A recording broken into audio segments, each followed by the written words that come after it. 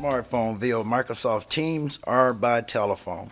You can learn how to participate virtually by visiting our website, www.clermontfl.gov, and search for 10 council meetings online. In the interest of time, efficiency, and ensuring that everyone who wishes to address the council is given the opportunity to do so, the following will apply to all comments made by the public. Each speaker will be permitted 3 minutes to address the council. In an effort to be respectful during the meeting, please make sure your cell phones are set to silence. Thank you for participating in your city government. Tonight's invocation will be given by Minister Tyrone Jordan of New Jacob Chapel Missionary Baptist Church. Please rise and remain standing for the Pledge of Allegiance. Kirk, can you turn it on, please?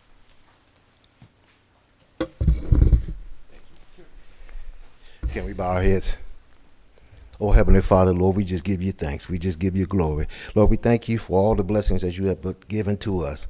Lord, we ask that you come into this meeting, Lord. Lord, that you will give our council strength, give them guidance, give them wisdom. Lord, we ask everybody that came through them doors that you will watch over them, bless them. Lord, we ask for a special blessing for this council. We ask for a special blessing for our police force and our fire department. Lord, we ask that you will watch over them while they're in the line of duty. As they leave their house, we ask that you will protect them so they return home just like they left. Lord, we ask for the strength, the patience for this council, for everyone that's here. We ask that you will give this council the wisdom of Solomon in the heart of Moses, that they'll be able to guide you and take care of your people, Lord. Lord, we ask that you look down upon everyone that is here. Lord, let them know that every judgment, they might not agree with it, but it will be a just judgment. Lord, we ask that you look down upon this city of Clermont, that you will bless this city in a mighty way. Lord, that this city be able to prosper socially, financially. And Lord, they ask that you look down upon this city and make it like no other city here in Florida. Lord, for every believing heart, would you please say amen? Amen. Amen. I pledge allegiance to the flag of the United States of America and to the republic for which it stands, one nation, under God, indivisible, with liberty and Justice for all. Thank you. Please be seated. I want to take a minute just to apologize. If you're having trouble hearing me, let me know, because I'm having trouble with my voice. I know Mr. Peterson over there is battling some things too. On Friday, I had no voice at all. Okay. I even had to have my wife speak for me at a function on Friday morning. I think Mr. Peterson is having some issues over there too. So if you can't hear us, please let us know, and we'll try to speak up. But this afternoon, we have a presentation from Chairperson Kep Young of the Lake County Board of County Commission, District 4. So please, let's welcome her. Well, good afternoon, everyone. It's great to be here in Clermont. I was here a couple weeks ago, and I had the honor of loosely participating in your Fallen Heroes run. I walked. But it was just gorgeous. And I just love the fact that the city was just buzzing with activity. Kids, all ages, and it's just a real testament to the good work that you're doing here in the city of Clermont. So congratulations on that. What I wanted to do today is basically open myself up for any questions that you might have about issues that we both are involved in and things that we're working on together. But primarily, I wanted to be able to provide you with an update on the ambulance deployment and response times in Clermont since I last corresponded with your council on back in November of last year. So in November of last year, the county had committed to bringing 2 new ambulances dedicated to Clermont. So a lot has happened since then, a lot of really good things. So I just want to walk you through kind of where we're at now. So at that time in November, the county's minimal ambulance staffing was 20 ambulances per 24-hour shift, with 2 ambulances dedicated to Clermont. In November, in my letter, we committed to bringing 2 more on board by April of this year. So where we are now, we've been able to deliver those 2, but we've actually delivered another 2. So let me walk you through how we got there.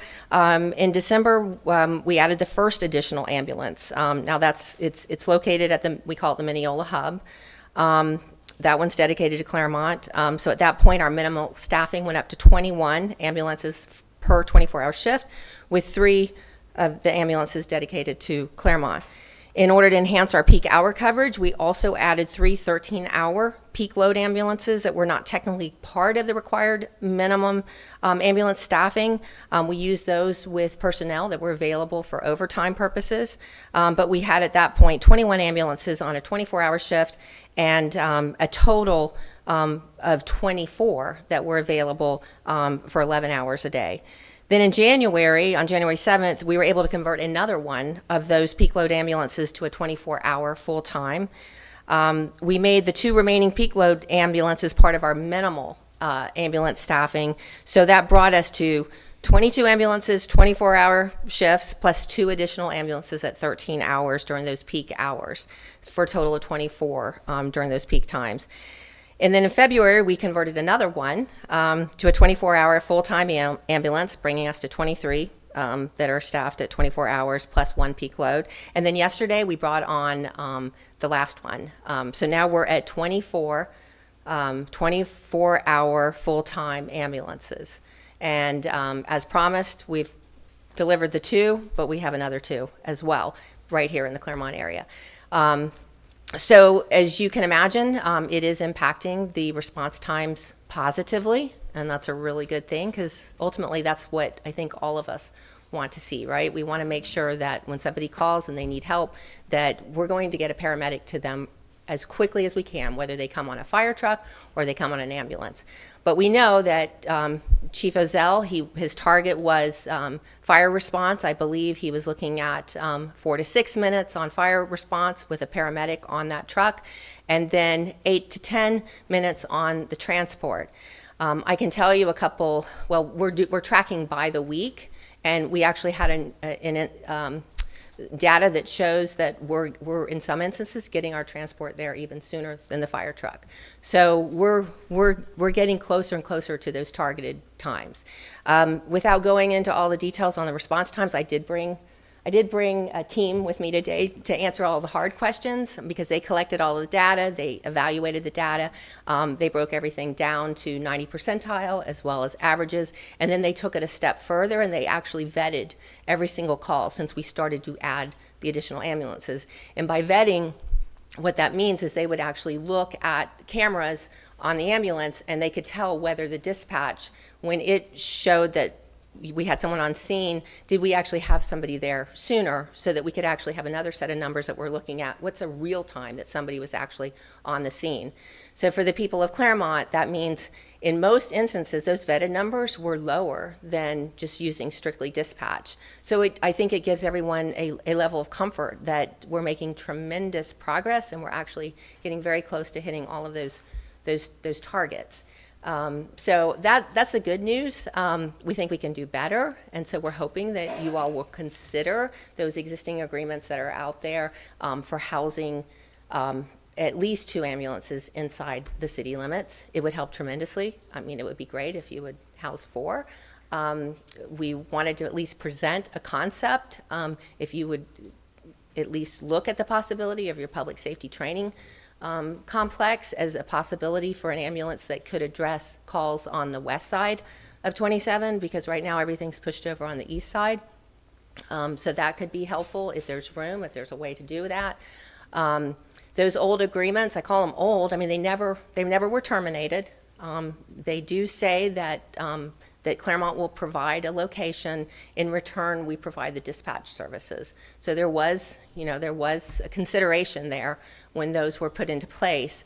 So I would just ask that that be something that you all would take a look at, because I think it would tremendously help even lower those times more for residents that are actually inside the city limits.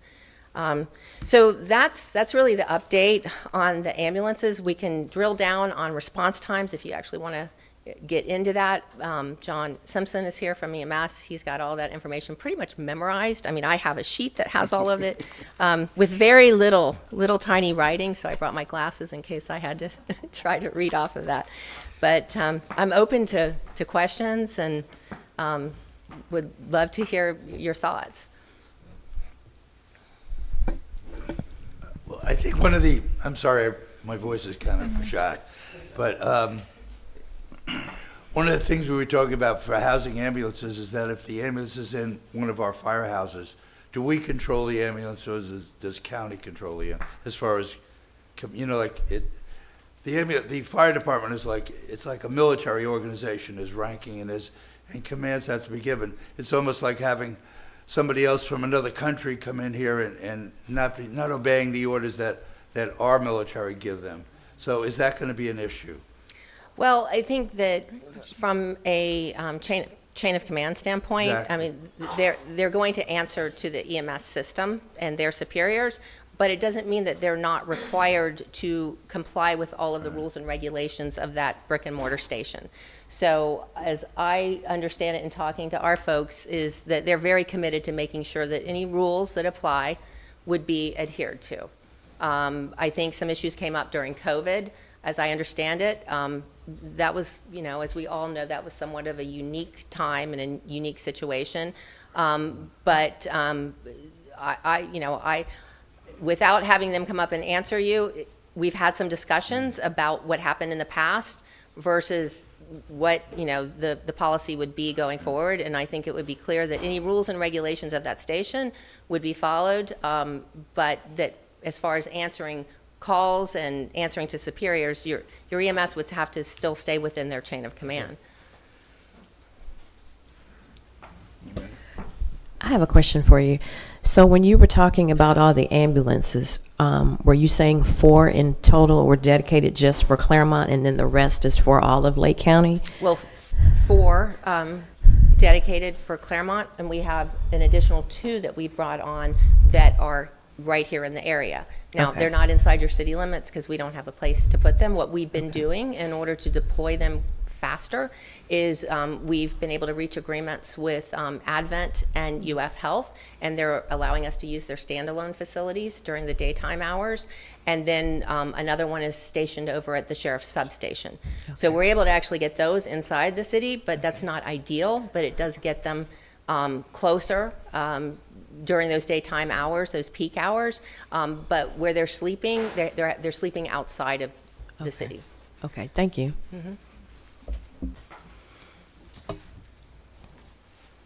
Go ahead. Thank you, Mayor. Thank you, Chairwoman, for being here. Just for clarification, so the 2 ambulances, can we go back to last November when you addressed the council in your letter? At that time, there were 2 ambulances kind of serving the Clermont area. Well, they were actually dedicated. Dedicated. to Where- be available. Where are those locations of those 2? Those 2 are Yes. actually over at the Mineola hub. Yeah, John, do you want to help me with that? We have 2 locations, but they're outside of the city. Yeah, that's fine. I just want to try to get a better picture of locations and everything. Certainly. Thank you, council members and Mr. Mayor for having me up here. Yeah. So the way we're stationed, back in November, those 2 units were stationed over the Mineola hub, Station 80, which is the former Mineola Fire Station. Okay. Since that time, we have finished renovations on Station 109, which is over on Lakeshore. So 109, which was at the hub, moved back to Lakeshore. 89 remained at the hub station. We've now added the 4 ambulances, which is 101, 102, 103, and 104. 102 is housed over with 109 on Lakeshore, and then 101, 103, and 104 deploy out of the hub with 89. So there's actually 4 ambulances there. So now there's a total of 6 ambulances in the immediate surrounding Clermont area, with 3 of those deployed into the city proper, stationed at Advent Health Clermont freestanding, UF freestanding, and the sheriff's substation during peak hours of the day. Peak hour. Now, are those peak hours defined on a weekly or monthly basis, or are those set as these are the peak hours, no matter what Excellent day question. and So what week? it is set from 9 to 9. Okay. Because that is true peak demand. If you take a look at our demand charts, we look at utilization of ambulances. It really ramps up about 9 o'clock in the morning and then begins dropping off 9 o'clock at night. Around midnight, we see a precipitous drop until about 6 o'clock in the morning when it starts creeping back up again, and then it begins to spike. Okay. And I think I looked at. I'm not sure if you're familiar, but we get as council members, we get a what's called a city manager update on a somewhat regular basis. And since I've been up here since November, I went back and looked at all of the emails that I got from that contained a report or information from our fire department. And it started out, my first email that I received was on November 7th. And at that time, the ambulance dispatch to arrival performance at the 90th percentile, based off initial dispatch of incident to arrival time of the first transport unit. Now, I know that there's some conversation about what that should be or what the NFPA indicates and so forth, but I don't want to get into the politics of that. I just want to say that's what the report data shows. And on November 7th, that 90th percentile timing was 16 minutes and 26 seconds. I'm happy and elated to share that our most recent email that we received on March 6th showed 11 minutes and 6 seconds. Yes, sir. And if I did my math correctly, that's a 33% reduction in 4 months in time in the 90th percentile. And I think that, and I want to say thank you not only to you folks for doing that, but to our own fire department for the collaboration there, because I've said this to our fire department, I've said this to our former firefighter union president, and I'll say it to you folks here today. When I'm out talking with residents, I've never had someone come to me and say, it must say City of Clermont, or it must say Lake County on the side of an ambulance. All they want is a responding unit when they need assistance. And I'm appreciative of the fact that we've gotten beyond the point of what I felt was more of an argumentative, confrontational perspective to an actual deliverable of services and protection and service to our residents.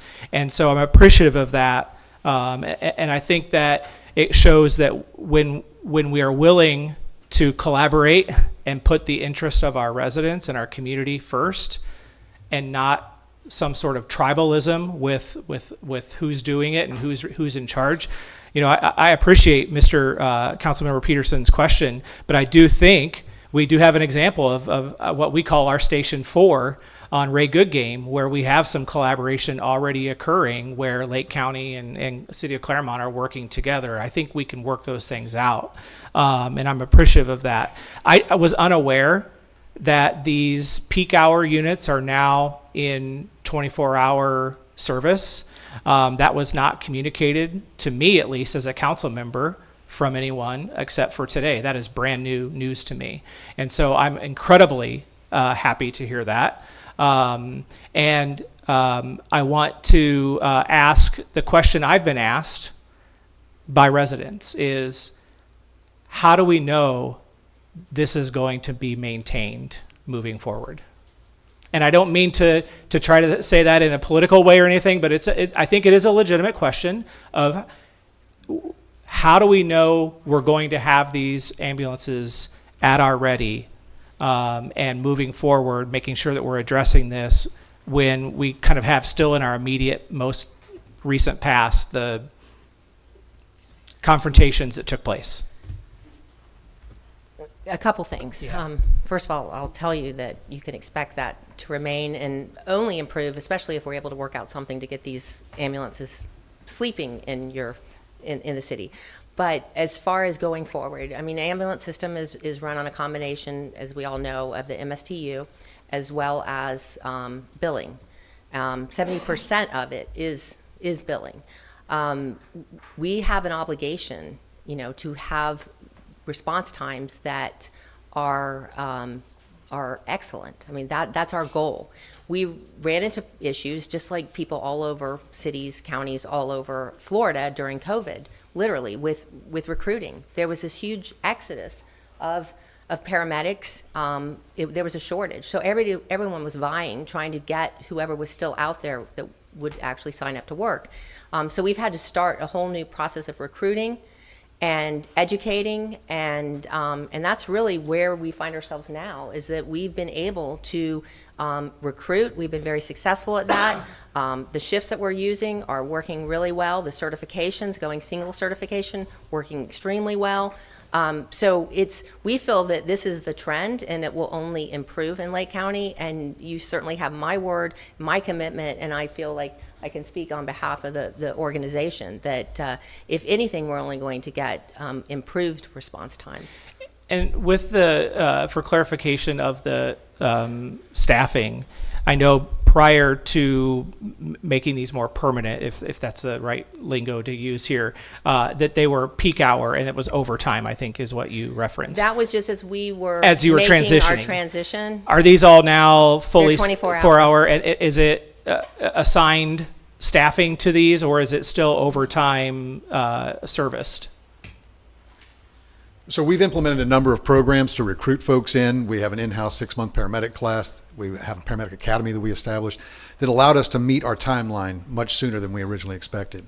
So our strategic plan all along has been to add ambulances throughout the county, particularly here in the south end, because there was a shortage of units. So we've achieved that. These units are now full-time, fully staffed. Okay. When they were peak load overtime units, that was while we were waiting for paramedics to clear the provisional process to become cleared staff paramedics in the system, cleared by the medical directors. And so those are now fully staffed. And so they are considered minimum staffing, which means if, let's say, someone calls out, someone gets mandatory to be on that unit. Okay. That's what I wanted to get some clarification, just to make sure. I thought that's what I heard, but I wanted to make sure. Okay. I think those are my only questions with that. And I think it's incumbent upon then the rest of us as the city and as the council and as city leadership, working with our fire department, working with our city manager's office, to continue the collaboration and figure out ways to maintain and enhance that moving forward. So thank you. Great. Any other questions on any other topics? Yes, thank you for coming. I appreciate you being here, and I want you to know that I feel like we as a council and also the citizens of Clermont have been heard in this process, and so I just want to speak that to you, that there is that feeling of being heard, and I do appreciate you being here. For me, a lot of the information you've given is new, and so I think this is a very important decision. And what I want to do is, one, set up future meetings, and two, let you know kind of what's going on in my head as well, so the public can know what's going on in my head. I do think that this is moving forward in the right direction. I appreciate our firefighters and what they've done the last 6 months, year, as they've been pushing to have ambulatory care here in Clermont, because I think we've created an iron sharpens iron type of approach to having better service for our community members.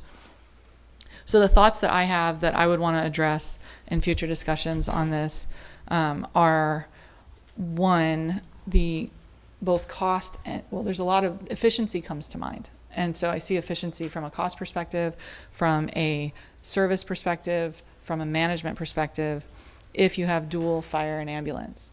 It makes a lot of sense what was explained to me by our fire chief. And I'm mindful that we on this council sit here representing the citizens of Clermont, and you folks, good folks, represent the citizens of Lake County. Which include of which citizens Clermont of- is a small part, correct.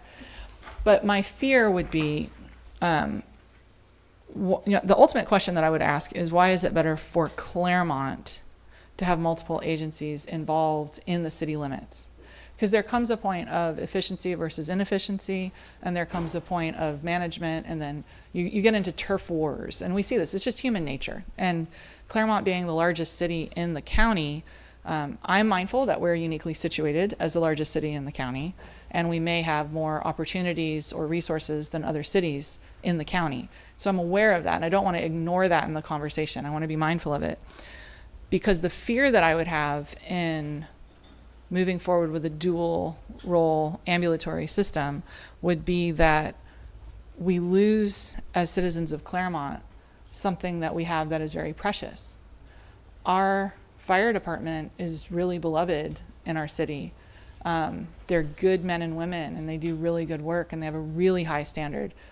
And so I would want to address in this process if we could be more efficient, if we could be more cost effective, what do those numbers look like? And then how does that affect the overall experience and quality of our first responders in Clermont? And I don't expect you to have this debate with me or discussion No. with me. It's just, those are the things in my mind. Yeah, and just a little bit of information I can impart, just because I've been around this for a while.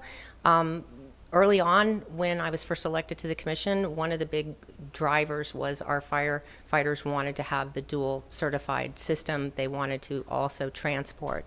When that started to be put into action, I'm just going to be transparent Yeah, here. please. It impacted the work environment. It was very difficult. It was the call load, especially in an urban area such as this, is very high, and it's a very different experience when you're running calls on an ambulance all day long or all night long. And what we found is that it impacted morale, and so we had, at one point they wanted it, and then eventually they didn't want it. Yeah. And so while it seems efficient, I would just caution against assuming that because they're coming out, they're paramedics. They're paramedics on a ambulance, they're paramedics on a fire truck. Why shouldn't we be able to maximize that and have them do both? The problem, I think, with doing both is that it tends to put a heavy burden on them. And it'll work for a while maybe, but then quickly you have difficulties with staffing and so forth. So that's just one side of it, one perspective, but it is not uncommon that firefighters see that as a possibility to bring more revenues into the overall program. But the reality is that what we see is that with the revenues, the larger your transport system, the more efficient your transport system is, because you literally can move your resources where you need your resources. Yeah. So while you may have 6 ambulances that are right around Clermont, working in and out of Clermont, you may have days when you need 10 to 12 here. And you have those because we bring them and move them and shift them where they need to be. If you have your own independent system, you're limited to those ambulances that you have and that you're staffing. If you end up having multiple calls out of the city, or you have high acuity calls all at one time, you're going to be relying on your adjacent jurisdictions. And if they're available, I'm sure they'll come and they will help. If they're not available, you are at their mercy because they literally can't provide. So the larger the transport system, my experience has been, the better for everyone across the board. And even in a place like Clermont, where you have such a high population, you have a high call load, it actually gives you the best of both worlds. It gives you dedicated ambulances right here, but it also gives you those added resources that can be moved here when you need additional ambulances here. No, that's very helpful, and the wisdom of your experience and the years of going through that it's definitely good for us to know, because at the end of the day, whatever happens in the next 2 years, 4 years, 10 years by decision makers from the dais, it needs to be made with wisdom. And so those are the things that I would have in mind, and any information that you have that would speak to those things, I'm open to hearing it. I'd love to grab lunch. Crooked Spoon's right down the street. We got a beautiful downtown. So anytime, it'd be great. And I know you love your firefighters. We love our Yeah. The firefighters they're great. Yeah. They will help people in need. They will do about anything that needs to be taken care of. And I'm glad to hear, how embraced they are in the community. And this is not to take anything away from that. It's just simply about the two different services, one being the transport, one being, the first to arrive, and the firefighting side of it. Thank you. But again, I'm surprised I haven't gotten any road questions or intersection questions. We can do that another day. We can do that if you want. We're happy to do that.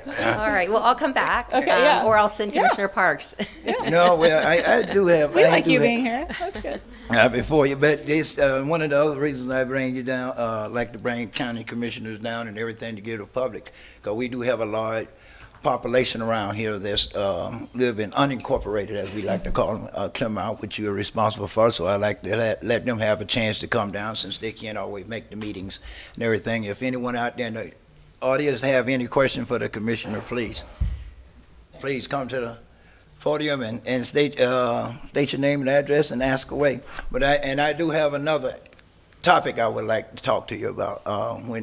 But right now we're concerned about the ambulance, I think. Mr. Mayor, just for a point of information, Ms. Campion, we're starting our expansion more than likely on Station 2.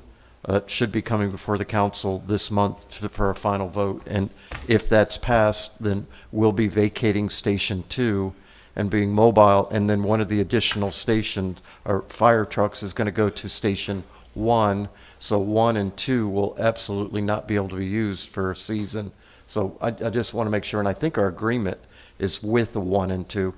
Chief Hoey could help me if that, but that's my understanding looking at the agreements that we have together. So I just wanted to say that out loud. 2 and Three. 3. Okay. This is 2 and 3. Okay. So if there's anything I'm missing you want to add, Chief Hoey, I would be grateful for your input. Yes, sir. Thank you, Mr. Mayor. Yes, sir. Thank you.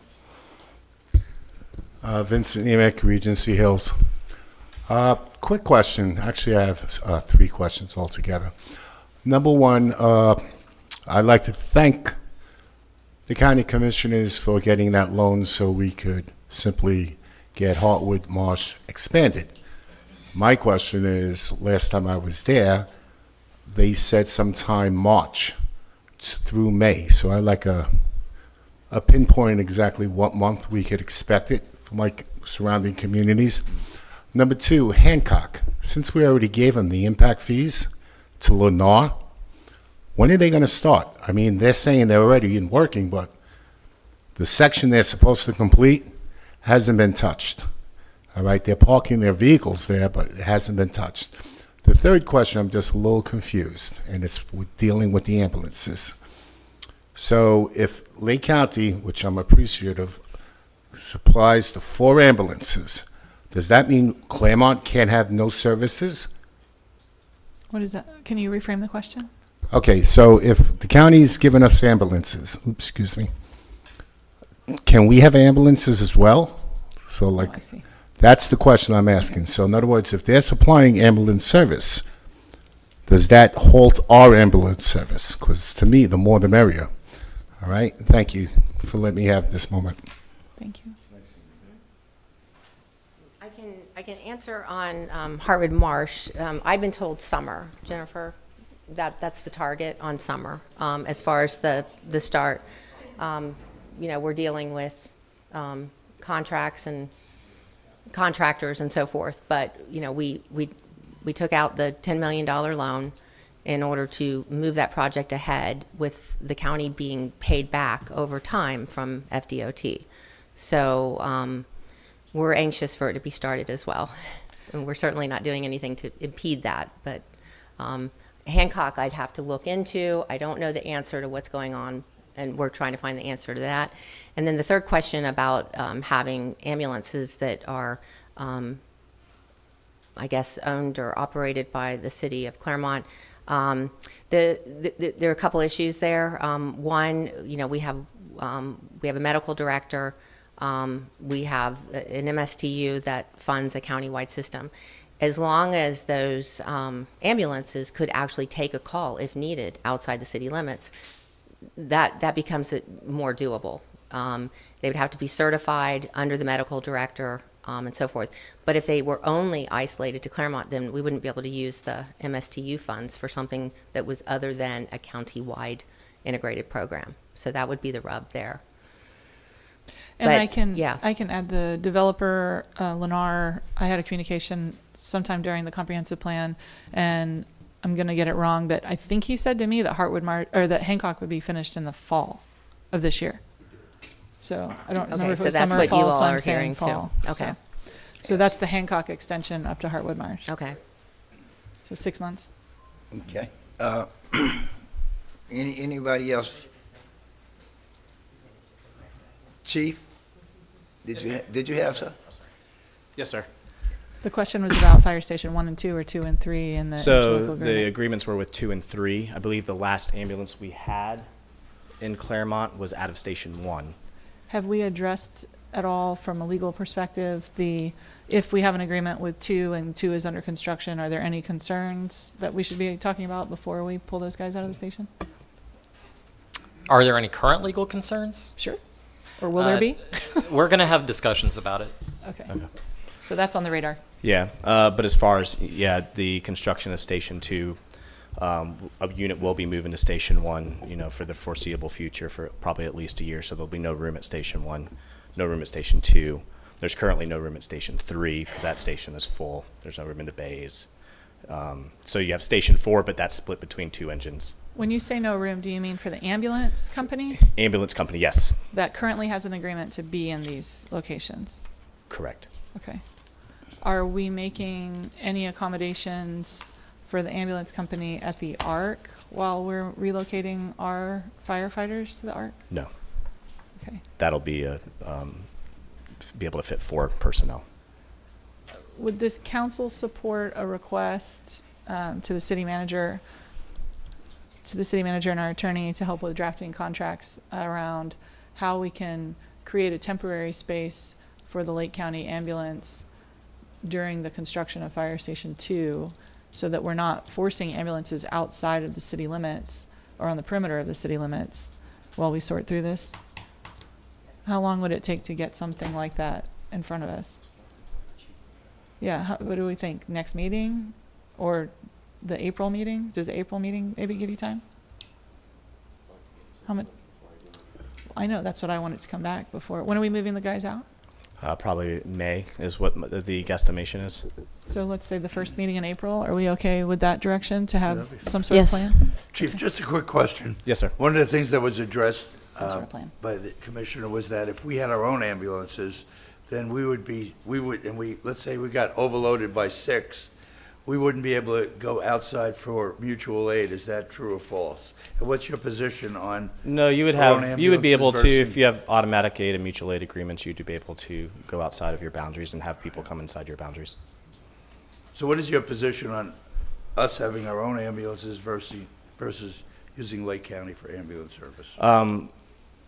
To their point, there has been a drastic change in the response times. We've been, sending the weekly updates and, Do you think this is because back in November, we started to shake the tree a little bit and had meetings about getting our own? Do you think that I don't, could have I don't, been I don't know if I, something that I can comment on that and say that's why they're, We may, why we that's may be being putting done. him in an uncomfortable position with these questions. I think If you're going to ask my personal opinion, would I rather have our own ambulance service? Yes, I would. But I'm not going to sit there and say the reason this is happening is because we shook a tree. But I either, think so. I agree with Commissioner Bain. Nobody cares what color is as long as an ambulance is there. Right. That's the primary thing. And response time is a critical thing, for certain conditions, a stroke, things like that. But we need to have transport. We need to have a paramedic and transport them, get them to the hospital within that golden hour. Yes, sir. So response times are very important, yes. Do That's we why. have an item on the agenda for workshop in April? Do we have an April workshop subject?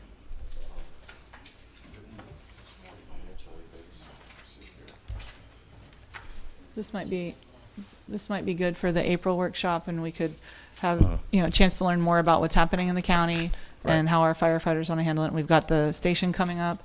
Are we okay putting this on the April workshop? Is that good for everybody?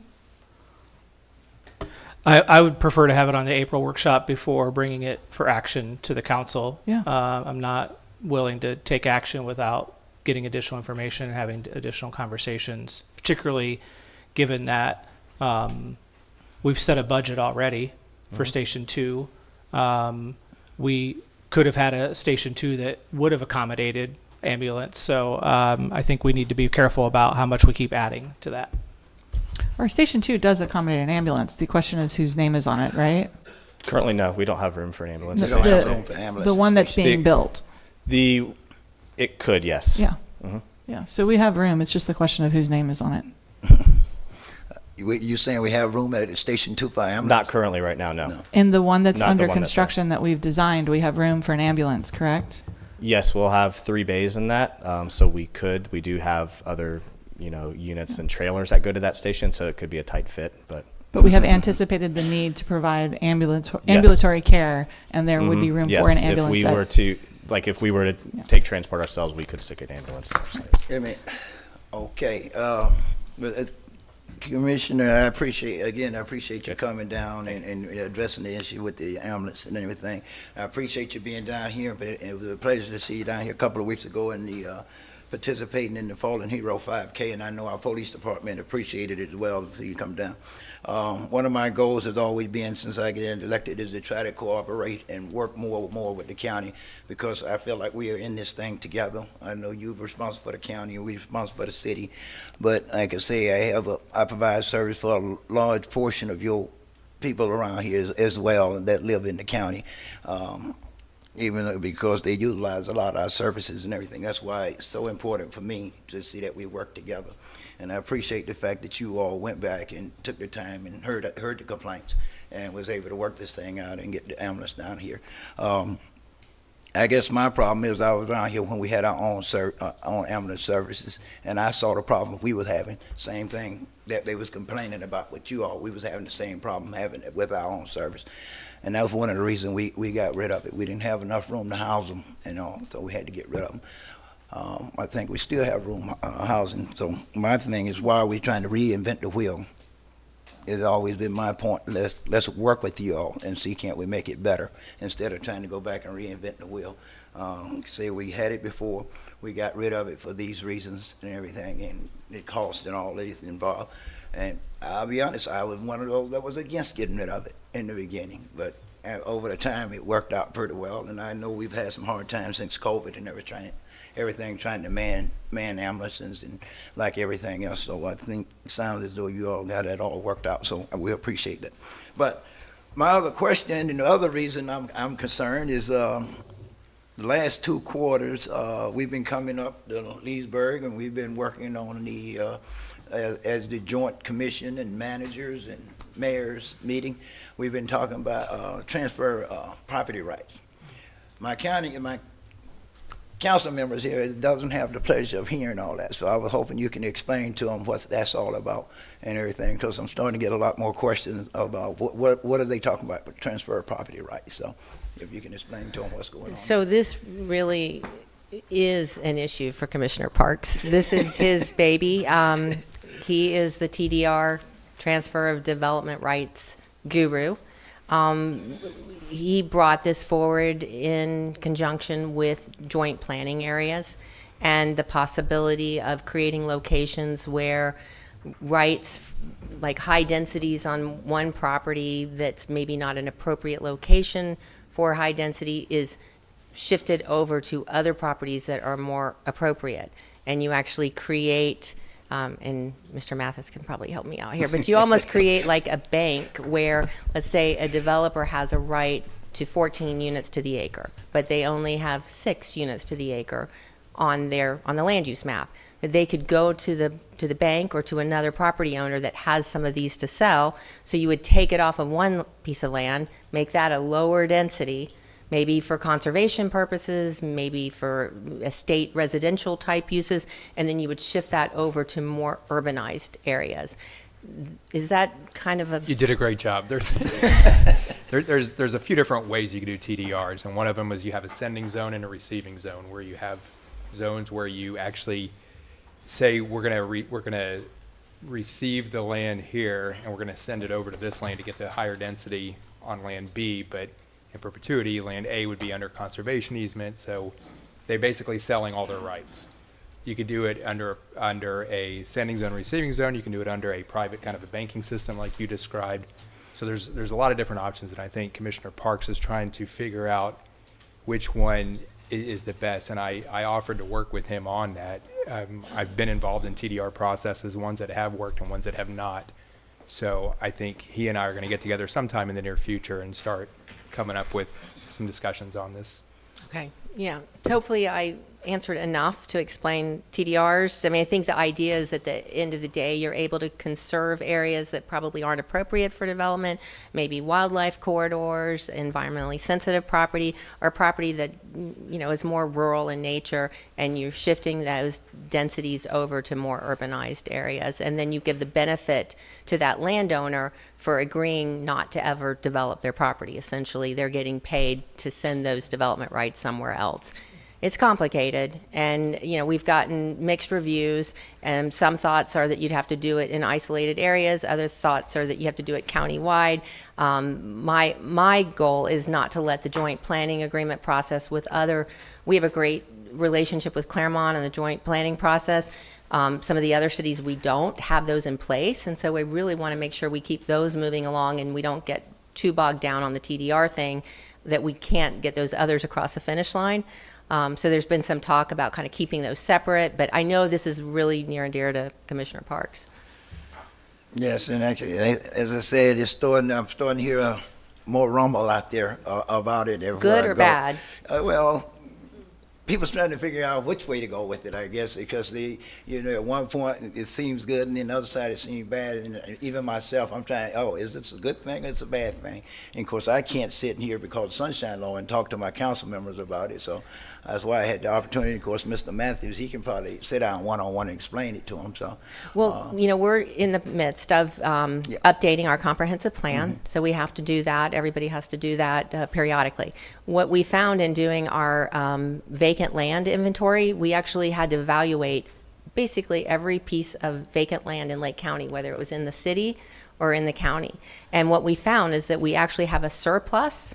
When you look at just what the land use designations are, we have a surplus of property that's available to be developed. So from the standpoint of updating our plan, we don't need, from the unincorporated area standpoint, we don't need to be adding, you know, any more density.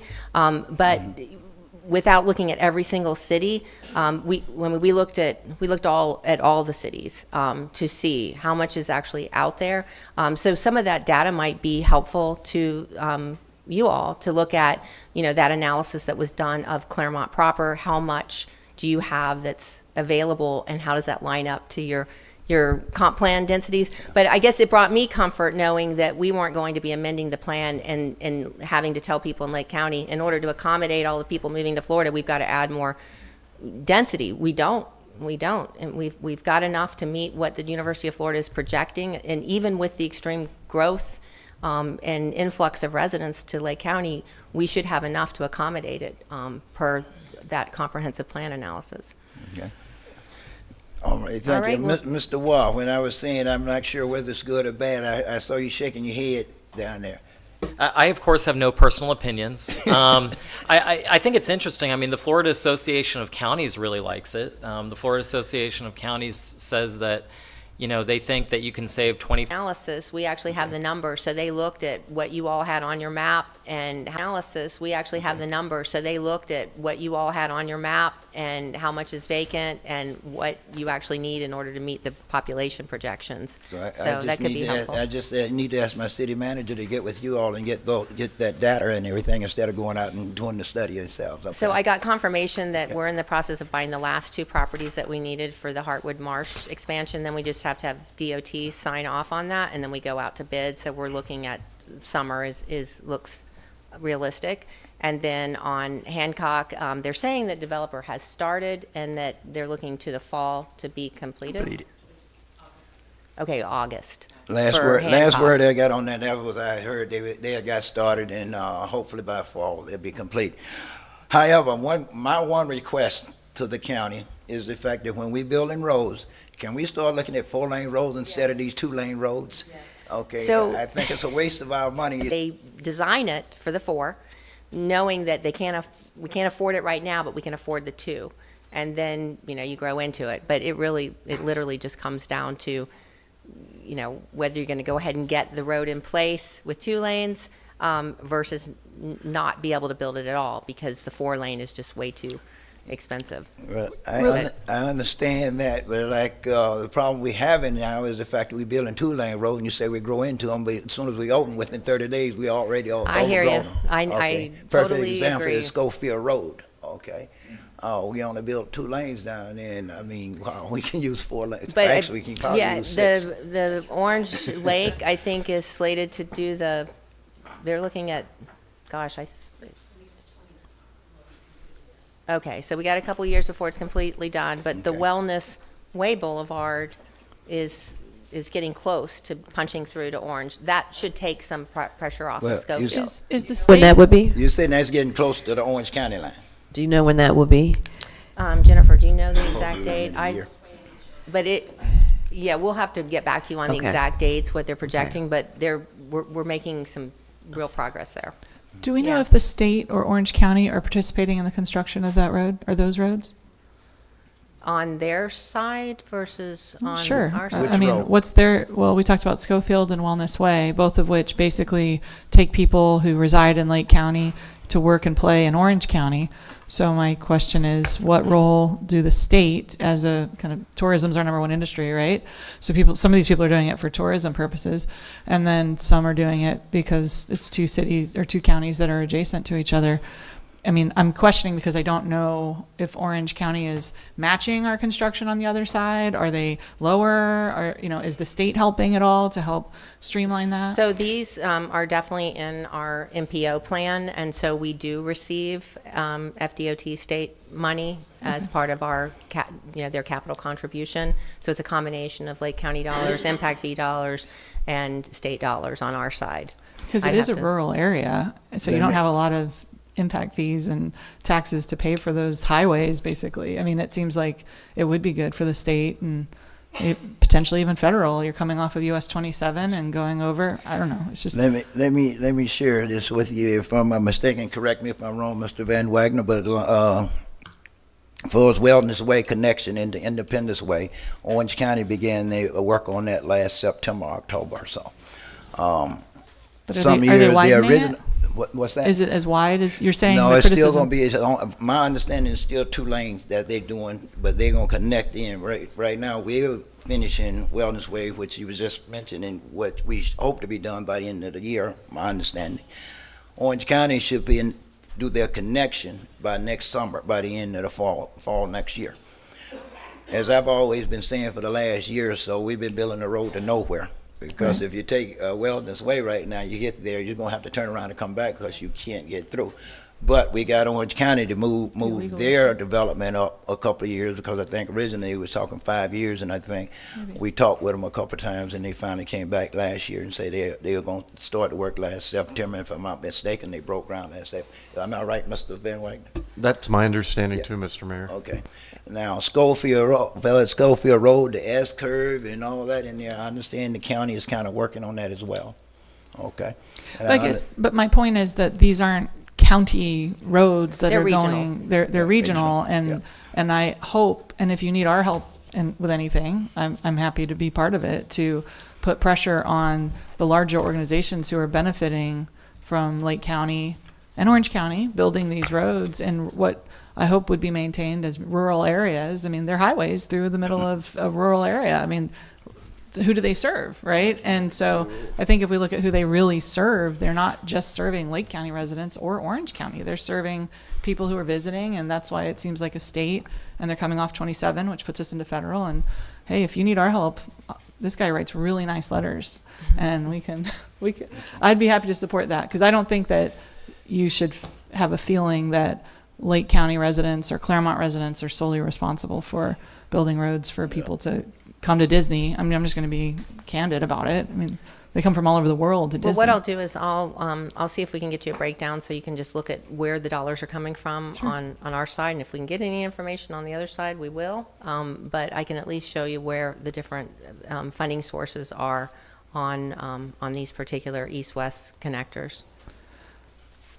Well, my understanding for the connection to Wellness Way, Independence Way, I guess is their side on Orange County. It was all county. That's why we were negotiating with the county for a few years. We did all our negotiating with the county, not state. The argument is that, they're economic drivers, whether it's tourism, whether it's work-related, whether it's convenience for people to get to the airport or to visit family, friends. I mean, they are economic drivers. They open up opportunities. So I think when you look at them from a regional standpoint, they're not just serving one single purpose. but they arguably impact us, you know, in a positive way ultimately because of that. And I will reiterate too, I haven't said it yet, but on Wellness Way, I mean, our focus has always been on the economic development side. The reservation of land uses that have to be used for job creation. And we have kept those intact. It takes time for those things to materialize, but those designated areas, they cannot be used for residential purposes. They have to be used for commercial, you know, employment center type uses. So ultimately, you know, this will facilitate that type of job creation in Lake County. Is there any plan for Wellness Way to ultimately be its own city? I'm certainly not aware of anything like that. No. But we're building a city in Wellness Way. And this might be a good one to have over lunch. Okay, we can do that. 'Cause Happy to do it, yeah. Well, I mean, I get this from folks in North Lake, in the Sorrento area. They have everything about their little community. They've got a park, and they've got a library, and they've got a fire station. And so the question comes up, should we be a city? Right. And then they start calculating the numbers on what it would cost to actually put another layer of government on top. And they're like, no, we like our tax rate the way it is. So as a general rule, that's a real big selling point to, you know, as long as the services can be provided efficiently, then, you know, it's beneficial for the people that choose to live in those areas. Well, I do want to thank you publicly for something so that I'm never accused of thanking you in private for something. There is a project that will come before us at some point on Hook Street, south of Hook Street, east of 27. And it is my understanding that the county has told that developer who has a project in the middle of Clermont, right in the middle of Clermont, that you won't rezone, that they need to work with us. And I want to thank you and the other members of the county commission for that support, because that can get real tricky where people are coming to you to try to get more property rights and then use that to get our services and not pay for it. And I just want to thank you for standing firm to when something is in Clermont, you're letting us lead that. And so I want to thank you for that publicly. So they can use that against me all they want because I said it publicly. I appreciate it. You're welcome. Thank you so much for allowing me to be here. And thank you for coming. Thank you for being here. We thank you for taking the time out of your schedule and coming down, and we appreciate it and all, and thank you. I hope that wasn't too bad. All right.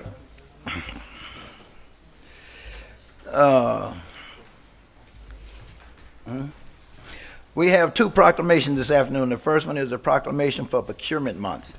Yes, ma'am. Whereas the public procurement profession plays a significant role in the efficiency and effectiveness of both government and the public sector by upholding the principles of transparency, fairness, competition, and integrity. And whereas procurement professionals in Clermont are dedicated to ensuring the prudent use of public funds in pursuit of maximizing the value received for expenditures, thereby contributing significantly to the fiscal health and stability of the city. And whereas procurement professionals are tasked with navigating complex procurement laws and ethical standards while striving to achieve the best procurement practices and the highest standards of professional conduct. And whereas the Procurement Services Department recognizes, supports, and practices the public procurement values and guiding principles of accountability, ethics, impartiality, professionalism, service, and transparency established by the NIGP, the Institute for Public Procurement, as fundamental tenets of the public procurement profession. And whereas NIGP has recognized March as Procurement Month to further expand the awareness of the procurement professional's role to governmental officials, the public, businesses, and corporate leaders. Now, therefore, I, Tim Murray, Mayor of the City of Clermont in the state of Florida, do hereby proclaim the month of March 2026 as Procurement Month. In witness whereof I have hereunto set my hands and called the great seal of the City of Clermont to be affixed this 10th day of March in the year 2026. Thank you. Let me come down. Yeah, we'll come join me. Oh.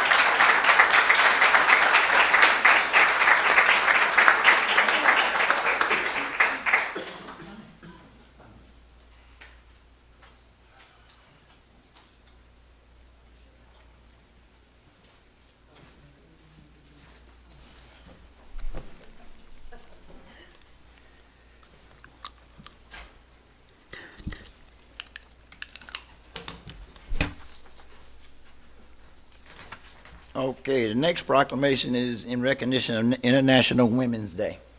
Whereas International Women's Day, observed annually on March 8, is a global celebration recognizing the social, economic, cultural, and political achievements of women and girls throughout history and across all nations. And whereas women have played a vital role in shaping our community through leadership in government, business, education, healthcare, public safety, the arts, science, and volunteer service. And whereas the City of Clermont recognizes the invaluable contributions of women who work tirelessly to strengthen families, build businesses, mentor youth, and serve our residents with dedication and compassion. And whereas International Women's Day also serves as an opportunity to acknowledge the ongoing pursuit of equality and to reaffirm our commitment to ensuring that all women and girls have access to opportunities that allow them to thrive and reach their full potential. And whereas by celebrating the achievements of women and supporting their continued advancement, we help create a stronger, more inclusive, and more prosperous community for all residents. Now, therefore, I, Tim Murray, Mayor of the City of Clermont in the state of Florida, do hereby proclaim the 8th of March, 2026 as International Women's Day. In witness whereof, I have hereunto set my hand and caused the great seal of the City of Clermont to be affixed this 10th day of March in the year 2026. And I don't think we're doing a presentation there, right? Okay, next item is public comment. If you wish to address the council in person, please come to the microphone and state your name and address. Once in-person comments are concluded, we will move on to virtual comments. If you are participating online on Microsoft Teams and wish to provide comments, please raise your hand and you will be called on to unmute your microphone when it is your turn to speak. If you are participating by phone, you will press star 5 on your phone to raise your hand. When called upon, you will press star 6 to unmute your microphone. For all virtual participants, if you wish to comment on other items on the agenda, please stay on Microsoft Teams or on your phone and raise your hand when that item comes up on the agenda. This portion of the meeting is only for items that are not on the agenda. In the interest of time, efficiency, and ensuring that everyone who wishes to address the council is given an opportunity to do so, each speaker will be permitted 3 minutes to address the council. To avoid disruption of the meeting, speakers should avoid inappropriate language, personal attacks, derogatory statements, and direct comments to the city council. Everyone is requested to be respectful of each other, even when we disagree. Yes, sir. My name is Wilbert Montgomery. Once upon a time, I was the last-time resident of Clermont, but the past 5 years, I have been in Groveland, Florida. But Clermont have three sore thumbs. My first one is Blossom Avenue. You know, been near every major city in Florida have a Martin Luther King Boulevard. But Clermont have an honorary. I want y'all to erase that and put at least part of Blossom Avenue as Martin Luther King Boulevard. My second, 8th Street. You know, they've been talking about 8th Street for 5 years or longer. We came down here last time I was down here, they said they were going to start a pier down there. And we asked that they have a place for veterans, and at the time they said they had $7 million. Clermont had $7 million. And $7 million, that's $33,000 a year interest. But you're letting it sit there. My third is the pier itself. Who believes what is good for the goose is good for the gander? That pier down is a sore thumb. If anything was in Clermont that looked like that pier, y'all be finding them right now. So what's the issue? That's it? That's it. Okay, thank you, sir. If you stick around, we may have some answers to some of those questions, okay, All right, at a later time. Thank you. Yes, sir. Yes. My name is Cedric Johnson. I live at 10151 Grand Loop in Clermont, Florida, 34711. I noted 2 weeks ago they were in there changing the signs to the city of Clermont. So evidently it's an annexed property. We have yet to hear anything from the HOA. It's only 75 homes in there. They didn't tell us whether you're going to be providing, I did see the police coming in and the fire department, but I have yet, what about the sanitation? And what else are they doing? Are we going to be allowed to vote in the elections, the city elections, since you've taken over the property? We didn't get these answers yet. Do you guys know anything about it? Oh, and what subdivision is that? It's called Louisa Grand. Louisa Yes, Grand, okay. That's I know. correct. It's right Louisa off Grand. of 27 behind the, Next to Vacation Village. that's correct. Okay. Yes. Okay, well, That's what I wanted to know. We- You know, we whether will- we I can will tell vote, you. because the county had it, and we couldn't vote in city elections, but, the sanitation is still being done by but they came in and immediately changed the signs in the neighborhood 2 weeks ago, and that was my question to the council. Thank you. okay. If you hang around, I'll try to get some of those answers for I you a appreciate little it, later, sir. okay? Thank you, sir. Yes, sir.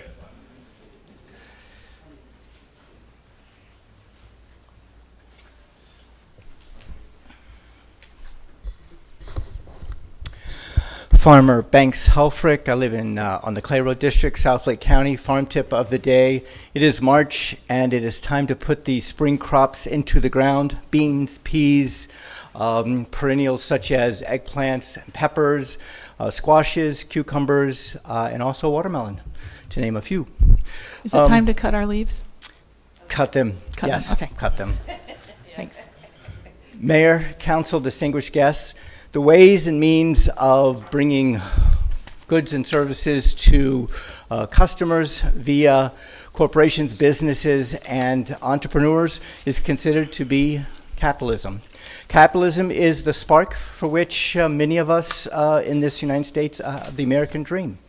Many of us who have lived elsewhere and come here to become citizens look for that opportunity for the American dream, to create wealth, to take that wealth and to do what we want with it, to spend it on homes or cars or motorcycles or crypto or gold or silver or the stock market. However, the one thing that money does not buy is money does not buy happiness. Psychologists have found that happiness happens through connections. Through people connecting with each other, people connecting with their pets, people connecting with Earth.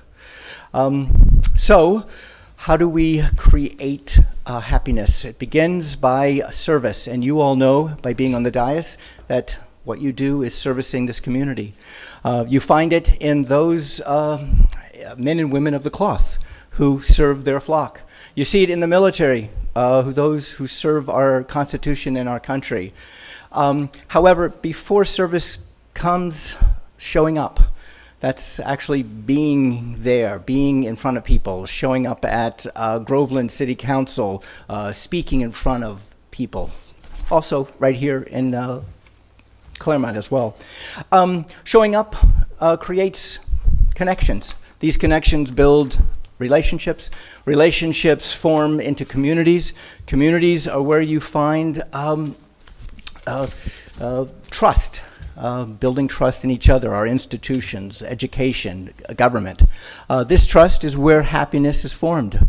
So when it all comes back to showing up, many of you may ask yourself, Banks, why do you show up at the city council meetings once a month? I do that because I care.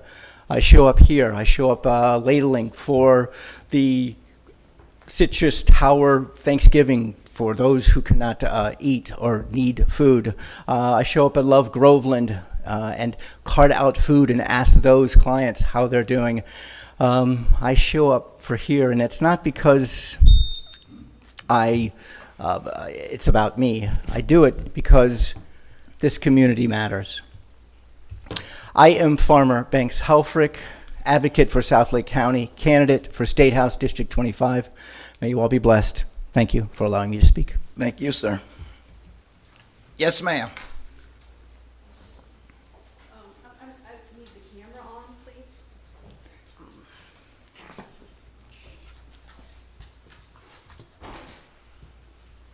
Where do just put it on the sticker? Yeah, Like in the middle? Yep. Okay.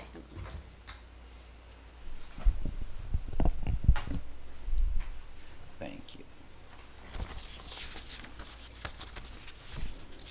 Good afternoon, City Council. My name is Rosie Mulholland. I live in Clermont on 12th Street, and I'm here to speak on behalf of Lake Hiawatha Preserve. You've heard me speak on that subject before. And just as a reminder, I have assisted the city in the past on grant applications for Lake Hiawatha Park. I shared the 2008 management plan with the council yesterday via email. There'll be a quiz here. I hope you all read it, okay? And what I gave you and what's displayed is kind of a nice synopsis. It's Exhibit F, which is just the master site plan for the park. Provides a really simple summary of the commitments that the city made in order to receive the Florida Communities Trust grant.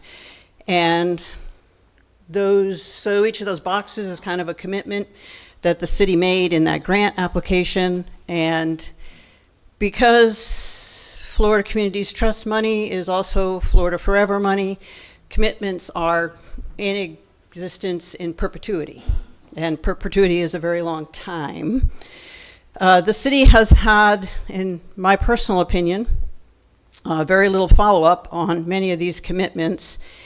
And we've certainly seen recently that the city's not really been managing the area as the conservation area, which was the intent of the grant, that it would be a natural resource-based park. It wouldn't be an urban park. So from my perspective, and I hope others, the city has a fantastic opportunity right now to kind of turn a corner on the preserve's management and to demonstrate that the city is extremely capable of managing a nature preserve, which is different than a straight out city park. To try to move that forward, I would recommend that the council would consider forming some kind of committee, a working group, whatever y'all would like to call it, that would be kind of an advisory capacity to help with getting the management for Lake Hiawatha Preserve, back on track. So I would just ask that somehow, however you all do that, it becomes an item to vote on for the council. So thank you, appreciate it. Thank you. Thank you, ma'am. I'll just leave that there. You can bring it back. Hello, I'm Sandy Gapin. I live at 2690 Eagle Lake Drive in Clermont. So to go along with what Rosie was saying, there's about I would say over 100 acres of conservation area, and that's a huge task for anybody. And I really believe that the community can take part in helping. So I, along with some other people, have formed the Friends of Hiawatha Preserve, and it'll be our mission to protect, restore, and maintain the preservation area. And we would like to work along with the city council, the city government to do this. And then the first part about protecting it, I would suggest, my recommendation is to establish a law to protect the preserve and prohibit the use of it for recreation and for special events. So I think that would be very important, because why bother restoring it if somebody can come along and just use it for whatever recreation use. And then to form the committee would be the next step to start restoring the preserve, and that's really important. I think the city government, the different departments that are associated with Hiawatha Preserve, the Friends of Hiawatha Preserve, we would love to be part of it. And we have a lot of experts in our community who would know how to do this. I don't know, but I don't mind doing the dirty work and getting in there, planting, cutting, whatever you have to do. So I think it's important, a next step. So today I would like to see if you can vote to protect the park and to form a council. So thank you. Thank you, ma'am. Yes, sir.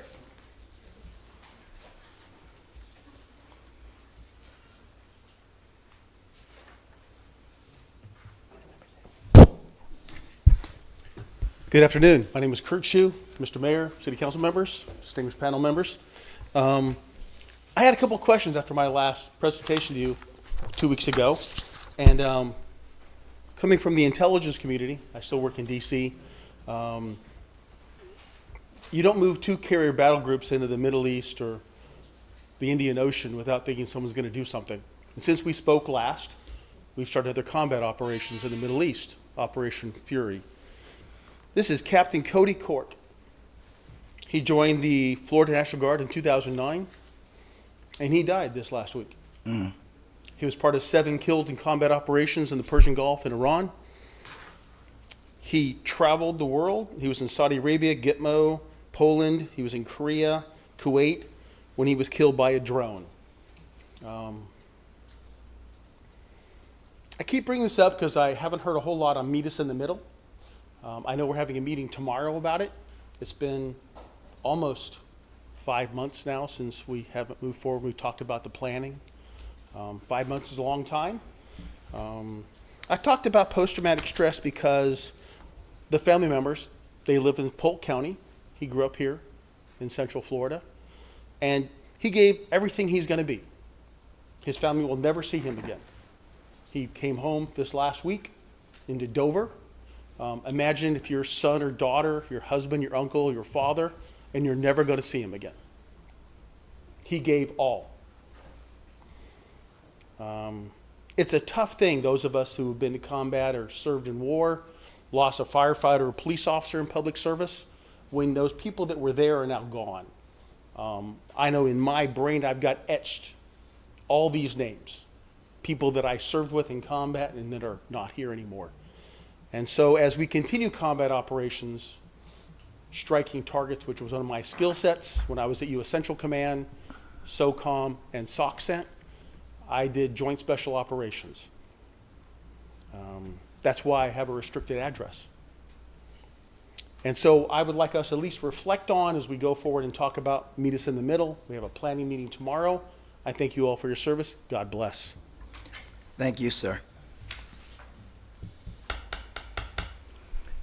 Yes, ma'am.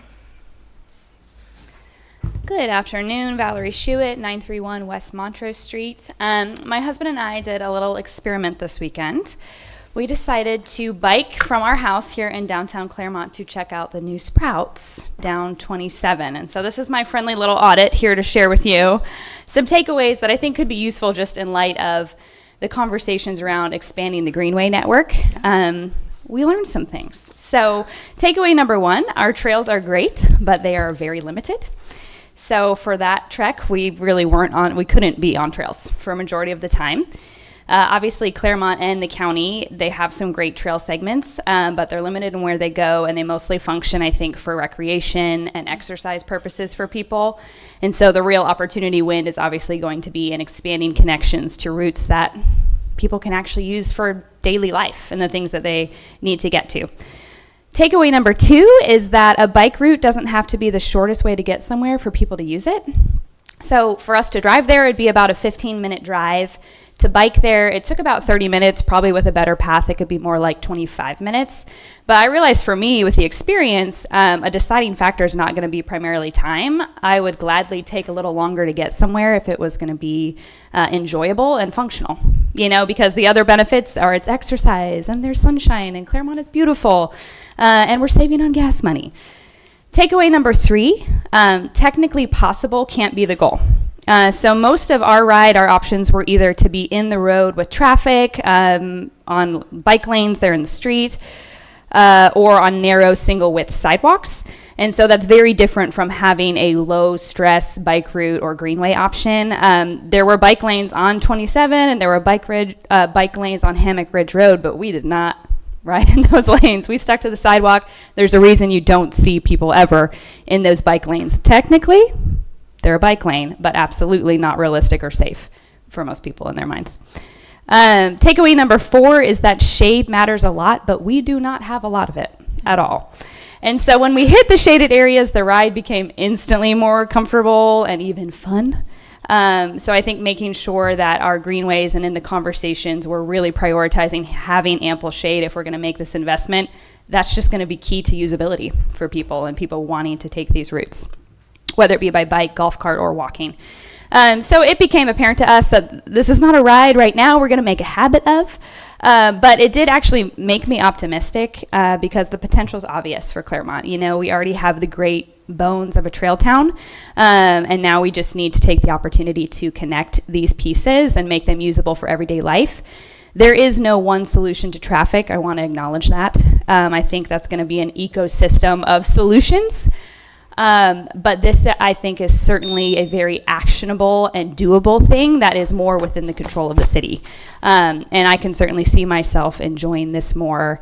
And as I did the ride and came back from that, I found myself thinking more like, I got to go somewhere. I wonder if I could bike to get there. And I think that's obviously the thought that we want to plant in people's minds in the future. Thank you. Thank you. Thank you. Anyone else? 16, 22 hours. Good afternoon, Mayor, members of the council. Paula Hoisington, 564 East DeSoto Street. I'm going to talk about some things that happened few meetings back that because of schedule, mom being sick, I wasn't able to attend. So I'm really seeking some clarity and some answers. First, I want to wish all the women a terrific, wonderful Women's Month, all the contributions that we make, particularly those that work for the city. Thank you for your service, and our councilwomen. And we talk about women. One of the things that I wanted to bring up, there was a meeting, public meeting, where there was a discussion on women being safe. And in my mind, it kind of tied to why we are now meeting at 3 o'clock versus 6:30. So my first question is, do we have data to show that women are not safe in Clermont? And should we not only worry about women, but the safety of all of our citizens? I know the police chief and his staff come and do a quarterly meeting in the Lincoln Park area. I haven't seen any data to say that women are unsafe, whether it's during the day or at night. So if there is some type of data that can prove that, I would like to see or have access to it, or tell me where I can get it. And as our elected officials are females, if you feel that it is unsafe for women, my question to you as an elected official, what have you done to ensure that that is not happening? What have you done within your powers to put processes in place to ensure that not only women are safe, but all women, all people, all citizens are safe in the city of Clermont? As an elected official and a woman feeling that she cannot leave the city hall at night. My other thing is, because of the time in which we meet, elderly people, just people in general that want to come and do business with the city, are unable to find parking spaces. So they're having to park down the street and walk to do business at the city because we are now having city council meeting. Has that been in any consideration? And I realize that we have talked about the time of the council meeting and you all have voted and said, nope, we're not changing it. This is the way we want it, and it's going to stay at 3 o'clock. But I'm asking you to please consider those who have to come here and do business and they're not able to do business. And you can say, well, they can do it online. Everybody don't have access to be online. Everybody don't choose to be online. Some people want to actually come and meet the person in which they are paying face to face.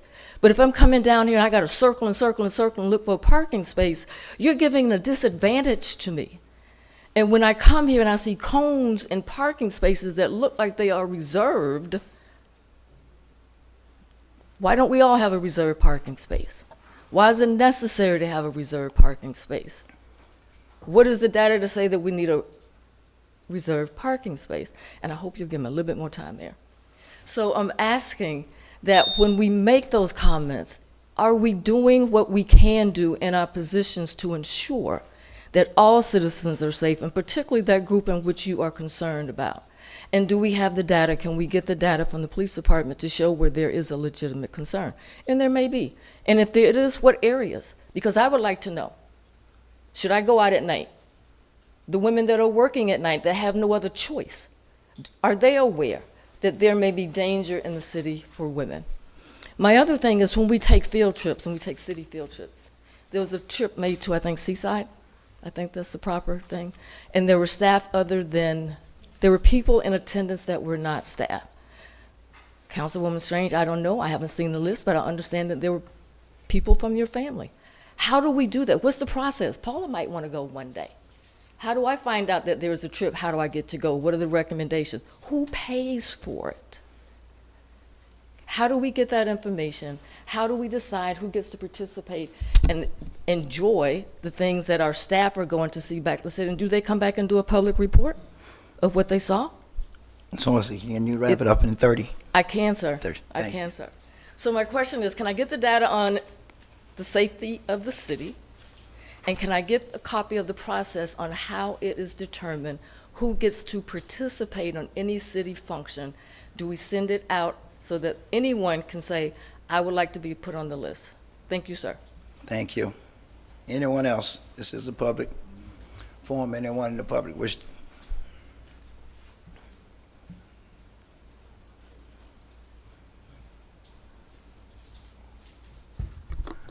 Joe Pomasi, 2693 Wellness Way.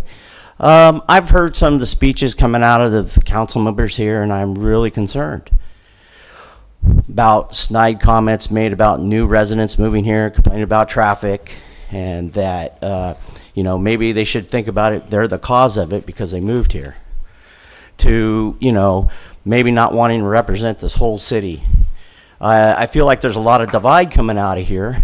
And I think that maybe you should refocus on wanting to represent all of Clermont and not only half of it. I hear a lot. Wellness Way, especially. Should my citizens be concerned? My neighbors. We hear a lot of things that are coming out of here. New people, they cause traffic problems. One minute you want us in the city, next minute you don't. We're on the fringe. So how should we perceive that from a government that claims they want to represent all of us? Because I'm hearing you only want to represent half. So how about you refocus your speech of representing the whole of Clermont and not only half of it? Not only the old, but the new as well. I think you know who I'm talking to. Thank you. And I appreciate it if you would make eye contact when I come up here, because I give you the same respect. Anyone else? Anyone else? This is a public forum. Anyone in the public wish to address the council at public comments can come to the microphone, state your name and address, and have 3 minutes. Anyone else? Seeing no one else, I close. In-house, anyone online, sir? No one online, so I'm going to close public comment at this time.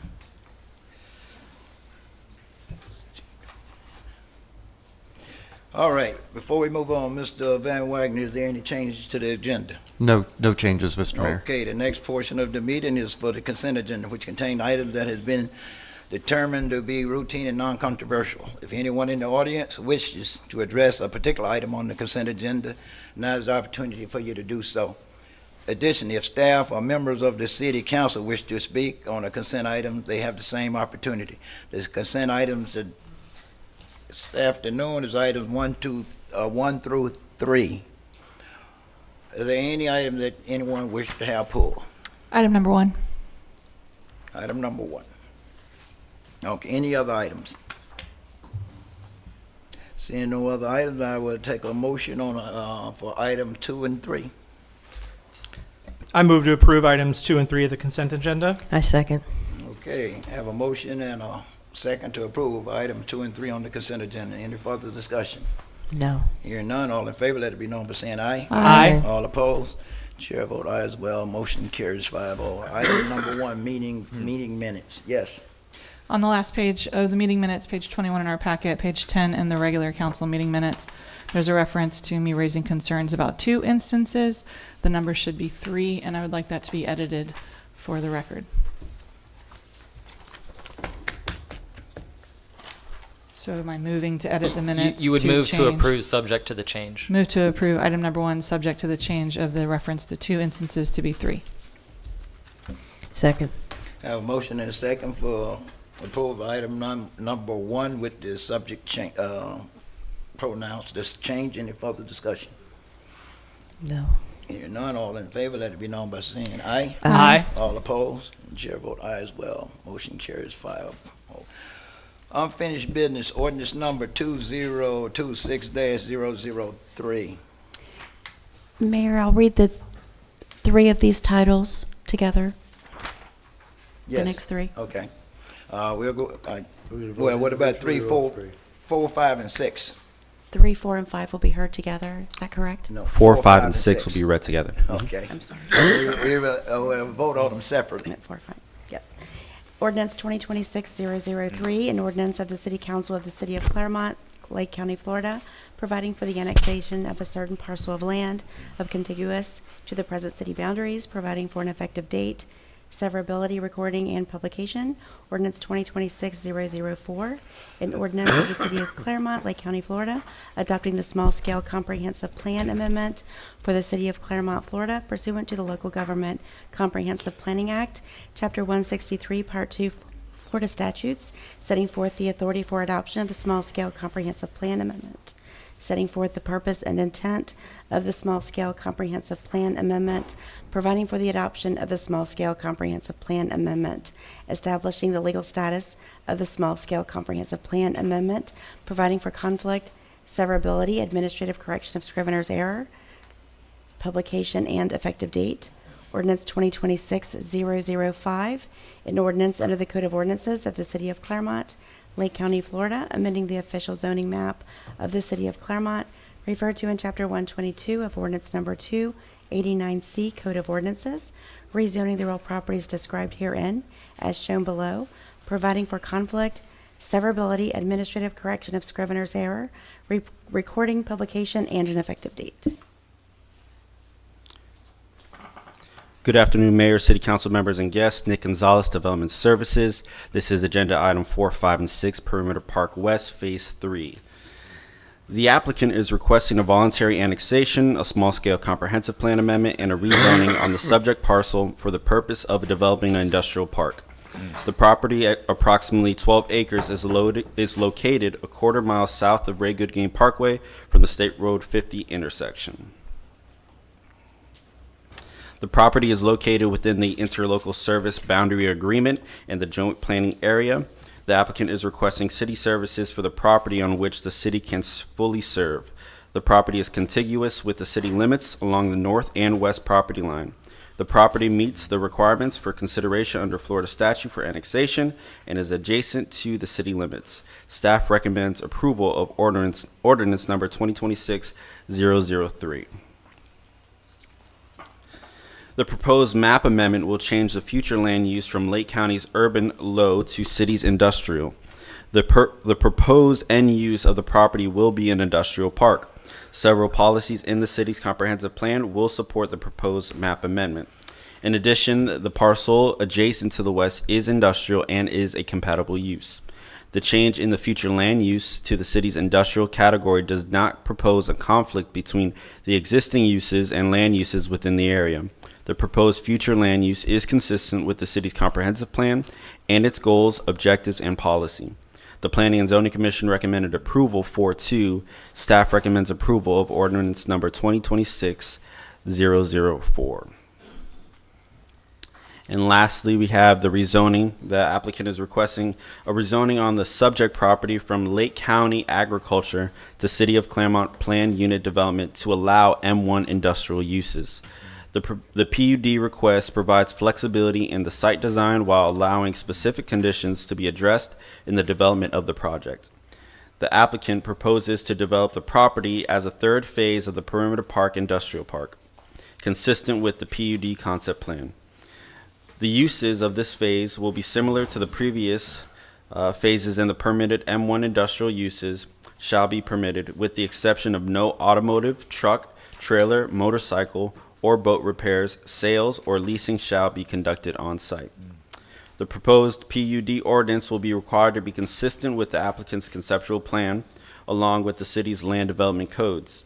The conceptual plan includes approximately 185,000 square feet of industrial warehouse space distributed across 3 buildings, a 100-foot right-of-way, dedication associated with the planned expansion of Hook Street will also be required.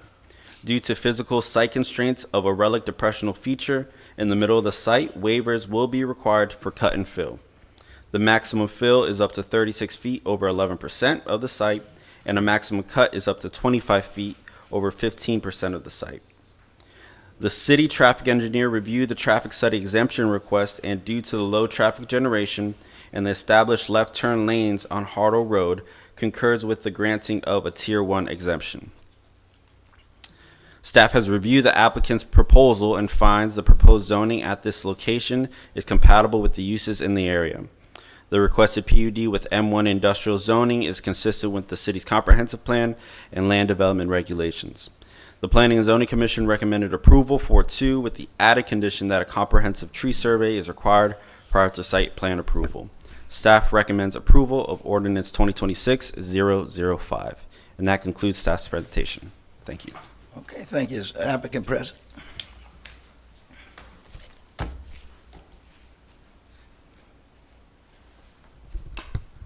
Good afternoon, Mayor and City Council members. My name is Jonathan Hewells with the Lowndes Law Firm, 215 North Eola Drive, Orlando 32801, and appreciate staff's presentation. It was very comprehensive. I do have my own presentation, but some of it is duplicative, so I won't spend time repeating what has already been stated, but we do concur with staff recommendations included in the staff reports that are included in your agenda package recommending approval.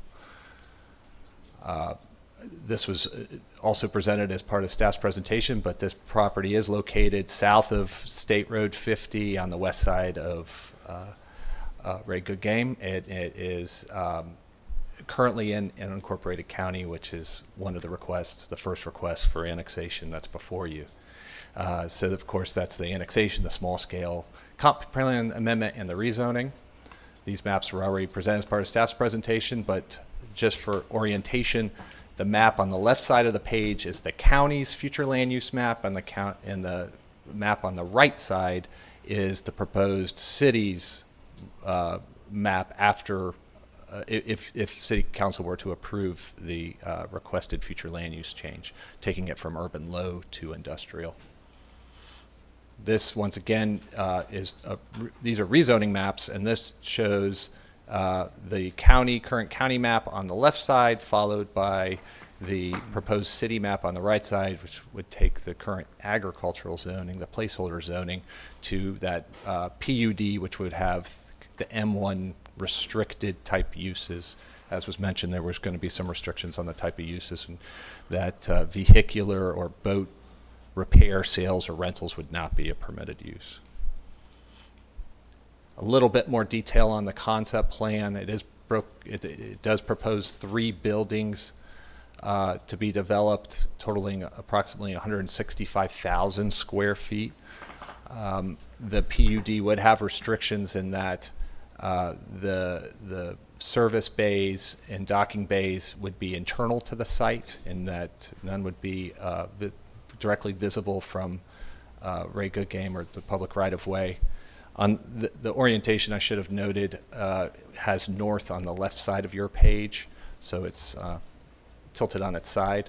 But this site plan does show what we believe is a true benefit of this project as part of the requirements of the PUD, is that the northern portion, or here the left side of your page, would be a dedication being made to the county of 100 feet to allow for the future construction of the Hooks Road expansion.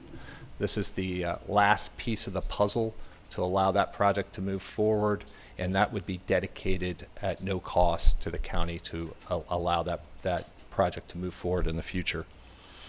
Here's a second example of the site plan, this one really illustrating the landscaping plan, showing the perimeter landscaping. It should be noted that this perimeter landscaping would be installed as part of the site work, so it's going to be as part of the initial work that's going to be conducted out there. The planting plan will be, the plantings will be installed and then maintained moving forward as the project's built out. This just shows, and this one time the orientation is true, with north being top of page, showing that 100-foot area that would be dedicated to the county, along with, just south of there, within the property, a 20-foot temporary construction and slope easement that will be granted to the county. So when that work is completed to build the Hooks Road expansion, they'll have ample room to complete that work. And then within the 10-foot buffer requirement within the property, this shows the proposed plantings in that area. So the PUD does include 8 general conditions and 9 specific conditions. As I mentioned before, it does include the design constraints of how those the buildings along the public right-of-way will be oriented so that any of the service bays will be back of house. It does require, as I said before, that 100-foot dedication at no cost. And this is just an illustration to show where the property is, where that right-of-way is located, and that this property kind of serves as fulfilling that missing piece of the puzzle so that the county now has a unified right-of-way to come in and construct that improvement in the future. These staff findings were already overviewed as part of staff presentation. Simply put, there's several comp plan policies that support the requests before you this afternoon. And just as has already been mentioned, staff is recommending approval of the annexation, recommending approval of the comp plan amendment, and recommending approval of the rezoning. So myself and the project engineer, Dave Schmidt with Schmidt Engineering, is here to answer any questions you might have, and appreciate the opportunity to present it to you. Okay, sir, thank you. If we have any question, we will call you back at a later time. Thank you. This is a public hearing. Anyone in the public which address this item may come to the microphone and state your name and address and have 3 minutes.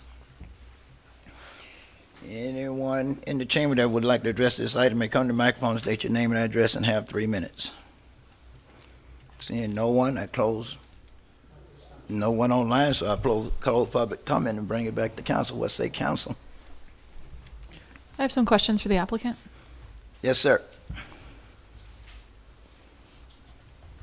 Yes, ma'am. Why do you wish to be annexed into Clermont? Well, part of it is that this being the proposed third phase, the Perimeter Park project, the remainder is already within the city. Mm-hmm. And of course, the project will be serviced from a utility perspective from the city. And we believe that because of those 2 factors, it makes sense to come into the city and ultimately be regulated under the city's plan, process as we've subjected ourselves to. So those are the most driving forces. And do you anticipate a curb cut from your property onto Hook Street when it's built? No, we won't. I don't think we'll need it either, because there are 2 access points off Good Game. As you know, you've all, I'm sure, have driven at Good Game's a modern 4-lane divided roadway, urban section, and this project does have the 2 access points, and we think that's enough to adequately provide access to and fro. So, what do you perceive as the value to the city, the citizens of Clermont, in you doing this project? Well, one of which, and I think we heard a little bit of that atmosphere and environment earlier, it's kind of a partnership in a way, in that the city has come to us, your city staff, and said, look, if as part of this project, we have this request, we have this need, we need this 100 feet in order to get it to the county, in order for a county to eventually, in the future, make an infrastructure improvement that's not only going to be a benefit for county residents, it's going to be a huge benefit for city residents, making that transportation corridor connection. And so the ability of having a cooperative development team and providing that right-of-way, once again dedicated at no charge, really allows that project to happen.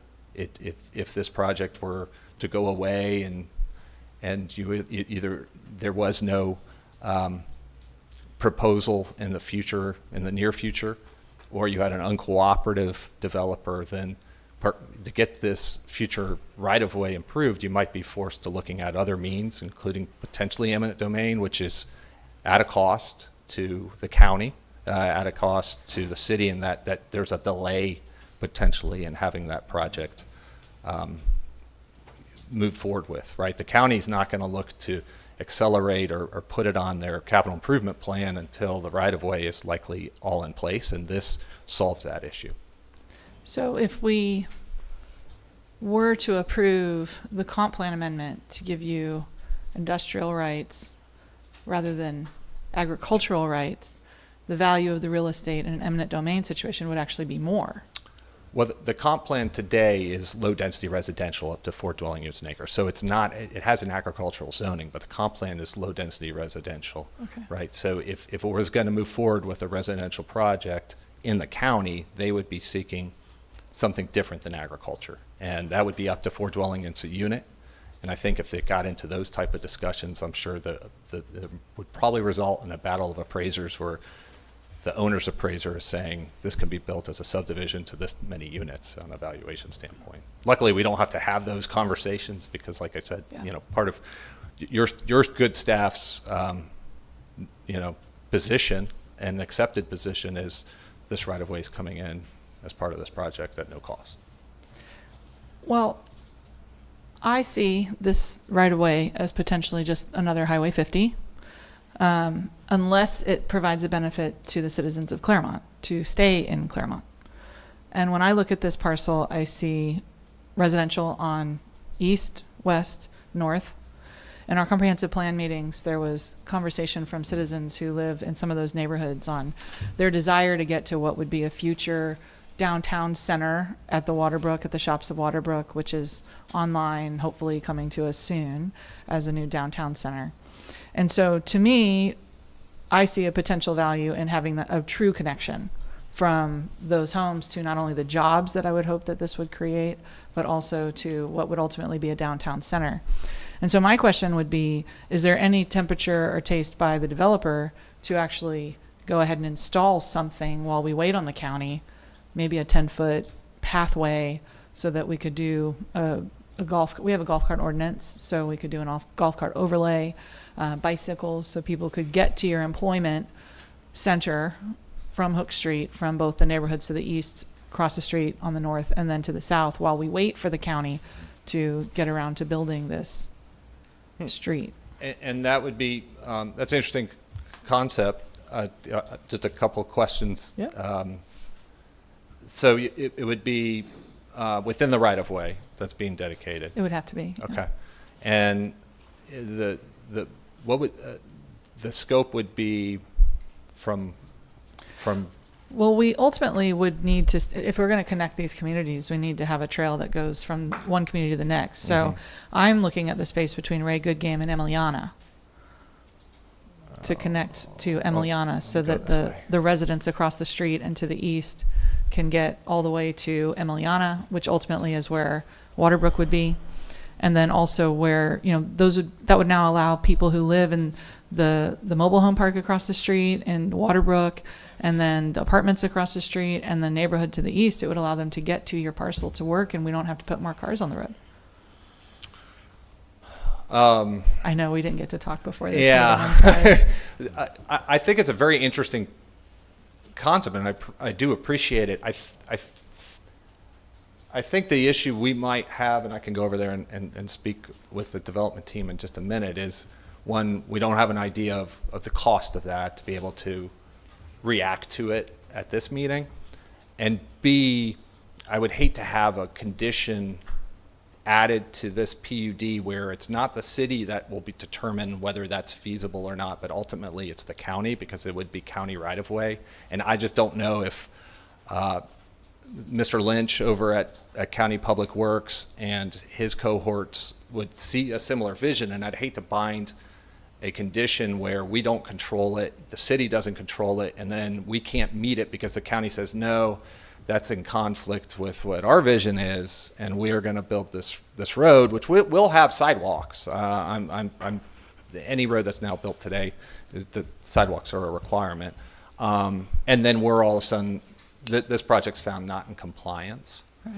But it's a fascinating idea. I think it's a, you know, I get it. I just don't know if this project should be shouldered with that. And if Commissioner Campion was here, maybe we could have started pressing her for that kind of interim. I can call her if you want. I know, right? Have her, you know, for an interim kind of use of that right of way until they come through and decide what they're going to do. And I think it is. I think that my understanding is they have design plans for that section already. So I think they're very much, whether you agree with it or not, champing on the bit to make that improvement and create another potential corridor for both cars and pedestrians. Well, I did bring this up to your counterpart at your law firm when this came up to us on the first reading. Okay. It was my understanding that there would be discussion and that this shouldn't be a surprise that I'm asking this. I'm just in a position that it feels like I understand why why it benefits your client. I'm just not clear how it benefits the citizens of Clermont. I mean, Hook Street will be great if it ever happens, but to what end is it? Are we just creating more traffic, or are we actually connecting a community? And so I'm not saying that speaking to a community connection here. So that's where I'm at. Yeah, and I would just add, I mean, in terms of the traffic is, as was mentioned, this type of use doesn't produce the volume of traffic that other uses that could be made of this property would. For instance, residential would likely have a higher transportation generation than this. That's why it did apply for the waiver of not having to move forward with a formal transportation study. It's just your staff had concurred with that conclusion. So I understand what you're saying. Appreciate it. Okay. Anyone else? Mr. Bain, anyone? I have one on, if we would go ahead with this, about how many jobs would you anticipate being out there? Yeah, let me get that data. Hang on one second. Okay.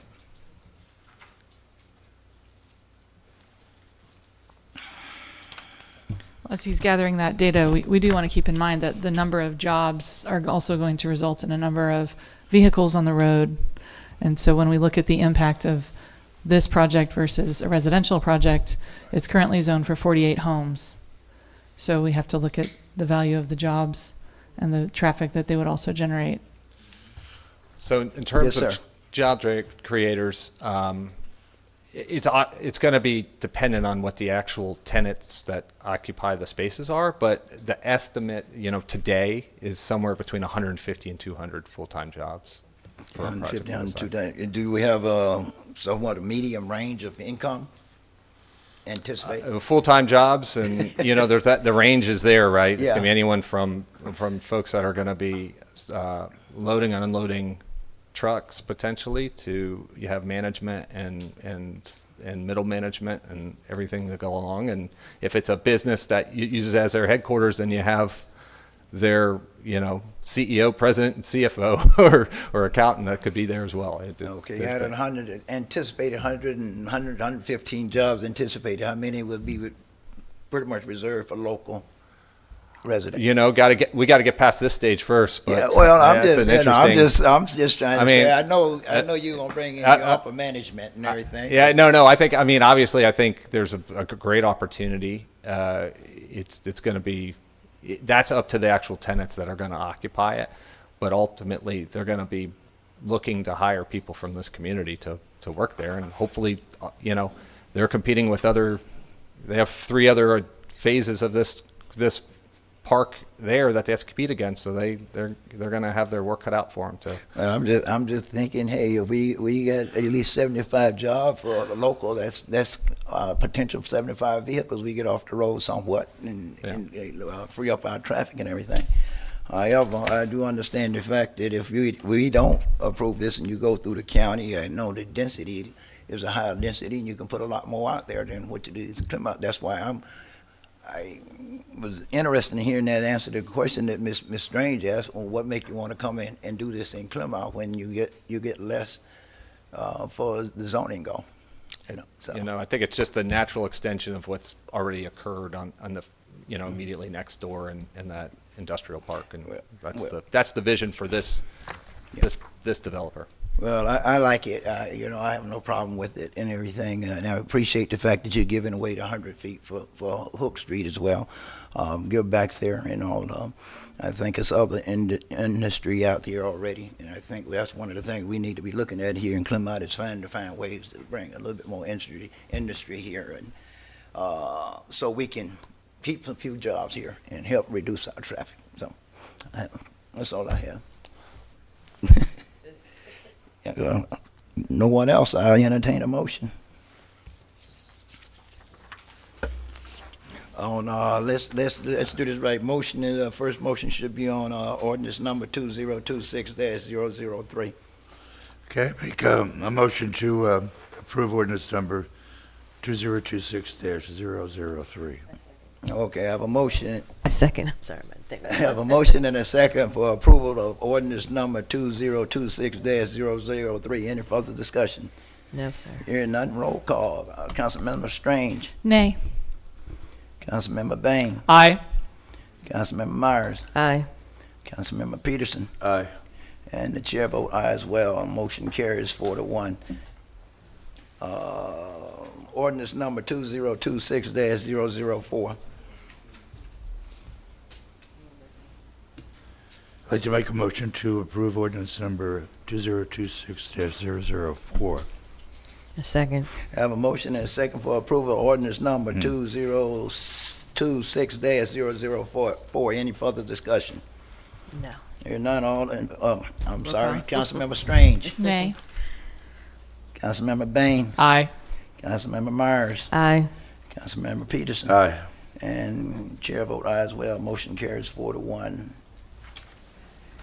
Ordinance number 2026-005.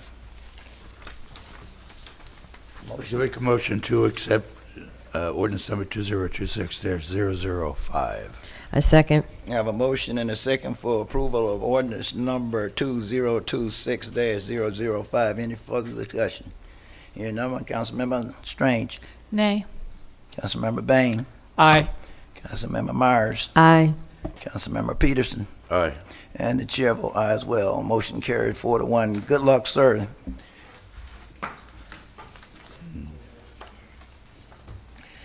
Thank you. Item number 7, 8, and 9, we will hear them together, and we just did. We will vote on them separately. Yes, ma'am.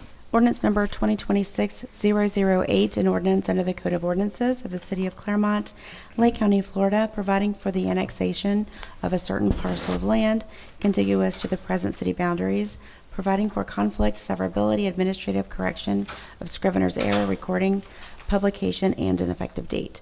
Ordinance 2026-009, an ordinance of the City of Clermont, Lake County, Florida, adopting the small-scale comprehensive plan amendment pursuant to the Local Government Comprehensive Planning Act, Chapter 163, Part 2, Florida statutes, setting forth the authority for adoption of the small-scale comprehensive plan amendment, setting forth the purpose and intent of the small-scale comprehensive plan amendment, providing for the adoption of the small-scale comprehensive plan amendment, establishing the legal status of the small-scale comprehensive plan amendment, providing for conflict, severability, administrative correction of scrivener's error, publication, and effective date. Ordinance number 2026-010, an ordinance under the Code of Ordinances of the City of Clermont, Lake County, Florida, amending the official zoning map of the City of Clermont referred to in Chapter 122 of Ordinance number 289C, Code of Ordinances, rezoning the real properties described herein as shown below, providing for conflict, severability, administrative correction of scrivener's error, recording, publication, and an effective date. Good evening, Mayor, City Council members, and guests. Justine Day with Development Services. Starting off with the annexation, Tara Terdro, as the applicant's representative, is requesting annexation, a small-scale comprehensive plan amendment, and a rezoning on the subject parcels for the purpose of developing a new subdivision served by the city's utilities. The property is located a quarter-mile south of the Ray Good Game Parkway and Hartle Road intersection and is approximately 10 acres. The subject parcels lie within the interlocal service boundary agreement and the joint planning area with Lake County. the city is able to provide urban services and believes that the parcels would benefit from the annexation due to the parcel being an undeveloped pocket within a developed area. The property meets the requirements for consideration under Florida Statutes 171.044 for annexation and is adjacent to the city's limits. For the comprehensive plan amendment, the proposed comprehensive plan amendment will change the future land use from Lake County's regional office and urban low to the city's low-density residential. The property is undeveloped and surrounded by properties consisting of existing residential development with lower density located on the north and east side of the subject parcel that then transitions to a higher density residential subdivision to the south, while the west side of the parcel transitions to more intense uses. The change in future land use to the city's low-density residential category does not propose a conflict between the existing uses and land uses in the area. The proposed future land use is consistent with the city's comprehensive plan and its goals, objectives, and policies. Lastly, the rezoning. The proposed rezoning request will change the zoning district from Lake County's agriculture to the city's R2 medium-density residential district to develop a residential subdivision that would be more consistent with the uses existing within the area. The proposed density is estimated to be at 2.4 dwelling units per acre for a potential of 25 single-family residential dwelling units.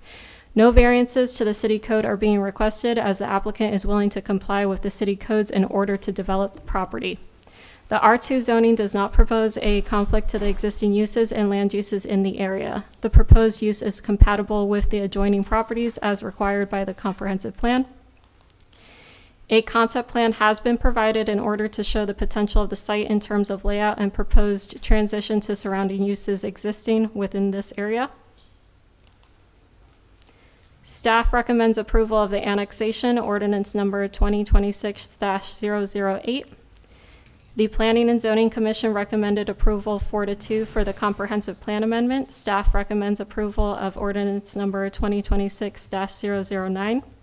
The Planning and Zoning Commission recommended approval with the added condition that a comprehensive tree survey be required prior to site plan approval. However, staff notes that this requirement is already addressed in section 123-38 of the city's land development codes. Staff recommends approval of ordinance number 2026-010. This concludes staff presentation. Okay, thank you. Applicant. Yes, sir. Good afternoon again, Mayor and City Council members. My name is Jonathan Hewells with the Lowndes Law Firm, 215 North Eola Drive, Orlando, 32801. I should have mentioned at the last public hearing that my colleague, Tara Chedro, is serving as applicant, but she introduced a new baby boy to the world last week, and so she is on maternity leave, so I am, her team and me, a part of it, are covering all the bases for her so she can enjoy the time with her new son. Okay, so staff did a fantastic job of introducing the project. We concur with all the staff's recommendations presented for approval. I won't duplicate some. I do have duplicative materials. I'll run through those just very quickly. This project is just located a little farther south of the project that was just before you. They don't have any connection other than some geographic proximity, different groups looking to do different things. But this one is located off of Hartle Road, which is, if you go a little farther south, you make that left off Good Game and you're onto Hartle. And it's much more residential in character. That is a very much a residential road segment. The project that's being proposed as part of this rezoning is going to be consistent with the joint planning agreement entered between the city of Clermont and Lake County. These are a couple of maps just to demonstrate kind of going the different direction here from that last project, in that it has a split future land use with some non-residential uses, regional and office, and the idea being is to unify that future land use under the city with the low-density residential designation. And then taking the zoning, you have a kind of an agricultural county zoning, and you would be taking that to city R2. Here's just a more blown up site plan. I know that was just shown in the staff presentation, but this just shows a little bit more detail. Being proposed is minimum of 75-foot width lots and up to 25 residences. Of course, that would have to go through actual final engineering review by your city staff, and that will actually determine whether that many homes could be built in the subdivision. But there has been care taken in its design in putting the proposed stormwater that would service the entirety of the community up towards the right-of-way and act as a little bit of a buffer between the rear of those homes and the adjacent right-of-way, and then the homes located on the other side that are lakefront homes that are in unincorporated county. This was, I'm not going to go through this in any detail. It just repeats what has already been stated, is that staff has found that the requests are consistent with the applicable provisions of the comp plan and the land development code, and that the proposed community is compatible with existing uses in the area.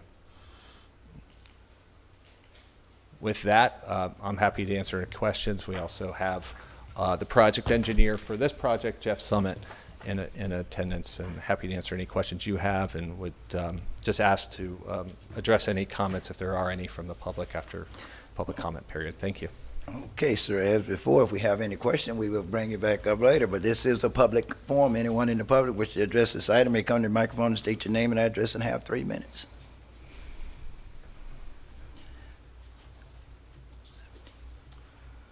Good evening. My name is Vincent Nemec. I live in Regency Hills, and I am acting on the Planning and Zoning Commission. I believe it was last council meeting that we asked for a report from the Planning and Zoning. Both of these projects were on across our desk after you asked for a report. When I asked that at the Planning and Zoning Council, staff told me they didn't have time to get to it. They're still working on it. I think our report would have been a little bit more valuable for certain people to make their judgment on these projects. I'm not here to give a yay or nay, because I'm speaking on behalf of the Planning and Zoning Commission I hold. But, and it's a big but, you should ask them if every house, every lot size is 75 feet, because it's not. Thank you, and you should really stay on the Planning and Zoning to get our report across to you, because I sit back there and I'm just shaking my head. We should have had more information on this from our point. That's what we do. We're volunteers. We spend time, our weekend, when we get the package, to look it over. We go to the site. We take away and deprive our family time so we could help the city of Clermont. And if our voice is not being heard, then we're going to be very disgruntled. Thank you, and have a blessed day. Thank you. This is a public hearing. Anyone else in the public wish to address this item may come to the microphone and state your name and address and have 3 minutes.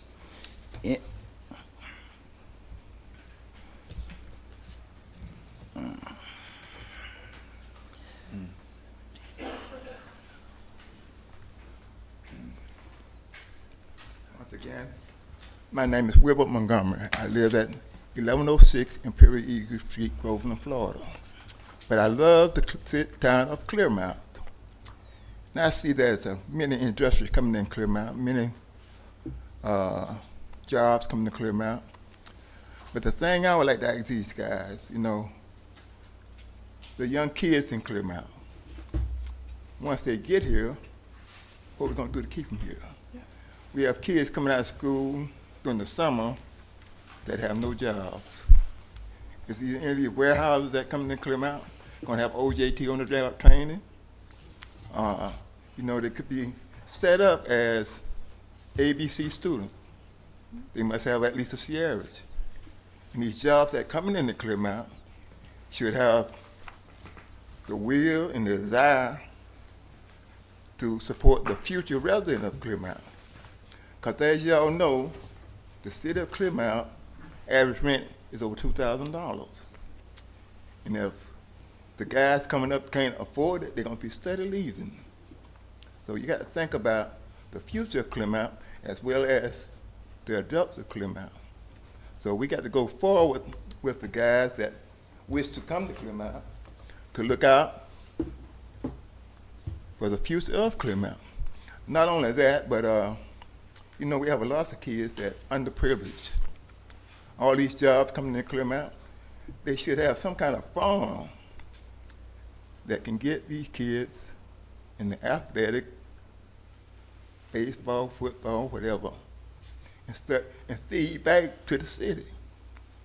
You know, there's lots of stuff goes on in Clermont.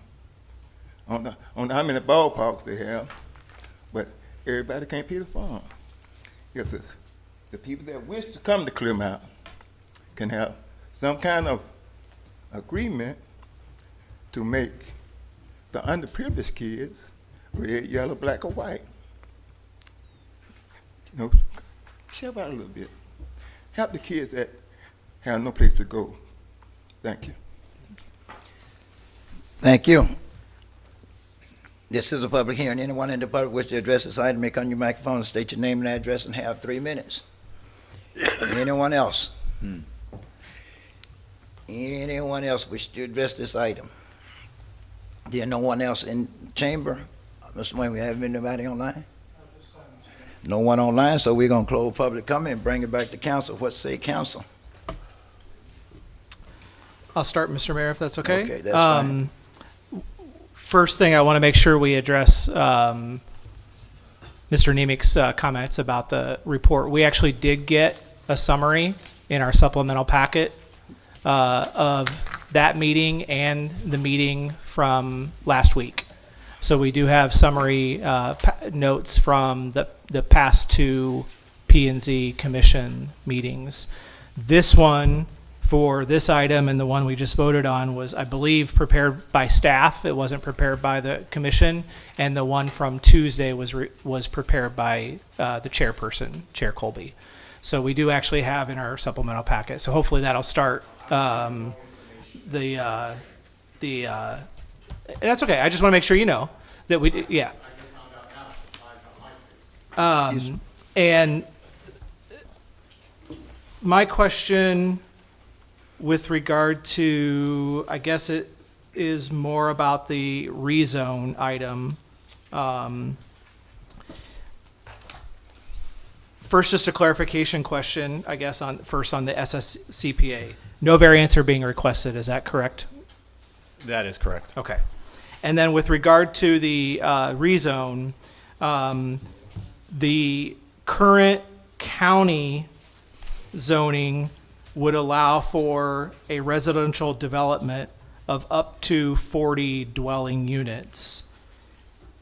4 units per acre. And the county, or for coming into the city, you would be looking at a maximum of 25. Is that correct? That's correct. Okay.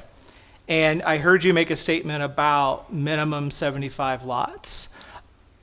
Yeah. Could you clarify on that? I can. So, site plan probably does the best job of illustrating it.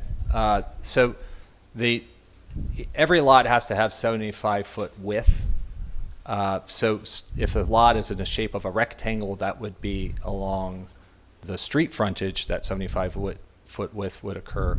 But a few of the lots on the bend of the street, the internal road, those at the frontage, if you measured it along that curve, would be less, but they're in the shape of a pie. So when you get to the actual building footprint where the home could be when you apply setbacks, that has to be a minimum of 75 feet.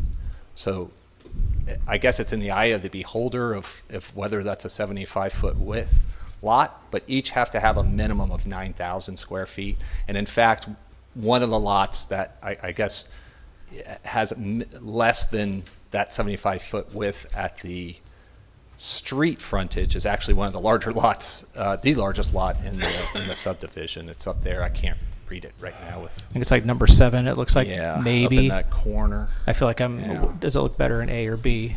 Yeah, but so you know, there was discussion at Planning Commission. I don't think that Planning Commission ultimately decided that based on what that dialogue that they were ready to support approval 4-2 vote And that's how it came before you today. Okay, so then my follow-up question for staff, with regard to that language, whether it's 9,000 square feet or 75 foot lot at placement of home, whatever, I don't see any language in here that relates to that. They are requesting for straight rezoning, so they would have to abide by the R2 zoning district. And that's what I wanted to standards. clarify, is that the R2 zoning requires what for a minimum? For the frontage? Yes. So minimum would be 50 feet on the right-of-way and 75 feet at the building setback line. At the building setback, which is what they're proposing. Correct. So that's why it's not listed in here as language. It's straight zoning based off of that request. Correct. Okay. All right. Thank you. I appreciate that. You're welcome. Anyone else? Yes, I have questions. I think this is for Mr. Waugh. One of the apparent standard that's used by staff in making a recommendation is that, as articulated here, the parcels would benefit from annexation due to the parcel being an undeveloped pocket within a developed area. Is that our actual legal standard? There's no legal standard per se. It's a staff decision as the basis for support, which the staff can choose a lot of reasons. Please correct me, I thought that staff's role was to determine whether the proposal was compliant with the code and the comp plan. No, not necessarily. On a rezoning, yes, and it has to be consistent with the comp plan. That's true. So But this staff- feels like policy to me, that's why I'm asking. Yeah, staff makes recommendations as a policy matter quite often, consistent with city management objectives. So when I look at this, I see the current zoning from the county is either going to be agricultural or regional office and urban low future land use, but that's not the entire parcel being urban low. It's only half of the parcel being urban low. There's also regional office components to this. So what we're being asked to do, as I understand it, and please, Attorney Wall, correct me if I'm wrong, we're being asked to change the use in the county to be, which is currently split between regional office and residential, to making it entirely residential, with the understanding that residential property for cities, when it comes to providing service, are actually, they cost us money. Residential properties don't pay for themselves. So if we incorporate and allow more residential development without having some sort of corresponding, now we have the industrial use across the street, so maybe that will help. But if you don't, if we keep doing one-to-one, we're not going to solve our problem of having to raise the millage in order to continue to operate as we grow bigger and bigger. I had a conversation with a gentleman who held himself out to me as the property owner maybe 5 months ago, 6 months ago. It was over the phone.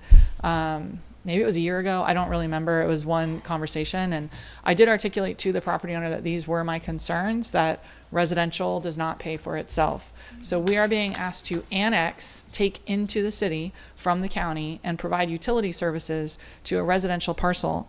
And the applicant says there was great care taken in the design of this neighborhood.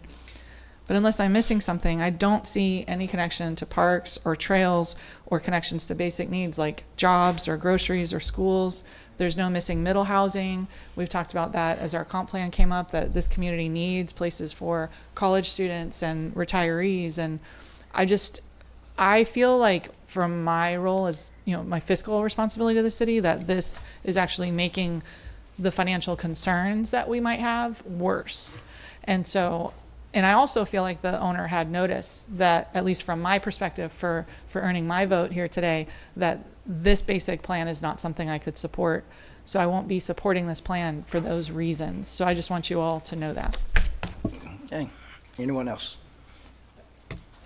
May I ask just a follow-up question, because something that Councilmember Strange mentioned brought up a question.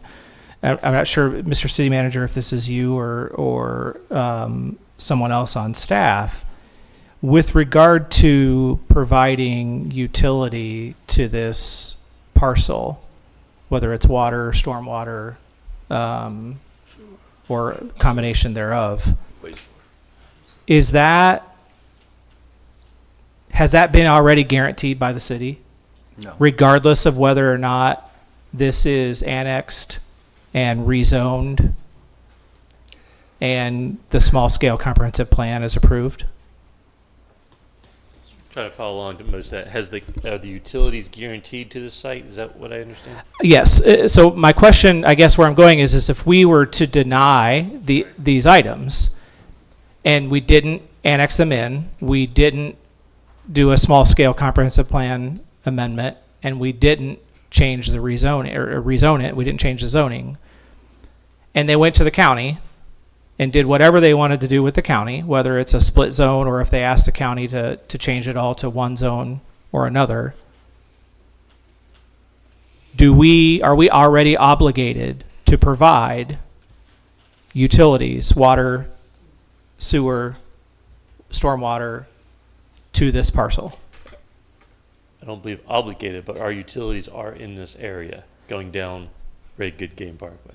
So who would make the determination if we were to not approve these three items? If they went to the county, did whatever they did, I don't want to speculate what they would do, but they would have the ability to go to the county and put something forward, and then they could come to us and say, I want services. Who would make that determination? We will. Yeah. Council. Well, in other words, they give, they give an app, maybe it's conditional on their approval in the county that they have connection to our utilities here in the city. They give an application. A lot of times what happens is we come before council. It comes before right. council, and then there'll be a utility agreement saying we can annex when we want to, et cetera, et cetera. So it'd be back in front of you. Yeah. So it would be like one of the neighborhoods that the previous council annexed in of those three. The gentleman earlier brought up Louisa Grand. That was a neighborhood that essentially was developed in the county. We provided utility to them. We said in a utility agreement, we may bring you in and annex you at any point in the future, and then we provided the utility. But we did not get any impact fees associated with that development. Correct. We get payment for the usage, which pays for what we provide them, but we didn't get any infrastructure or continuing costs for new from those impact fees. Correct. Okay, that's where I think that's where I want to make sure, because sometimes I think we hear some of these proposals and it's not really clear about what has been granted or not granted, because sometimes these things take years to come before us for one item and then years before the next item. And so I wanted to be very clear on that. So that would be a decision that this city council would make. Yes. Okay. And do we know at that point what cost recovery would the city be able to collect by then providing that service? Would we be able to charge for that connection? Would we get any costs from the developer from that? But the impact fees would be going to the county. Yeah. So I'm just saying if we just did the utility agreement, that would come out of our pocket without getting anything to account for that on the other side of the ledger. Is what I want to make sure I'm clear. Not necessarily. Okay. I mean, we could negotiate the agreement, but usually we don't. Right.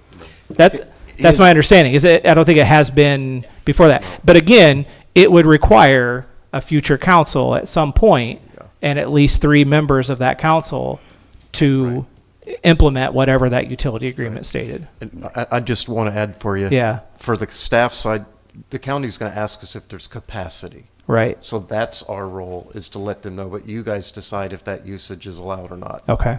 I just want to make sure. Thank you. Even if it's approved in the county, they come to us, we can deny them water and utilities. We can't deny that, okay? and they can go ahead and do their own utilities and everything, but we're only talking, 10 acres of land here, okay?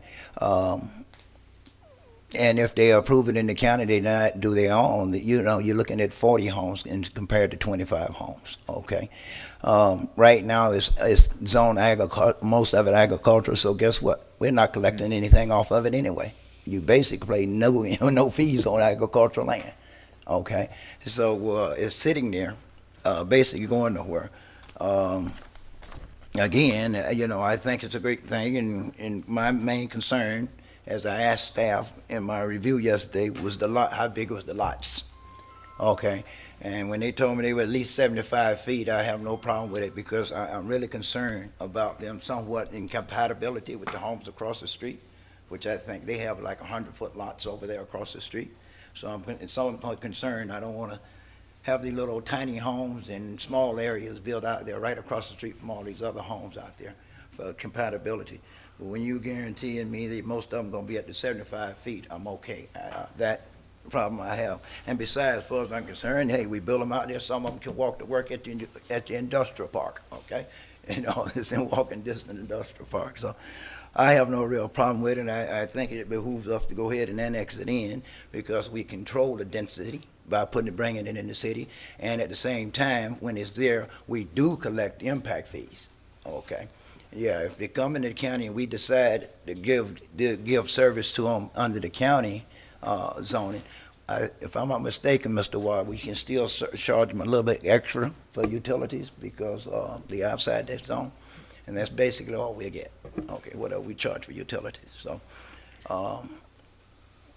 and I'm almost guaranteed if they take it to the county, they're gonna get what they want in the county, and it's gonna come back to us one way or another. What we can do there from there, I don't know, but that's how I feel. Yes, man, anybody else?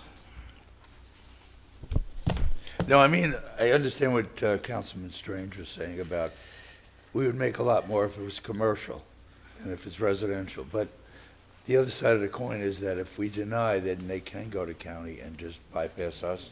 Yeah. And which happens quite often. I mean, the question I think becomes, is this something that's good for the citizens of Clermont? Right. If it is, then we annex it and we bring it in. Right. But if it's not, then, the county, you heard me say, Commissioner Campione was here. The county recently had a project that was in the city that they said, no, you need to work with the city of Clermont. Right. And based on that, I'm optimistic that they would give the same response. I mean, this parcel could comply with whatever the county's water utilities agreements are and build out whatever they're approved in the county. Mm-hmm. But we just have to keep in mind that additional rights aren't guaranteed under the law. We talk about property rights, and certainly this property owner has property rights, but the property rights aren't to annex, use our utilities, and build whatever they want, and we just take it because we don't know what they might do. I mean, maybe if we deny it, or if we delay it, if they wish to delay it, we could, talk about what might be nice here. What might be nice to be across the street from the lakefront properties? What might be nice? What could be there? But I'm not aware of any such conversations. I think we got a design from an engineer, and that's what we did. It complies with our code, which we've all acknowledged isn't a great code, and we're trying to fix it. And so for me, I don't think this is something that we should be jumping at. So for me, this is a denial. I'm willing to delay and move to delay if that's what the applicant wants, because I think it's probably a good applicant. I'd like to see something good happen here. Well, I would just respond that this wasn't the first proposal of how this project was going to look. This has gone through staff review, critique, comments to get to where we are. Candidly, I think the reason why it looks like today is because staff was cognizant of where this property is located off Hartle Road, which is a small rural road segment, 2-lane. What's already been built and is accessed off Hartle Road are these larger lakefront homes, kind of a different context, but it is residential, and that's how we got to R2. I think, candidly, most home builders would probably want to see a higher density than what's being proposed here at 2.4 units an acre, far less than what the county would require. we think it meets the requirements of annexation, and I think that's, ultimately it is a policy decision of this board. Yes.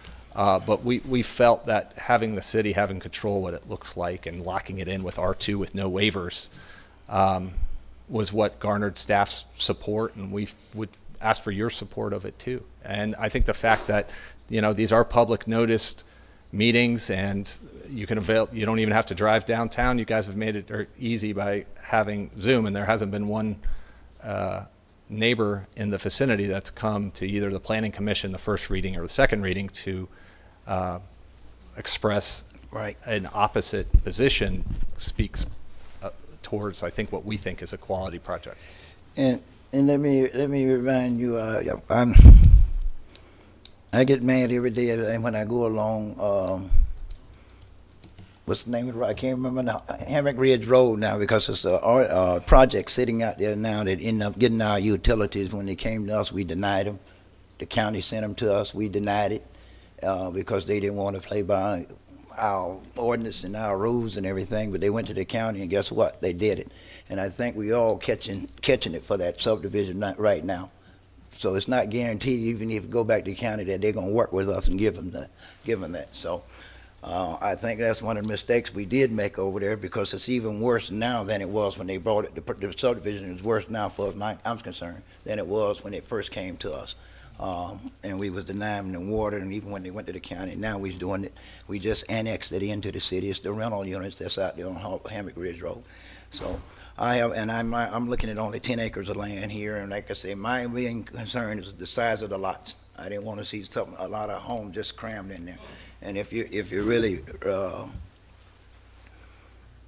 ready to work with us here in the county, in the city and everything, which give up some of the density, I have no problem with it, okay, as I said. Well, if for no further discussion, I entertain a motion, either way. Ordinance number 2026-008. Is there a motion? I make a motion to accept ordinance number 2026-008. A second. Have a motion and a second for acceptance of ordinance number 2026-008. Councilmember Strange. Nay. Councilmember Bain. Aye. Councilmember Myers. Aye. Councilmember Peterson. Nay. Chair vote aye as well. Motion passes 3-2. All right, ordinance number 2026-009.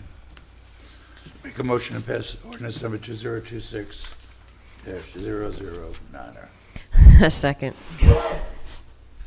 Have a motion and a second for the passage of ordinance number 2026-009. Any further discussion? Hearing none. Councilmember Strange. Nay. Councilmember Bain. Aye. Councilmember Myers. Aye. Councilmember Peterson. Nay. And the chair vote aye as well. Motion passes 3-2. Ordinance number 2026-010. Make a motion to pass ordinance number 2026-010. A second. I have a motion and a second for the passage of ordinance number 2026-010. Any further discussion? Councilmember Strange. Nay.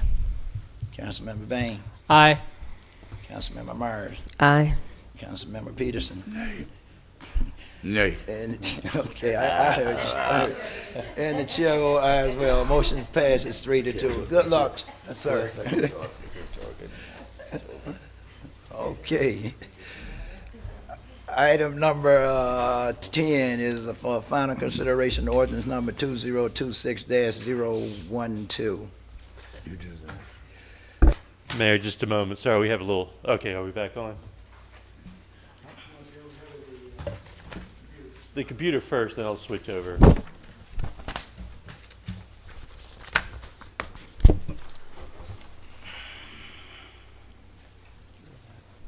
We might have hit the wrong button. Ordinance number 2026-012, an ordinance of the City Council of the City of Clermont, Lake County, Florida, closing and permanently abandoning a portion of Short Street, right-of-way Johnson's replat, according to the plat thereof, recorded in Plat Book 8, page 71, Public Records of Lake County, Florida, and more particularly described as below. This ordinance will repeal and replace ordinance number 2025-016 due to revised legal description, providing for conflict, severability, administrative correction of scrivener's error, recording publication, and an effective date. Good evening, Mayor, City Yes, Council sir. members. Kurt Henschel, Planning and Development Services Director. Before you is a right-of-way vacation. The city, as the applicant, is requesting an amendment to ordinance number 2025-016 that vacated a portion of Short Street right-of-way. The .29 acre parcel of right-of-way is located north of State Road 50 and east of 12th Street within the downtown Clermont area. On June 10th of 2025, City Council previously approved a petition to close the same portion of Short Street. However, it was brought to the attention of our staff that the legal description that was provided in Ordinance 2025-016 did not specify a detailed enough description of the portion of the right-of-way that was being vacated for the Lake County Property Appraiser's Office. In order to correct the legal description for the right-of-way to be closed, staff is presenting the petition again with the understanding that the updated legal description would finalize the previously approved the previous approval of the Property Appraiser's Office. They have agreed upon the current legal description in front of you now already. Wayne, if you just don't mind, switch over if you would, quick. You zoom all the way in.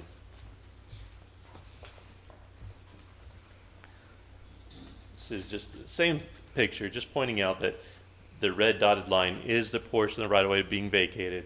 And the portion over here going to 12th Street is not being vacated. This is access actually to this parcel here and will remain access to the parcel in the back here. This will essentially be one parcel here accessing 12th. They will have access off of Carroll Street, and this parcel here actually has a driveway off of Short Street. So this portion is not being vacated. Staff does recommend approval of ordinance 2026-012, which repeals and replaces ordinance 2025-016 with a more detailed legal description. That's staff's report. Thank you, sir. This is a public hearing. Anyone in the public wish to address this item may come to the microphone and state your name and address and have 3 minutes.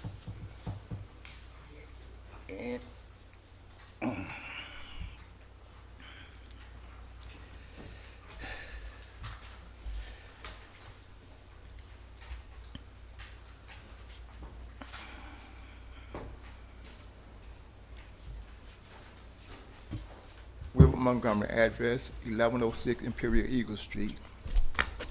You know, Clermont is a great town, but they're making a terrible mistake. The population is way over the road capacity. The houses are being made entirely too close, especially when somebody's on a lakefront, got 100 feet, maybe 150 feet in front of the house. And across the street, 75 feet. You know, everybody should be able to own a home. But I was raised in a community that had 12 feet between each house.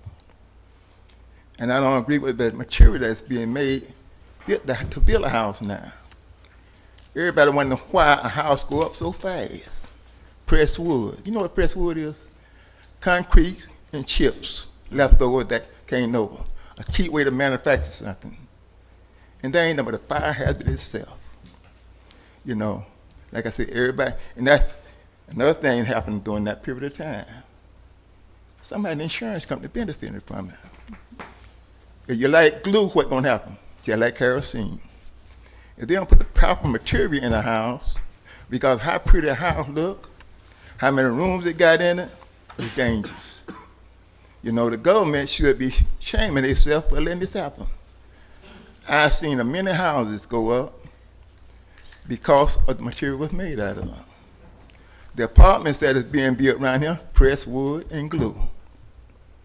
We don't have the proper enough firemen around here to put it out, darling.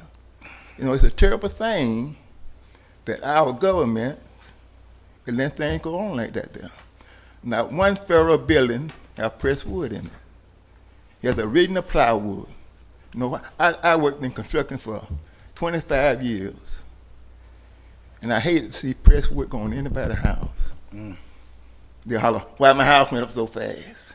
You got a matchbox, a real matchbox. So you got to think about what's coming on in Clermont. I heard you talking about the fire department and the reaction time. The house that deal on a zero lot plan goes up, press wood next door to it, what's gonna happen? It's gonna catch a fire. 2 houses go up. The insurance company benefit from it, and the owner has to fight the insurance company. It just don't make no sense. Thank you. Thank you, sir. This is a public hearing. Anyone in the public wish to address this may come to the microphone and give your name and address and have 3 minutes. Anyone else? Anyone else? Seeing no one else, we have anybody online, sir?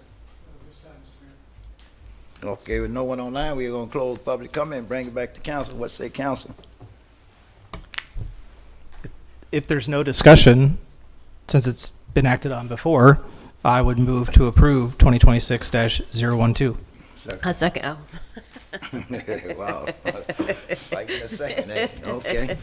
Okay, I have a motion and a second for approval of ordinance number 2026-012. Any further discussion? Here, none. Councilmember Strange. Aye. Councilmember Bain. Aye. Councilmember Myers. Aye. Councilmember Peterson. Aye. And the chair vote aye as well. Motion carries 5-0. All right, Kirk, we can get that. We got that straightened up. Okay. Item number 11 is council member request to discuss resolution number 2024-040R. Yeah, so this one's mine. Several meetings ago, there was an interaction here at council, and I have been advised, and for any public watching, if you ever question what the effect of the sunshine law is and wonder what it's like to sit in a fishbowl, this is going to be one of those experiences for all of us.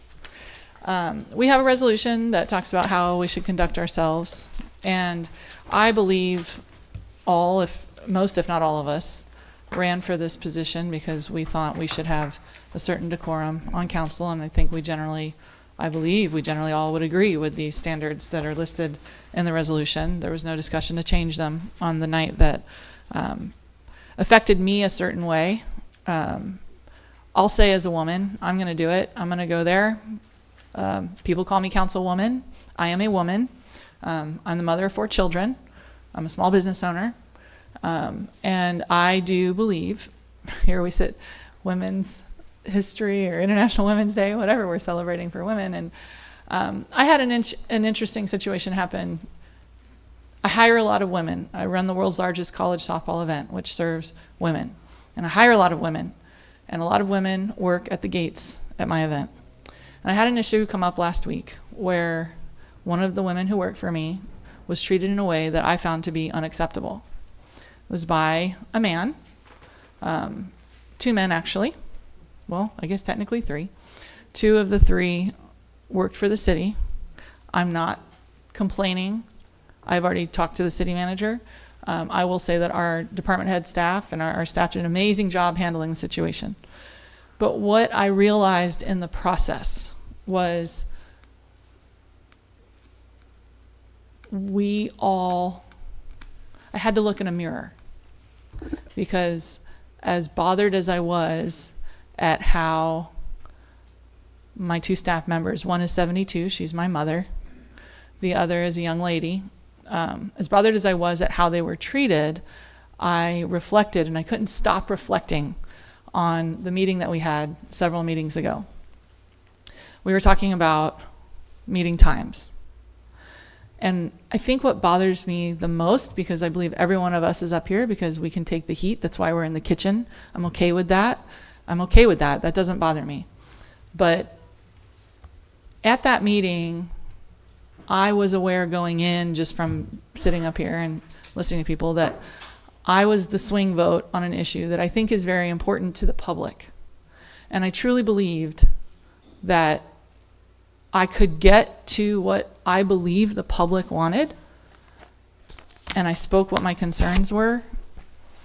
And sorry, my heart is racing. So please excuse me. But Ms. Myers, you expressed, I thought you were vulnerable in a moment. I thought that you were very personally vulnerable in saying something to the effect, I don't want to put words in your mouth, but you were concerned about yourself and me. And particularly what I heard was also our clerk driving home at midnight. Our deputy clerk, for those who don't know, lives 45 minutes away. So she's driving through multiple cities to get home. And I felt, well, I don't necessarily have the same fear as you had. I understood your fear. And there was a question asked earlier about crime in Clermont. I don't like talking about crime in Clermont. I like to only say nice things about Clermont. I like publicly to talk about how great it is, come to Clermont. But I am aware that the top 3 crimes in Clermont are DUI, so people driving on the road at night after drinking, burglary, and domestic violence. And so I do believe that it's a rational fear to be concerned with our daughters and our mothers and ourselves and all of us. But as women, I am aware that we do see things, many women see things in a different way than many men do. And I appreciated your concerns. Whether I fully felt them, I appreciated them. And Mr. Bain, I felt like your reaction to Ms. Myers was dismissive, and I found it to be aggressive. So much so I had a physiological reaction to it with the elbows on the table and the pointing. And I should have said something then. I should have. But there is a habit of this council in speaking to each other in a way that I don't think is the best way to speak to each other. And in that moment, I was a coward. I was too afraid to say what I should have. I was afraid to do my job, and I shouldn't have been that way. I should have said and nipped it in the bud in the moment. I certainly know how, and then I wouldn't be coming back here today having this conversation. But it struck me that my cowardice led to an example being set that when it happened to my mother, what could I do but look at myself and say, you allowed this to happen? I think that we as council should always be mindful that we're setting an example of how to behave and how to resolve differences.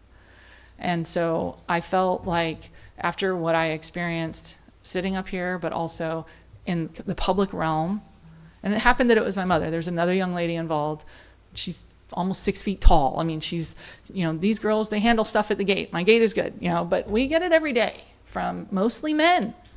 People who don't want to acknowledge that. It's mostly men. And when I put a man at the gate, it's, oh, dude, no bad, no, my bad, I'll go around, no problem. And I see this. I see it every single day in what I do. And I don't complain about it, but I see it, and I know it exists. So I want to set a good example for the community of how we should all treat each other. But I also want to set a good example in the community about how men and women should interact with one another. And that could be taken certain ways from people, and I accept that result if that's what happens. But I do think it's important. And I apologize to you, Ms. Myers. I really do. I should have been there for you, and I wasn't. And so I'm sorry. And I will go a step further because I don't think this is conscious. I really don't. But I do want, Mr. Murray, for you to be aware that in the last meeting when you asked for us to not have the parking cone, it is my understanding, Ms. Myers, that is at your request. It's one cone, an entire parking lot. If we have someone on this council who has a fear, whether we perceive it to be rational or not, I think it's our responsibility to acknowledge that. I think it applies to, we don't know what's going on in somebody's world. We don't know what's happening in their life. And when I observe what I perceived as,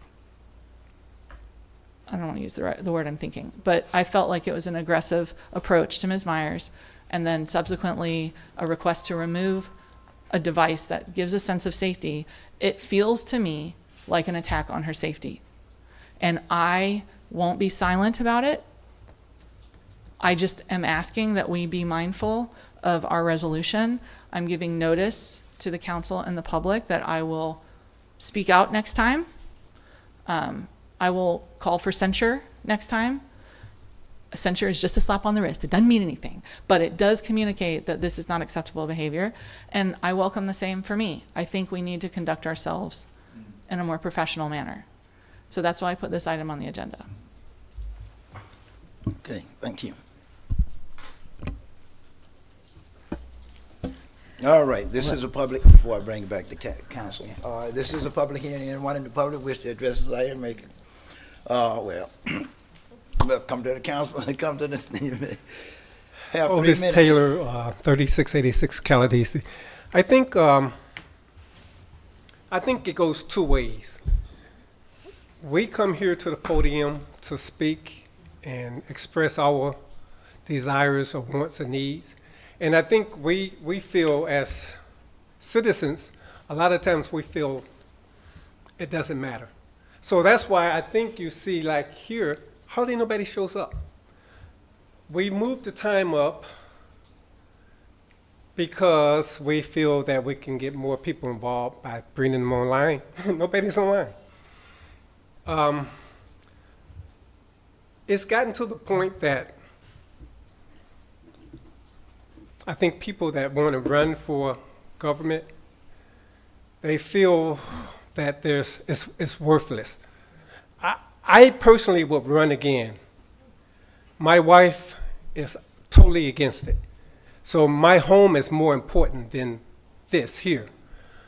But, you know, it's funny that you sit up as a woman, you know.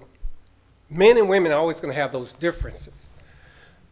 And sometimes we see something or we say something, and it's not direct, you know, it's not to be against you guys. I'm not saying you guys like, yeah, it's a tight thing. But I think what it is, I think that respect goes both ways. And it's something that's us as citizens and community that we need to work with each other. We need to see each other, you know. But it has to go both ways. It can't just be for up there, you guys can say whatever, do whatever. Then we come up to the podium and then we leave with our head down because we feel shame or whatever. I think we can do a better job. You know, more people will want to run for government. Right now, nobody wants to. It's just so toxic. You know, you're putting your life on the line. Hey, you know, last month, I took a cruise back to back to back. I was gone 3 weeks, enjoying my life because I'm retired. I've done everything I wanted to do in life, and I'm still doing it. But I'm not gonna, you know, get into that position where I'm losing everything here and destroying my home. So I think it needs to go both ways. I was at that meeting, and I personally thought, I mean, when she said about women at night, my wife is always out at night. I work with young folks, and they're out at night, kids. I just didn't think our city was that bad to be. I thought that was just a ploy, so we can keep the meeting early and not have it where reasonable people will come in I move for an and additional be able minute. to. Yep. Okay. So anyway, I think it needs to go ways, but I think we shouldn't be using things like that to say for the meeting, because the meeting, to me, like today was a big inconvenience for me to stop in the middle of the day to come here. And you say, well, you can do it online. If you're doing it online, if I'm at home or if I'm somewhere working, doing something, I can, even if I stop and do it at home, it's still an inconvenience during that time of day. So I think that might be something that needs to be reconsidered, the time of the meetings, but I don't think it's a man and woman thing. I think it's just the heat of the moment. I think that comment came up, and I think it was all about an excuse not to move the meeting back to where it needs to be. And I think that's why I got to where it was. But men and women are always going to have those differences. We see things different. That's the way we are. I don't have the fear of walking or doing anything at night, but I do have it some places I go. Was on a cruise, there's some places I wouldn't go in the city that I was at nighttime. So there are places that's really bad, but we are in a good city. And I think when we put that out there like that, oh, it's not safe for women at night, it goes way beyond this. And I don't think you, probably when you said it, I don't think you was thinking that. I know you were saying it for a reason. But I think we need to be very careful about the things we say, because it just creates other problems. So anyway, my take on it. Thank you, sir. Yes, sir. Joe Famasi, 2693 Jump Jack Way. Once again, I'd like to apologize to Ms. Myers and Councilman Strange, because I should have stood up that night. I recognize your scenario, and I felt the same way while I was sitting out there and I was listening to you, and I can identify with that. I'm a son, and I'm a father, so I recognize that. Since you brought this resolution up, I think that one of the lacking things in it is consequences for this particular actions. I think that in order for it to have teeth, you have to have consequences for your actions. And also part of the investigation portion of it, I don't think that it's fair to put the city attorney at the forefront of that. I have a suggestion that if a situation calls for an investigation like that, I recommend the Lake County Clerk of Courts, because they have a inspector general portion of it, and I think that that could be done through interlock agreement to investigate situations that happen like that. I think it'd be fair and impartial. Just advice to help put teeth into it. Once again, I hope that I can do better communicating to you, and I appreciate it. And Mayor, I hope that we can put our past together to the side. We can shake hands, and that we can get on a better foot. I'd like that to happen, sir. Thank you. Thank you, sir. Yes, sir.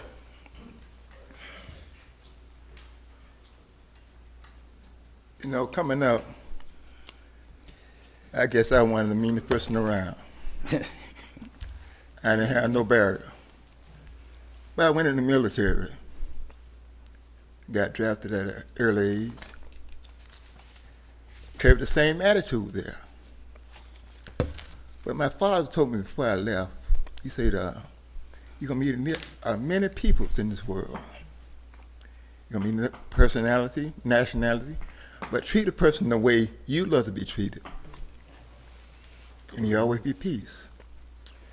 I got to a point when I went in after I became a sergeant, staff sergeant, I represented the whole battalion. Anybody had trouble that knew me, knew that if they come talk to me, I can talk to anybody. You know, I talked to colonels, generals, whatever. And the enlisted man loved me, because I didn't let nobody push him around, whether male or female. But yet and still, I still had that inside of me. I hated to talk to somebody and they turn away from me, like I'm not there. I hated to talk to somebody that started yelling at me, even though I did it sometimes. I fight all day and all night, cause you know it wasn't no stopping. But I will not let an upper person low rate nobody. I will not let no person in authority just push anybody around. Because of who you are, where you come from, it just ain't right. If you don't want it done to you, don't do it to them. Thank you.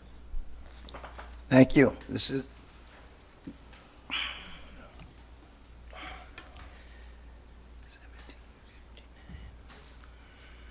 Paula Hoisington, 564 East DeSoto Street.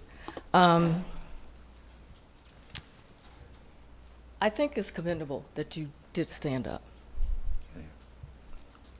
Perception in which someone receives something is how it's your truth, and no one can take away your truth because that's what you believe. I said this once before when we first went live with YouTube. The behavior of the council was deplorable. And it's not just the way that that particular meeting the words that were said because I watched it and I didn't see it to be demeaning, but that's your truth and how you perceived it. But the manner in which other meetings that have been conducted with the previous council, there was never a discussion about this the way that exchange of differences was relayed to the mayor. And I even said once, we are now on YouTube and this can go viral. Would you all want your children or the world or the nation to see how you get along? So I would like for us to conduct ourselves in the proper manner, but don't feel that because one person is a male that he could be talked to in any way and disrespected at the same time. We should all treat, as was said, the way we would want to be treated. But as you are treating someone some way, think about how in which you are saying it, the manner in which you're saying it, the intention of what you're wanting to get across. Because saying that it was unsafe to leave the city council building at night, to me says it is not safe for anyone to be walking around downtown Clermont or anywhere in Clermont. We have women that are working shifts that have to leave at night. Their safety is just as important. And because you are an elected official does not give you any greater protection, in my opinion, than the person that put you in office to do your job. Not saying that we should create an unhealthy environment, but to remember that everyone deserves that. And not to minimize the way Councilwoman may have felt, not to minimize that. But at the same time, remember that everyone deserves respect. Whether you disagree with me or not, I still deserve respect. Whether I'm a woman having a discussion with another woman, I should still be respectful. If I'm a woman having a discussion with a man, I should still be respectful. He does not deserve any less respect because he's a man. So I just ask that you all just think about how you talk to each other. And as it was said, when we come up here and we pour our hearts out about an issue, that we want to feel just as valued. That it's not just going through the motion and you check the box. That the things that we bring to you, that there's follow-up and closure. Otherwise, it just stays open. Thank you. Thank you. Anyone else? This is a public hearing. Anyone in the public want to address this item, come to the microphone and state your name and address and have 3 minutes.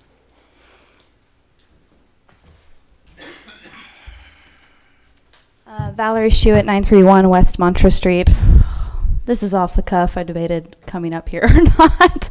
But I want to make more, I think more people are making a macro point, and that's kind of what I want to talk about too. I didn't relate to what you felt, but I validate how you felt, and I respect that.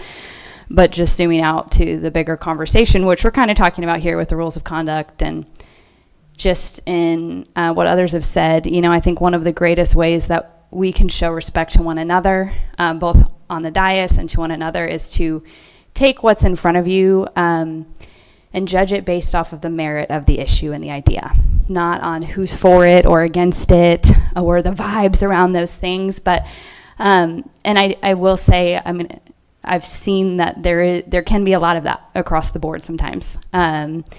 And I just think we do a disservice to our city when we oversimplify issues down to who's for or against or how does this align, as opposed to the merit of the individual merit of the things that come in front of you. So that would be my request. You know, sometimes I can relate to the feeling sometimes, not always. I've had great conversations with many of you up on this dais and have felt very heard, but sometimes can relate to that frustration of feeling like there's other dynamics at play, and what I have to say just as a citizen on the merit is going to get lost in those political dynamics. So I think it works better when we approach issues and things like that and approach one another that way. And for the most part, I would say that that has been my experience with many of you up on this dais, and you're generous with your time. But those are some observations that I've noticed, so thank you. Thank you. Anyone else? This is a public hearing. Anyone in the public Chamber that wishes to speak to this item may come to the microphone and state your name and address and have 3 minutes. Anyone else in the chamber? Seeing no one else in the chamber, we have anybody online, sir? All righty. Online, you may go ahead and speak. Yes. Yeah, so my name is Vernon Myers. I'm Chandra's, Miss Myers' husband, 1040 Glen Raven Lane. So I just have a few points, and one is bias. So I heard one of the speakers talk about, the fact that he does not feel, he does not agree with the fact that my wife had something to say about being safe. It's not up to you to understand or feel why somebody else doesn't feel safe. That's perception is the reality. So if I perceive, or if she perceives that she's unsafe, period, end of discussion. So that's the first thing. The second thing is it directed to you, Mayor. So at one point in time, when you were getting to it with one of the other previous members, I said to you that you need to do better because as the senior leader, because I'm an Army colonel, I've been in the military 26 years and a senior Army civilian right now. Regardless of what you say, you do not win in the conversation where you are coming off responding negatively or emotionally or things like that, right? So, after my wife came home and told me about this situation, I literally watched the video. There was one part of the video where you off the cuff said females should not go outside at night. 100% unacceptable. Are you seriously saying that females shouldn't go outside at night? And oh, by the way, in response to an issue about being fearful of being at night now, I understand people have their heads in the sand about Clermont, but there's crime, there's real crime in Clermont. So just because you don't say it, that does not mean it doesn't exist. So my first thing would be like, hey guys, regardless, get your heads out the sand. There is crime in Clermont, and just because you don't say it, that does not mean it doesn't exist. There is crime. Talk to the police.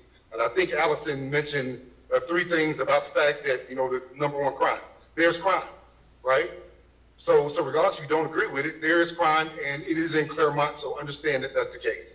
Period, point blank. The last thing I will say. There seems to be some issues about this whole parking situation, right? So I understand that the mayor has a police escort, right? So I didn't hear anybody talking about the fact that Chandra couldn't, when she was parking way at the back end of the parking lot, I didn't hear anybody complaining about that. If she shows up early, she's going to get that parking space regardless if the police officer puts that cone there or not. So guys, what is the real issue here? Why are we talking about a cone in a parking space where if she got there early, she can get that parking space anywhere? So you guys represent the city of Clermont.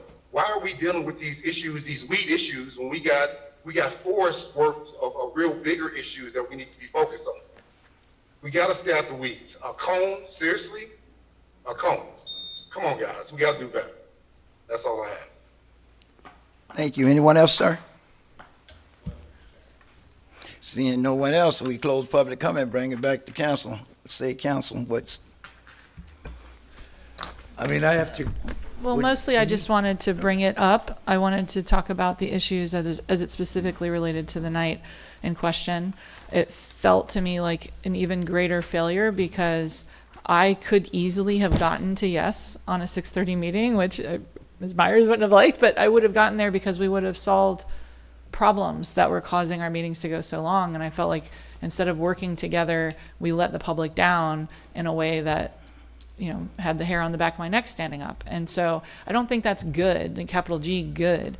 And before we move on, because maybe I should wait until the end, or I'll reserve, I have one other thing I want to bring up, but I think this conversation needs to happen first, and the conversation won't take long, but it is in our rules, and I want to bring it up while we're here. Sir. When I was at that meeting too, and I can understand now, like how I'm blind to it also, that you saw something I didn't see, but now that you brought it out, I did see it. And, I think I should have said something myself, but like you said, sometimes you don't want to open your mouth. And I apologize about that. Well, I want to say thank you to Allison and Bill and to Joe Famasi. I don't want to get emotional, but yeah. You two did come off dismissive. That may not have been your intention, but it was. And as a woman who has experienced and been on the back end of violence, I'm very sensitive to that. I'm sorry. Mr. Bain? Thank you. I certainly think there's a difference between intent and impact. And for those who don't know, I spent 20 years working in higher education, and part of that responsibility working in higher education was holding students accountable for their behavior through the student misconduct process.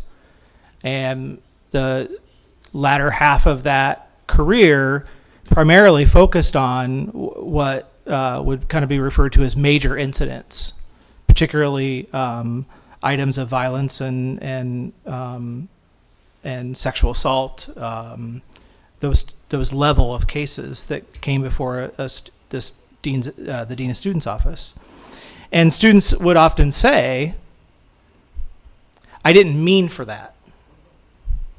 I don't mean it in those larger cases, but in general terms, students would often say, I didn't realize that, throwing that ball out the window, that I would break a car window.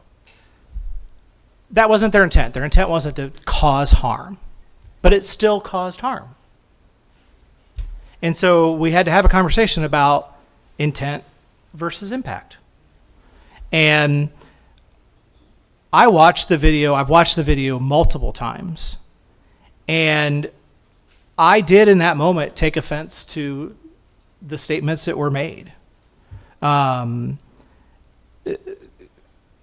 Myers, you said it's like you don't give and then you stopped yourself and said a different word, and it offended me. It got me upset. But regardless, my intent was never to create a hostile environment or to make you feel unsafe. I think, honestly, if you feel unsafe, then own that. But to say that it's unsafe in Clermont without just blanket statements like that, it's unsafe for a particular category of people in Clermont, that's not responsible behavior up here on the council. I think that it's creating an environment where we're saying something that is really something that you feel, and I want, if that's how you feel, I want to respect that. I want to hear that. I want to recognize that, and I want to work with you through that. But to say that a council member is proposing an item about a meeting time because I don't give a whatever about women's safety is offensive statement. And I apologize if how I told you that made you feel uncomfortable.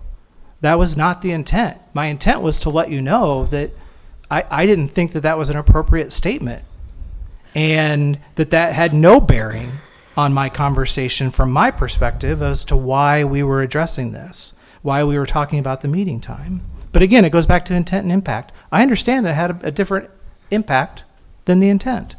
And I want to recognize that, and we can talk about it. I think that, there are different ways to go about doing that, and Councilmember Strange has every right to do this as a council member request to talk about rules. I do worry to a degree that, it actually led me to read these rules more closely. And I think we have some rules in here that, quite honestly, wouldn't stand the test of time on a First Amendment issue related to serving in public. And I think it is an issue, and we're seeing it in other communities where other city council members are being told by their peers that something they said was whatever, and they've sued the cities, and they're winning. They're winning consistently in that area. And I worry a little bit about that precedent, but I don't want that to take away from the fact that if I said something that made a council member concerned, then I realize that Sunshine doesn't allow you to pick up that phone and call me and say, hey, Right. you know, that statement made me feel concerned. But I would, you know, I guess bring it up in your report, as with any one of us could do, that we could address that. Because I don't want it to go and sit out there if it is something that is a concern. And I certainly will be more cognizant of how and what is said. I do, though, going back to the underlying concern, have some concerns about making more blanket statements about safety in our community. And I get it. The cone thing, look, it's not a... I didn't even know about it till last meeting.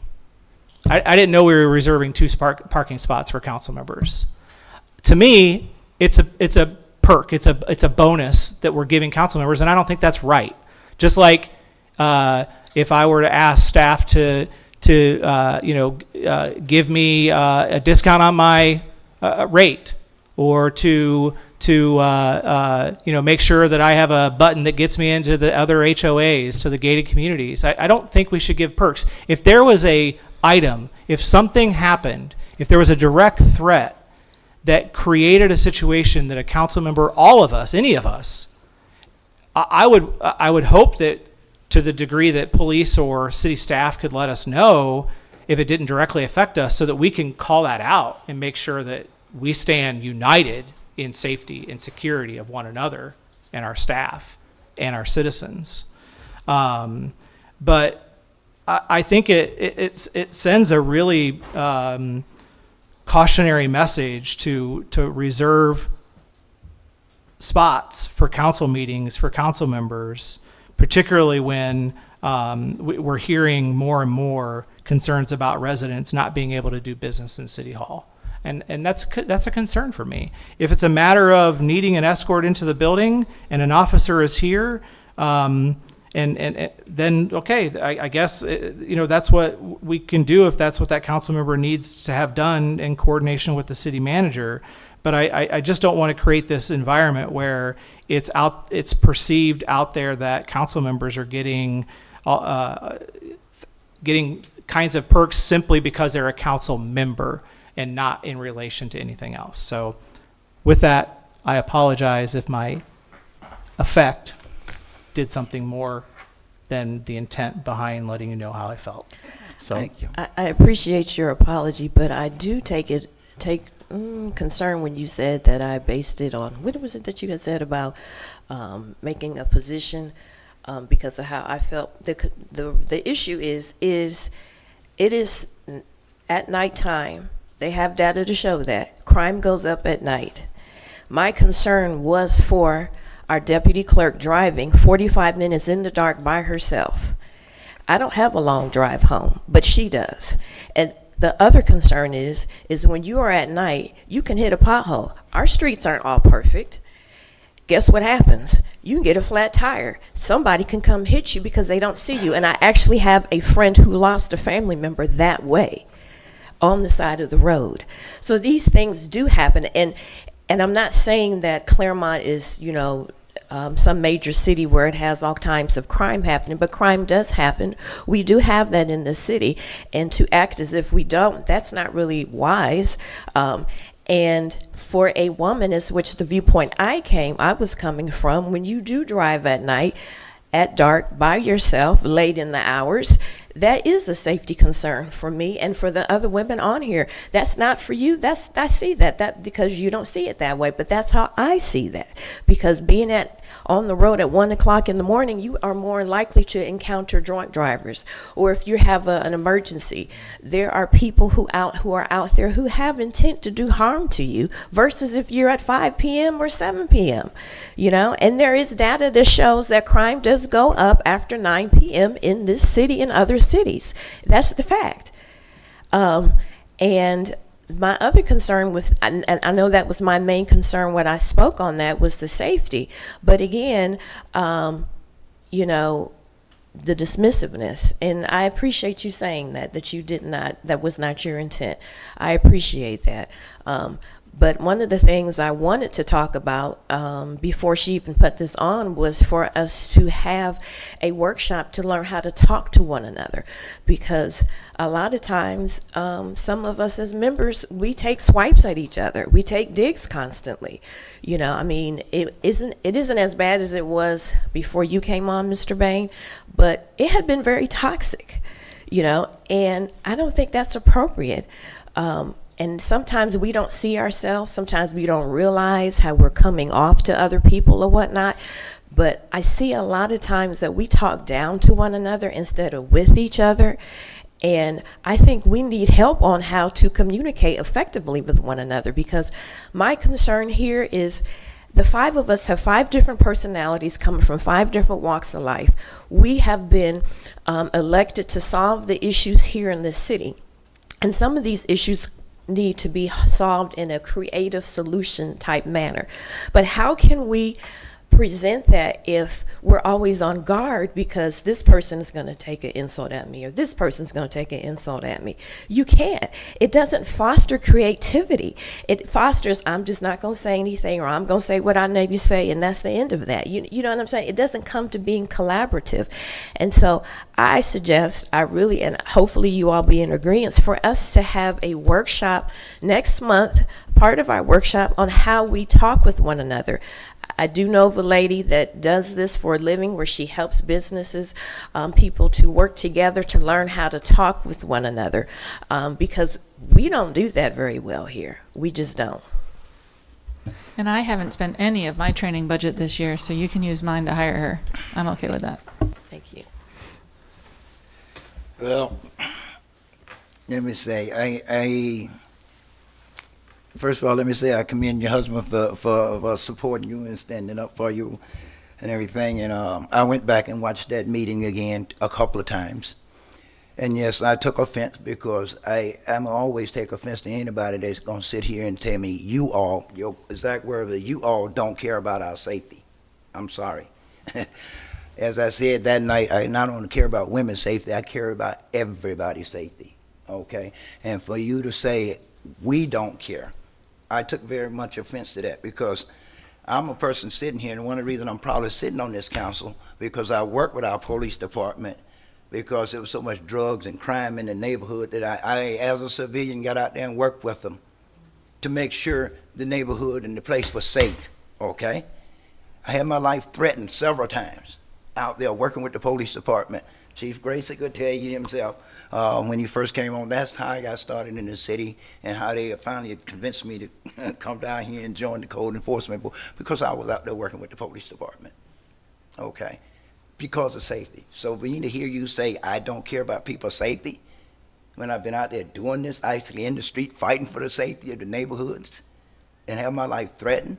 I have a community meeting every 3 months with the police department to make sure our residents can come out and voice their opinion about whether they feel safe in the community and everything. Yeah, it offended me for you to hear me say that.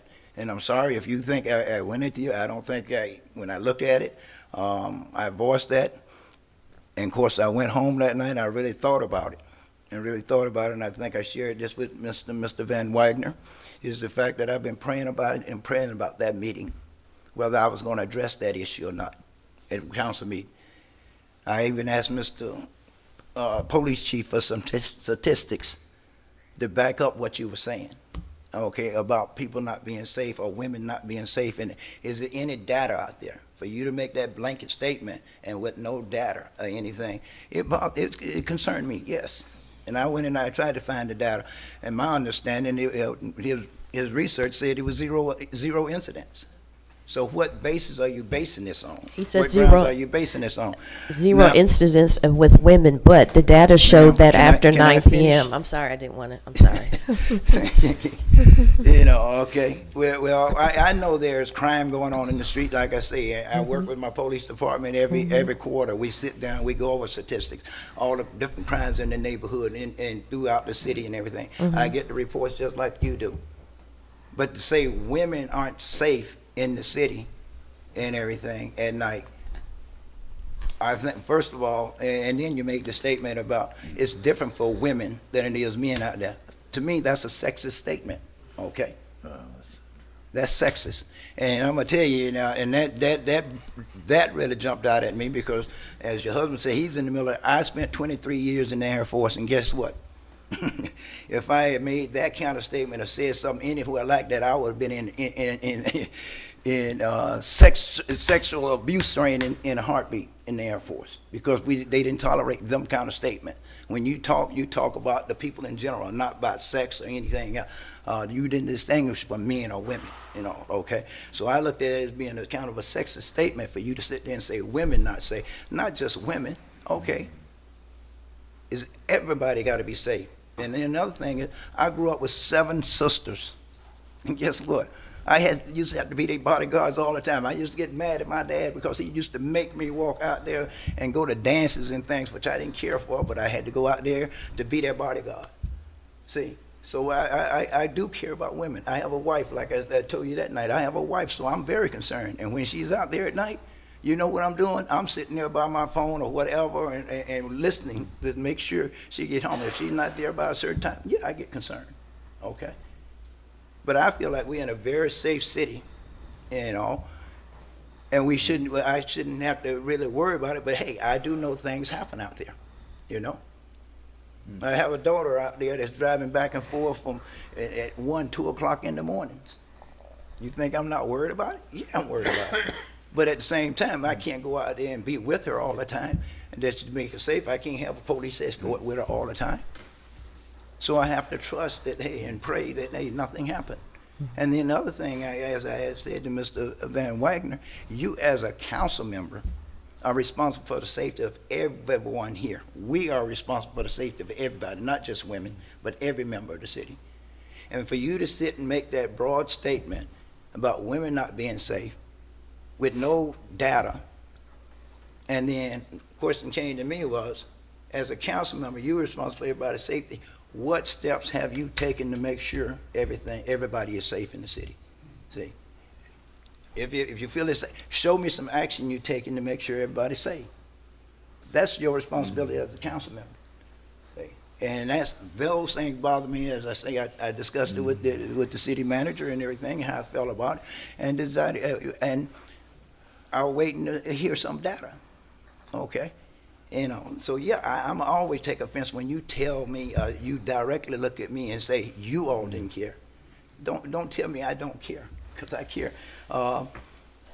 And yes, your husband did come up to me one night at the dais and tell me I need to squash this, but I looked at him, and I'll be honest with you, I looked at him like he was crazy. Wait a minute, I got all these council members hollering at me, residents hollering at me, and I'm supposed to just sit here and take it and everything.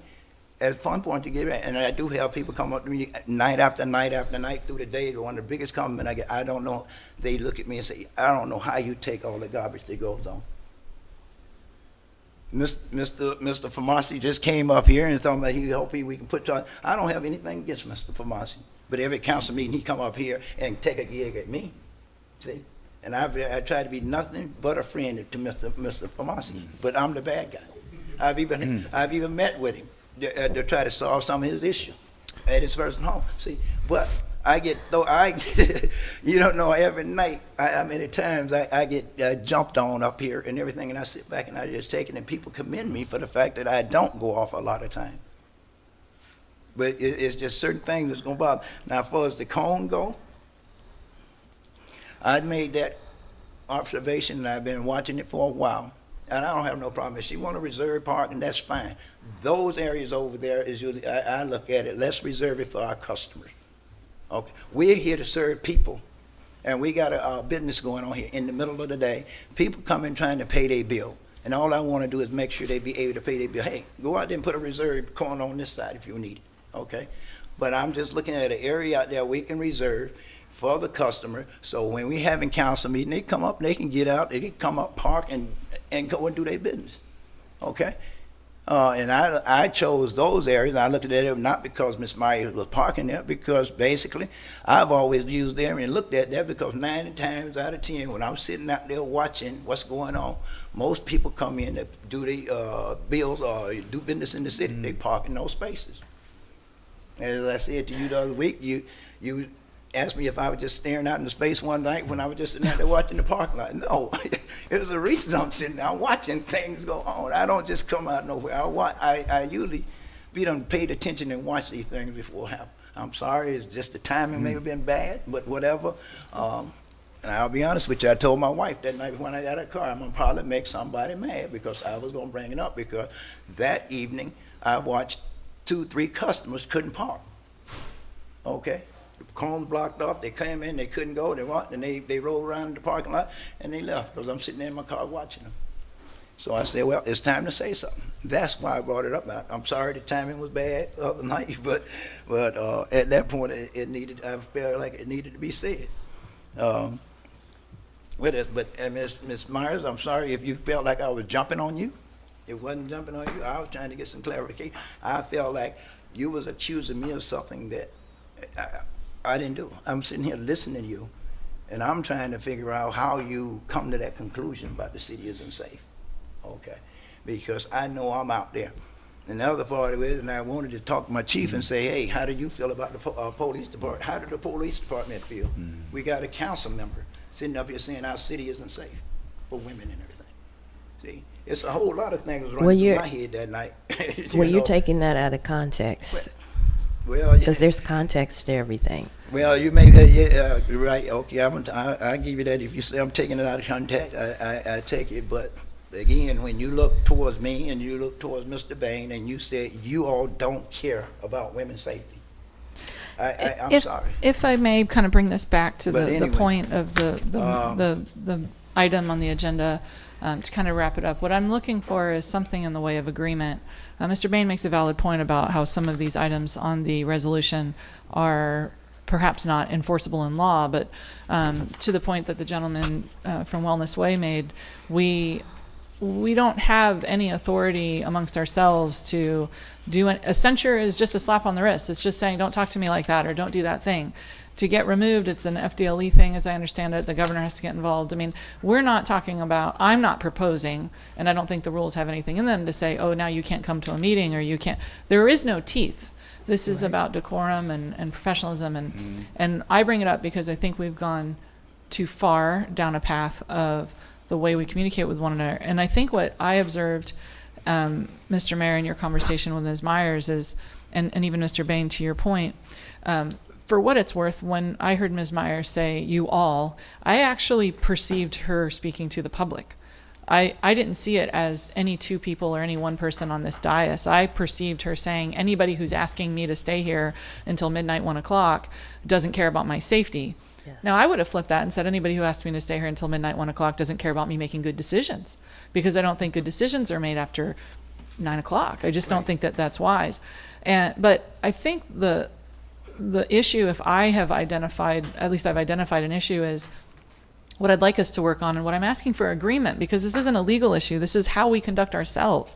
And we are the only ones who can hold ourselves accountable, is if one of us says something that any of us perceive as a personal attack or as offensive, my request is that we simply look at that person, take the time and say, point of order, I would like clarity. This is how I received what you said. Is that what you meant? I took that personally. Because I'll be candid, Mr. Bain and Mr. Mayor, what I'm hearing in your response to Ms. Myers is, well, you upset me and so. And I would like us to get away from that to where we say, whoa, do you think I don't care about your safety? You know, I do care about your safety. I don't think it's healthy for any of us, myself included, to respond to a perceived attack with an aggressive response. That only escalates the situation rather than de-escalating. And again, I come back to that night, I was trying to get to a 6:30 meeting time. I was the third vote to get to a 6:30 meeting time. The public doesn't have a 6:30 meeting time because the choice was made to be in our emotions rather than to be in our logic. And I think that the public deserves better, and we can do better. And that's why I brought this up, because not only is it not a good environment, but it also caused, in my opinion and observation, us collectively to really miss a chance to do something for the public. And that also weighs on me. I mean, it was apparently this night has weighed on a lot of us, and so I am glad that I brought it up.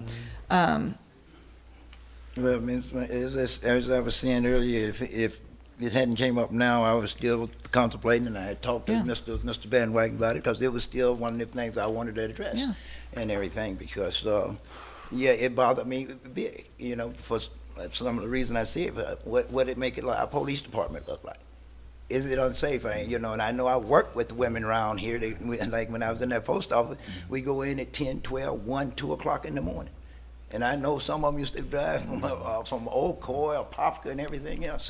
So then I'm sitting there thinking, if the city is so unsafe and women, as one of her statements was, women don't need to be out after dark. Okay. What about all the women working at Walmart? What about all these other women working everywhere else? But what we did in the way that we collectively reacted was we shut down her feeling. We didn't explore, why do you feel unsafe? We are not CEOs. We are not military officers. We are not here to take the bullets. We are here to set policy. And please excuse me if I misrepresent you in any way. I don't know you that well, but I believe that you are a homemaker. Is that accurate? Okay, so Ms. Myers is bringing the perspective of a woman who has spent her entire life in a military structure with a hierarchy. I mean, she's bringing a perspective of a homemaker, a military wife. And it's important that we understand that perspective, even if it's not our perspective or it doesn't resonate with our background. I am disagreeable. I am a business owner. I'm a different character. And so we're all going to have different perspectives. But if our first reaction is to shut down the way somebody expresses, especially a feeling, or to say they're wrong in their feeling, it's dismissive, and we're actually losing the opportunity to find out. I think it's evident from her physical behavior, and I apologize, that she has a real feeling around this. And if we don't understand why she has that real feeling, we can't help other people in the community who have that real feeling. That real feeling may not be based in reality. It may not be based in fact, but it's a real feeling. And if we don't control what is causing people to feel that way, is it an education seminar? What is it? But frankly, I don't know that I'm ever going to be on board with, well, women should be driving at midnight. I think, I say that to my daughter. You do what you have to do, and we want to make a community safe. But I don't think that what she said in that respect was universally and fundamentally wrong. It was, so my concern is less about was she right, were you right? My comment to her wasn't about dismissing her, our legitimate concern about it, but it was more taking me by the fact that you accused me of not caring about the safety. And I'm sitting here saying, where's the data? What's this? That's why I went back and asked for your data. Well, is something going on out here that I don't know about? Okay. And my simple statement to her, if I can recall, was the fact that, hey, don't say I'm not concerned about women's safety. I'm concerned about everybody's safety. And at the same time, I'm thinking about, okay, something the police department isn't telling me, some of my city managers isn't telling me going on in the city. Right. And where's the data? That's why I went and asked for the data. Give me something to base this on. See? But you could have asked her. Well, I want some statistics, because basically I need to know, is there crime in the community? As far as I'm concerned, no. I'm not going to go to her to ask you. That's sunshine law, see? So I went to the council, okay, and I asked for the data. She didn't give us no data that night. But that's enough. But again, I'm sorry if you mistook it, taken that way, but somebody made a statement earlier about taking the heat. I think I'm probably the most abused person sitting up here on this dais, and it happens every council meeting. Everybody, and I get abused by not just one, but just about everybody up on this dais. Okay, and the public all the time. Okay, you come in here, you go out there. I don't try to mess with anybody. I just sit back and I take it, even the night while we sitting here. Well, Mr. Mayor, if I say something that offends you, let me know and I'll correct it. See, been disrespectful as we sit here and I let everybody speak, and I say this quite often. I let everybody speak. but then I keep getting interrupted when I'm speaking. Ms. Myers did it. You did it twice. Okay. Would you? And this is what I'm saying. This is what I'm saying. Everybody talk about disrespect and everything else, but see, we sit here and we can see everything else. As the old saying say, you're worried about the speck in my eye when you got a plank in your eye. Okay. See, same we do. Okay. Watch what we do. Okay. And while I'm sitting there seeing the last council meeting, I got accused of overstating my boundaries and if my duties and everything. If that's the case, I apologize, and I said to Mr. Van Wagner at that time, I'll make sure everything I do not go through him. But see, tonight, one of the things I noticed happened tonight, when Mr. Johnson came up and spoke, you got up off the dais and went in and told gave direction to Mr. Kirk to go do something. Me? Yeah. Yeah. No, I see, didn't. See, and everything. See, and I appreciate that. All right. I didn't speak to Mr. Henschel. Did you say I did? No, Mr. Van, and I appreciate that. And instead of me saying that, he did it. Okay. Okay. And I appreciate that. Normally, a lot of times at the council meeting, I would do that. But see, I wasn't about to do it tonight and be accused. See? And I appreciate Mr. Van Wagner do it. Okay. And anyway, again, I apologize if you took me the wrong way. I'm sorry, but please don't ever think I'm not concerned about everybody's safety. I've had my life threatened too many times out here in these streets, fighting for the safety of everybody. Okay. And when my police chief come to me and say, Murray, Tim, you got to watch out because they out to get you. I take that serious when my police chief come to me and say that. Okay. And that's done happened to me several times. So, and yeah, I'm sorry, but yeah, that you hit a soft spot with me. Okay, thank you. That's all I got to say. You had something else, Ms.? Yeah, one of the items, I've been hearing it a lot from the public, and I don't know if anyone up here is considering it. There's only 3 of us that it would apply to, is the rules do require us not to solicit political support from staff. I believe that that's a really important rule. I personally don't believe that it's appropriate. I have communicated this to the unions. I don't think it's appropriate for the unions to be endorsing political candidates. I know they take the position that they will endorse the incumbents, and so I recognize that I'm declining any potential endorsement if they stick to that policy, but I just don't think it puts staff in a good place. And when I was going back over the rules, I saw that. And so I'm asking Mr. Murray and Mr. Peterson if you would join me in declining any support from the unions this time around when our political campaigns come. Ma'am, I For can't- that 100%. Huh? Well, I'm not going to agree with that. Basically, if the union want to support people and everything else, I'm not going to deny them that right. Okay. The thing is, I'm hearing this, but I hear other people went and asked for the endorsement, they didn't get it. So now you want to deny other people from getting it. I've heard this several times. Okay. When one election, everybody, was out after the union endorsement, and I'll be honest with you, I've never really asked for the endorsement. They came to me, okay, and I have no problem. But I know in one election, I was being accused of doing this, and I wasn't asking for it. And when they decided to give it to me, come to find out, my candidate was the one that was seeking endorsement. But when all at once, when they didn't get the endorsement, everything was wrong. Okay. No, Our rules say we won't seek political support. It is against our ordinance and our rule to go to staff members and ask them to support us. Okay. Now, if the union, that's a different ballgame. That's an organization and everything out there. If they come together as a unit and decide they want to endorse a candidate, that's their right.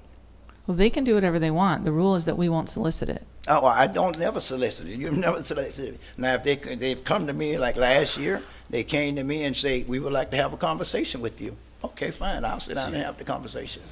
Okay. And my position is I think it puts our employees in a bad position when we put them in the political limelight, because the conversation that I had with the person was they had a fear that if I won, that I would use it against them somehow. And I don't think it's good to put employees in that position where they fear the outcome of an election because they have a job and that they're worried about having a job depending on who sits on the dais.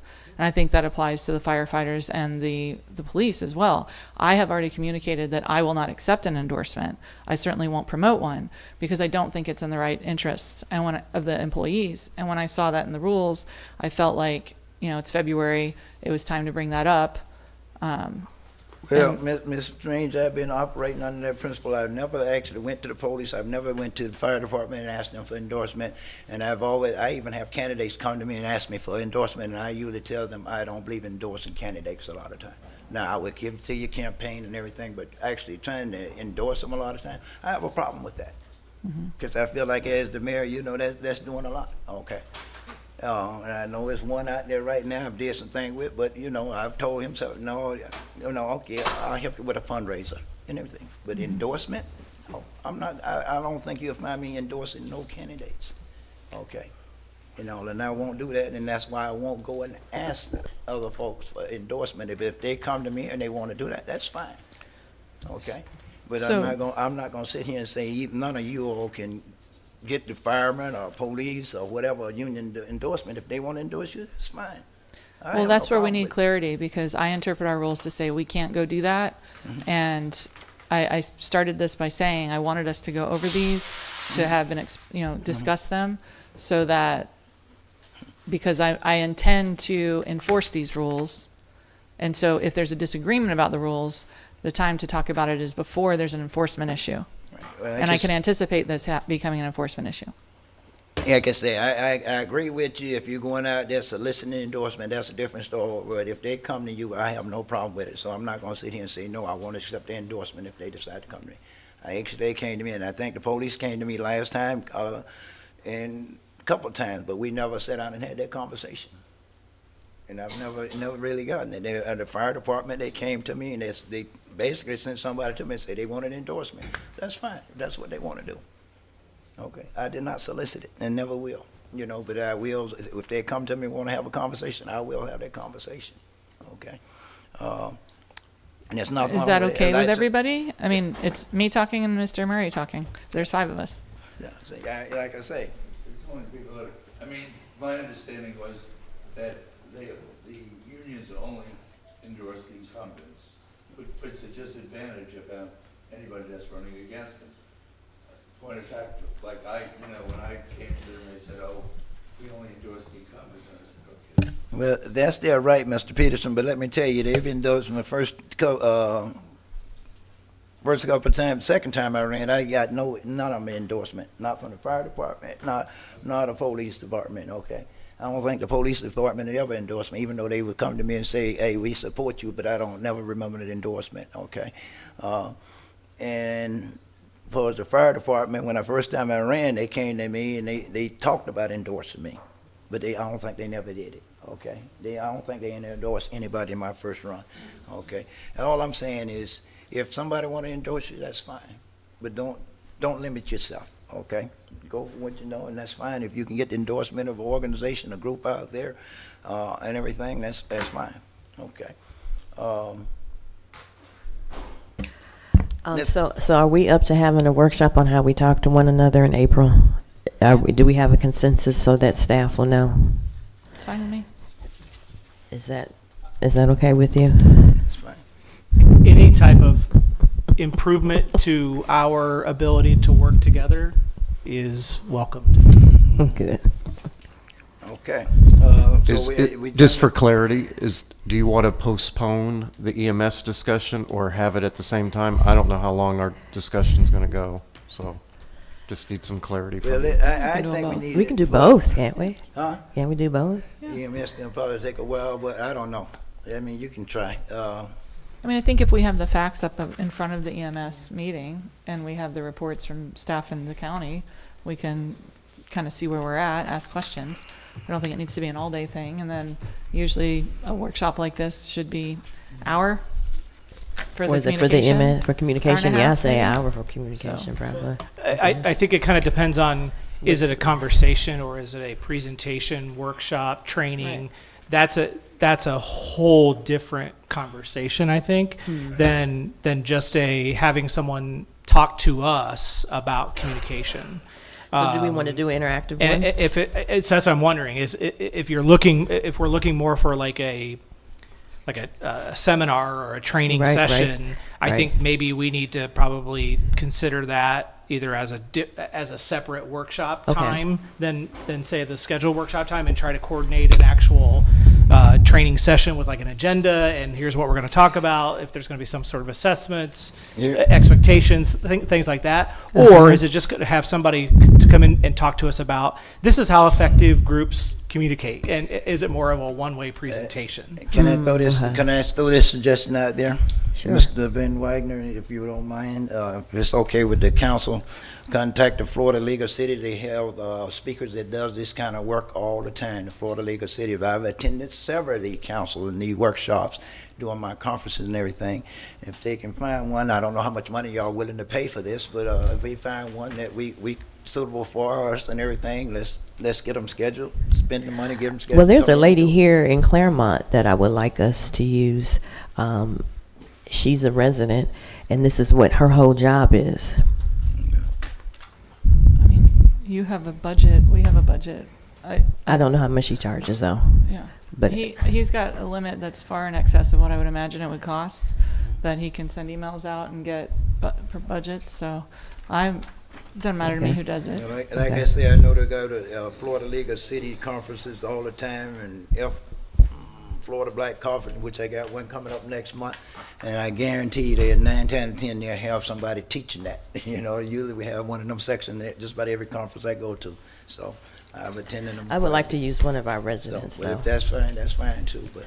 Maybe start with in April and just let her talk to us and see, do we need something deeper, because we may not. Are you all open to that? Yeah, I think if she's an expert or a subject matter, knowledgeable about communications and Yes. teamwork and group dynamic kinds of things, I'm happy to just have her do a presentation as the workshop. Okay. And if it prompts us to really get into go further. kind of like, hey, maybe we should explore this or look at this a little bit deeper, further, we can then create some sort of workshop training Sounds good. session from that point forward. Does I'm everyone okay else with that. agree with that? You agree with that? That's Okay. fine. Sounds good. Thank you. Okay. Mayor. That's item number 11. Mayor, in the month of April, we have on our calendar that there will be a joint workshop with planning and zoning. Oh, that's what I asked earlier. That's that's on the second, that's the third Tuesday of April, right? Correct. Yeah, because I think you got the workshop, and then the next day I'm headed, I don't know if you're going FBC? Yeah, we got FBC 15th and 16th, so. All right, so. And then I'm in Sanford, somewhere else, Cape Canaveral on the 17th. I sent that to you today also, so. Okay, well, So- can you schedule it and let us know? I can do whatever you'd 'Cause I like, think- I but think we need you the have three EMS. things on the table. I think we need the EMS before we break ground on Fire Station 2. We have just one workshop in April or two? One. Let's, Just one. Do we want to do a morning and an afternoon, 2 sessions? If that's something, On that day, yeah. I need to just Are let me you double check available? my calendar. what day? The third Tuesday, April 21st. April 21st. Yeah. First. 21st? April April 21st, 21. I could do morning and afternoon. Okay.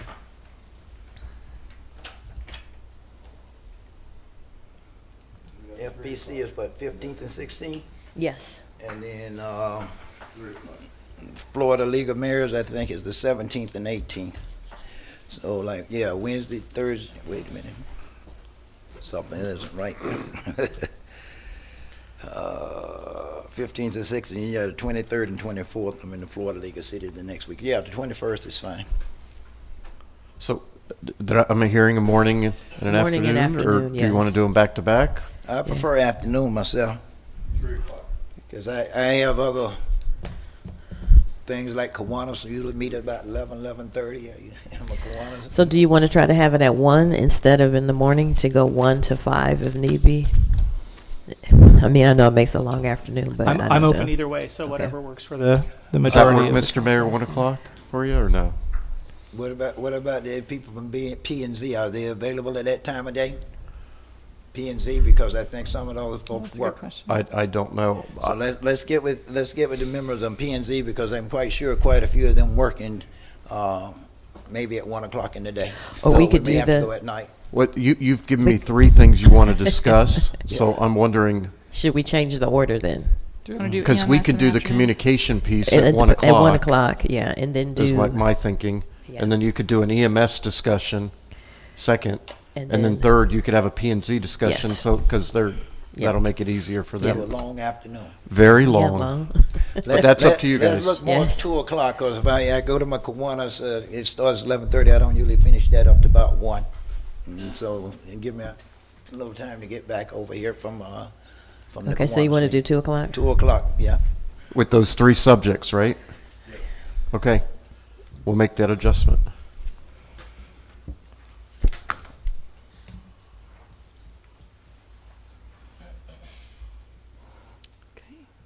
Wait a minute.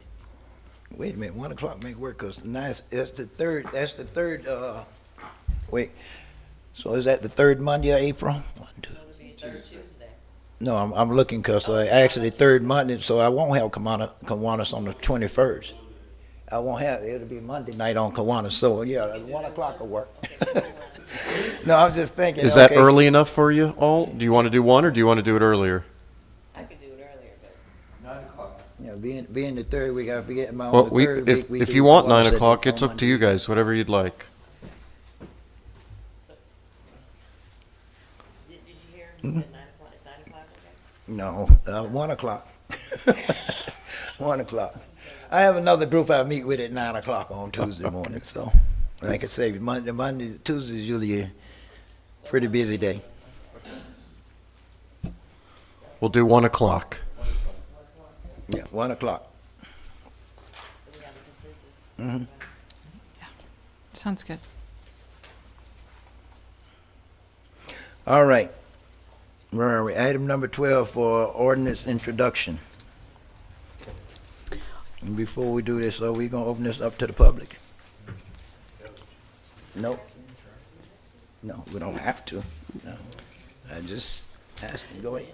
Ordinance number 2026-013, an ordinance of the City Council of the City of Clermont, Lake County, Florida, amending Chapter 125 to establish procedures for the review and approval of recovery residences pursuant to amended Section 397487 Florida statutes, providing for conflict, severability, codification, administrative correction of scrivener's error, publication, and effective date.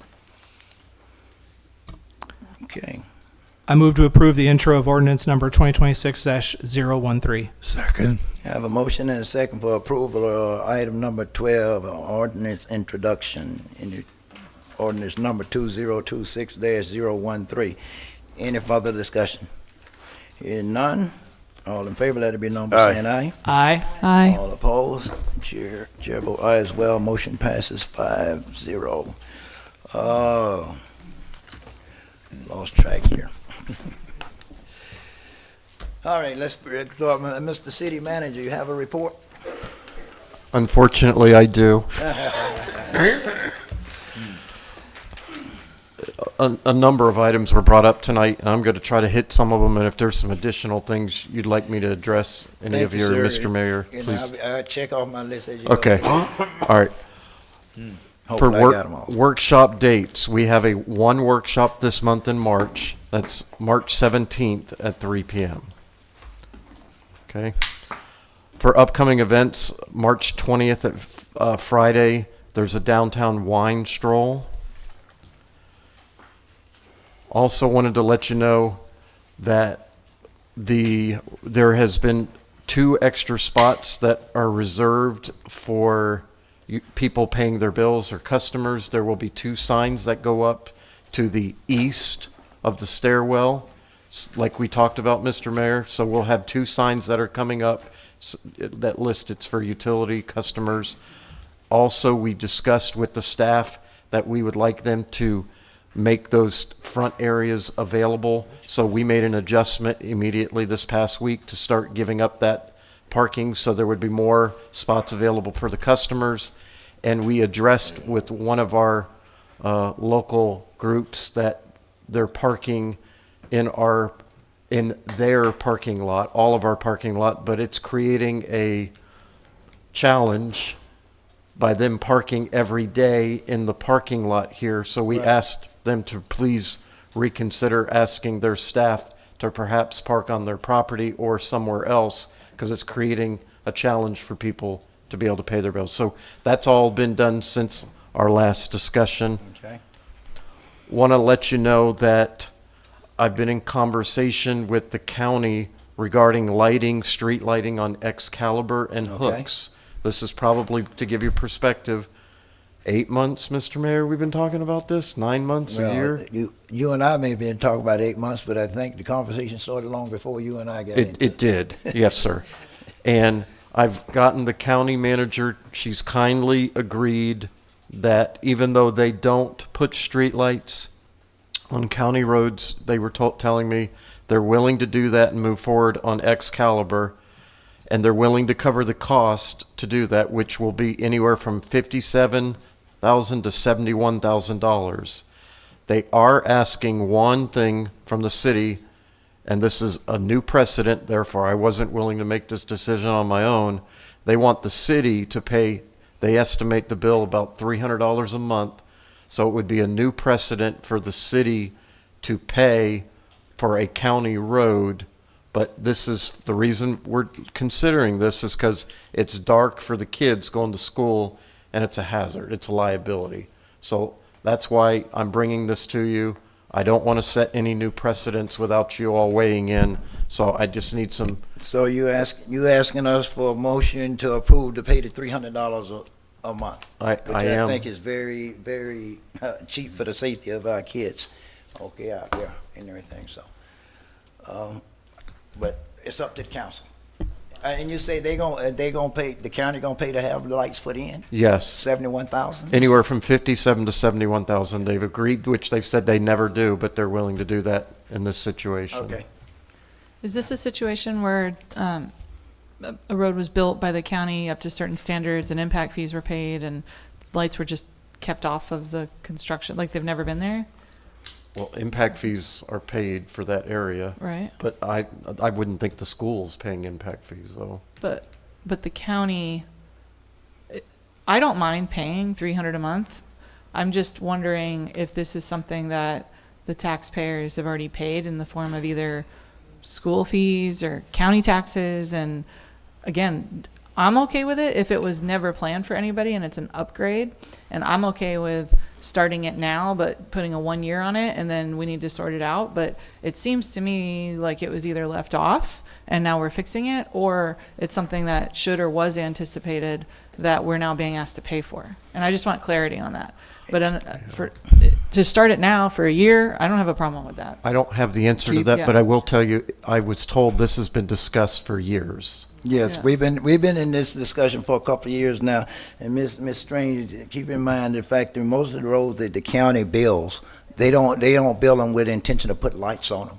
That's what I was questioning. And now they've started a new precedent. That's why they do the CDDs and the MSTUs now. That's why they're getting in them, so they can start having them have a revenue to pay for those things. My understanding, that's why they start doing it like in the wellness way, and the new subdivisions so they can pay. But Excalibur, and anybody that's been around for a while know I've been complaining about Hook Street for years, about how dark it was. Now with the apartments over there and the new construction going there, it's giving us a little bit of light. But prior to them, I mean, you go down there and watch the kids walking home from ball games or something at night, it is dark down in Hook Street. Not just in that area, but the whole street all the way to 27. I know Mr. Purvis used to complain about it as well. So this is something we've been after for a while, but I think the only area we're concerned with right now is Excalibur, where we have our kids walking to school in the dark in the morning and everything. So. Well, I think this is the kind of thing when developers come to us and they're asking for, a change in zoning, and they, every time we change someone's zoning, we're increasing the value of their real estate.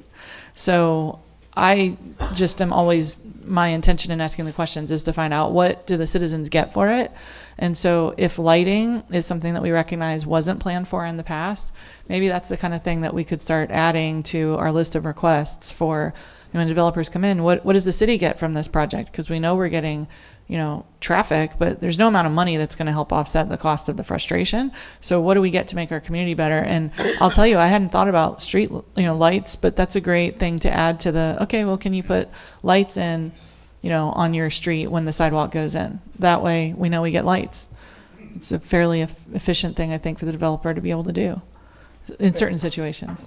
Street lights and street lights and sidewalks is one of my favorite things to talk about, because I think they add so much value, and talk about safety. And the reason I like sighting, one of the things I used to tell the police chief, one area we was having a lot of problem with, I told him, they came to me, I said, we'll light it up like Christmas. Okay, and we went in and put a whole lot of lights in there. And I remember one gentleman in the community came to me, asked me what was going on. I played like I didn't know, but it helped reduce the crime. Okay, so I believe in lights. Clarification from the city attorney. Is this something that we need to take a formal action on, or is this a consensus item that we can just give consensus? I would ask for formal action in order to ratify what the city manager is going to do. Then I would, can we make that motion without having it on the agenda and vote on that? Okay, then I'll make a motion to do that for a period of time not to exceed 18 months as an initial way. A second. I'll second. Oh, I was excited about it. Well, I have a motion and a second to go ahead and give the city manager authority for 18 months to pay for streetlights. I may have to come back. I got a question too. After 18 months, what's happened? Well, and the reason, I know that's where you're going. Mr. Yeah, and the only reason why I put a caveat on there right now is I'd like for us to, if this is a path forward of a partnership between county and hopefully we can engage the school board, then it gives us time to lay some groundwork for those conversations. And it may be that we're going to need more than 18 months. It may be that both of those parties say absolutely not, and it's the will of this council in 18 months to say we will absolutely keep those lights on, and we'll put it in perpetuity at that point. But I would like to try to create a period of time where we don't have to worry about the lights, but we give us some opportunity to create a collaborative approach moving forward. Let me say this. In the years we've been talking about it, school board didn't want to take no responsibility, and the county didn't want to take any responsibility. That's why we're at the point we're at. And I'm commending them for going ahead and collaborating and sending them up there and install them for the $71,000. So, Did we vote? No. Okay. No. Don't forget to vote. Yeah. What, did they ask you the question you were about to hit? Yes, what sir. happened after 18 months? No, you knew where I was going. Yeah. So, well, anyway, we have a motion and a second for to go ahead and fund the street lights after the the county have them installed on Excalibur Road. Any further discussion? Hearing none, all in favor, let it be known by saying aye. Aye. All opposed, and chair vote aye as well. Mr. Wagner, please proceed. Okay, thank you. A couple more items. Sorry to keep going. I need to make a request for funding for Hook Street. The county approached me, and they are approaching the federal government to ask for $15.6 million to extend Hook Street, and they would like us to be supportive in our letter, and I just would like to get the council's approval to send that letter. That's all they're asking for, a letter? Yeah. Okay. Mr. Waugh? Yeah, I have no objection. I'll do it. Write it with Yes. if you can. Is that's the entire Hook Street from Hancock all the way up to Ray Goodgame? 15, okay. Is it 2-lane or 4-lane? I think you know the answer to that like me. But that was the request yesterday, so I just wanted to bring that to you. And then a very unique request came to me today. There's a regatta that's going to be taking place on the 27th and through the 29th of this month. At the boathouse? Yes, sir. Okay. And the lumberyard has begun construction on their project, which is encroached into that area. And so now, Mr. Van Treese saying this is a problem for them to be able to do this. So he's asked me today if I would consider shutting down the trail for the weekend to do that, or reroute the trail. And after looking at the rerouting with Mr. Mathis, we are not comfortable at all putting I would people shut it on down 12th for the Street. Wait, what's the, what is the issue? What are they encroaching on? No, what's the he's- trail? What's the problem? He needs the trail because of the way the construction's being done right now from the lumberyard area, and the timing's just terrible, and it's all a mess over there, according to him. I have to go down there tomorrow, but he said he needs that portion of the trail For what? to stage, to have all the girls coming in for the regatta. He said he will not be able to fit all the people there because the lumberyard He's did. got that many people coming in. That's what he said. Okay. And he said the That- lumberyard did things that he wasn't anticipating. He's not bad mouthing them. He's just saying they did the work and I wasn't anticipating it and we can't fit everybody. So my concern is 12th Street does not have proper sidewalks, and I just No. don't feel comfortable sending somebody out there, whomever it might be, running on grass or not on sidewalks or trying to go back over. So I just need to have the conversation with you all. As your city manager, my first priority is the safety of the citizens, and I really want the regatta to have a good experience, but I have great concern, and that's why I'm bringing it to you, because I want you to be involved in this. Is it, I guess, one of my things, well, I agree with you, 12th Street isn't, that's one of the givebacks for the lumber yarders, and make sure we put sidewalks along 12th. They both put sidewalks, and it's terrible over there. With the regatta, is that they bring it in, they got trailers and everything they carrying, they boats and everything on. So if they put the boats there and park over in the other parking lot by Victory, They can't. What you call it? They're going to have a hard time putting more than one club in that whole space, even if it's perfectly cleaned out. Right. The two locations that are potential solutions in the long term. I mean, I know what regatta this is, and it's not a small number of boats. They're not going to be able. So we need to find more parking. I hate to be like, I don't know what I know more than the experts, because they're the experts. But I've seen those boats, those trailers in that for years. And you put one club, even if they pull the trailer out and you leave the boats, you still have to move the remember, these boats are 60 feet long. Right. So They're only asking first to close that little section of the trail for that 3 days. But remember, Pig on the Pond is going to ask for the same thing, and we've always told them no. Yeah. And there was probably a reason for that. The reason is because of the construction now. Yeah, but the closing of the Pig on the Pond, I'm wondering, can you walk into the lake from, is it West Beach? Can you walk into the lake?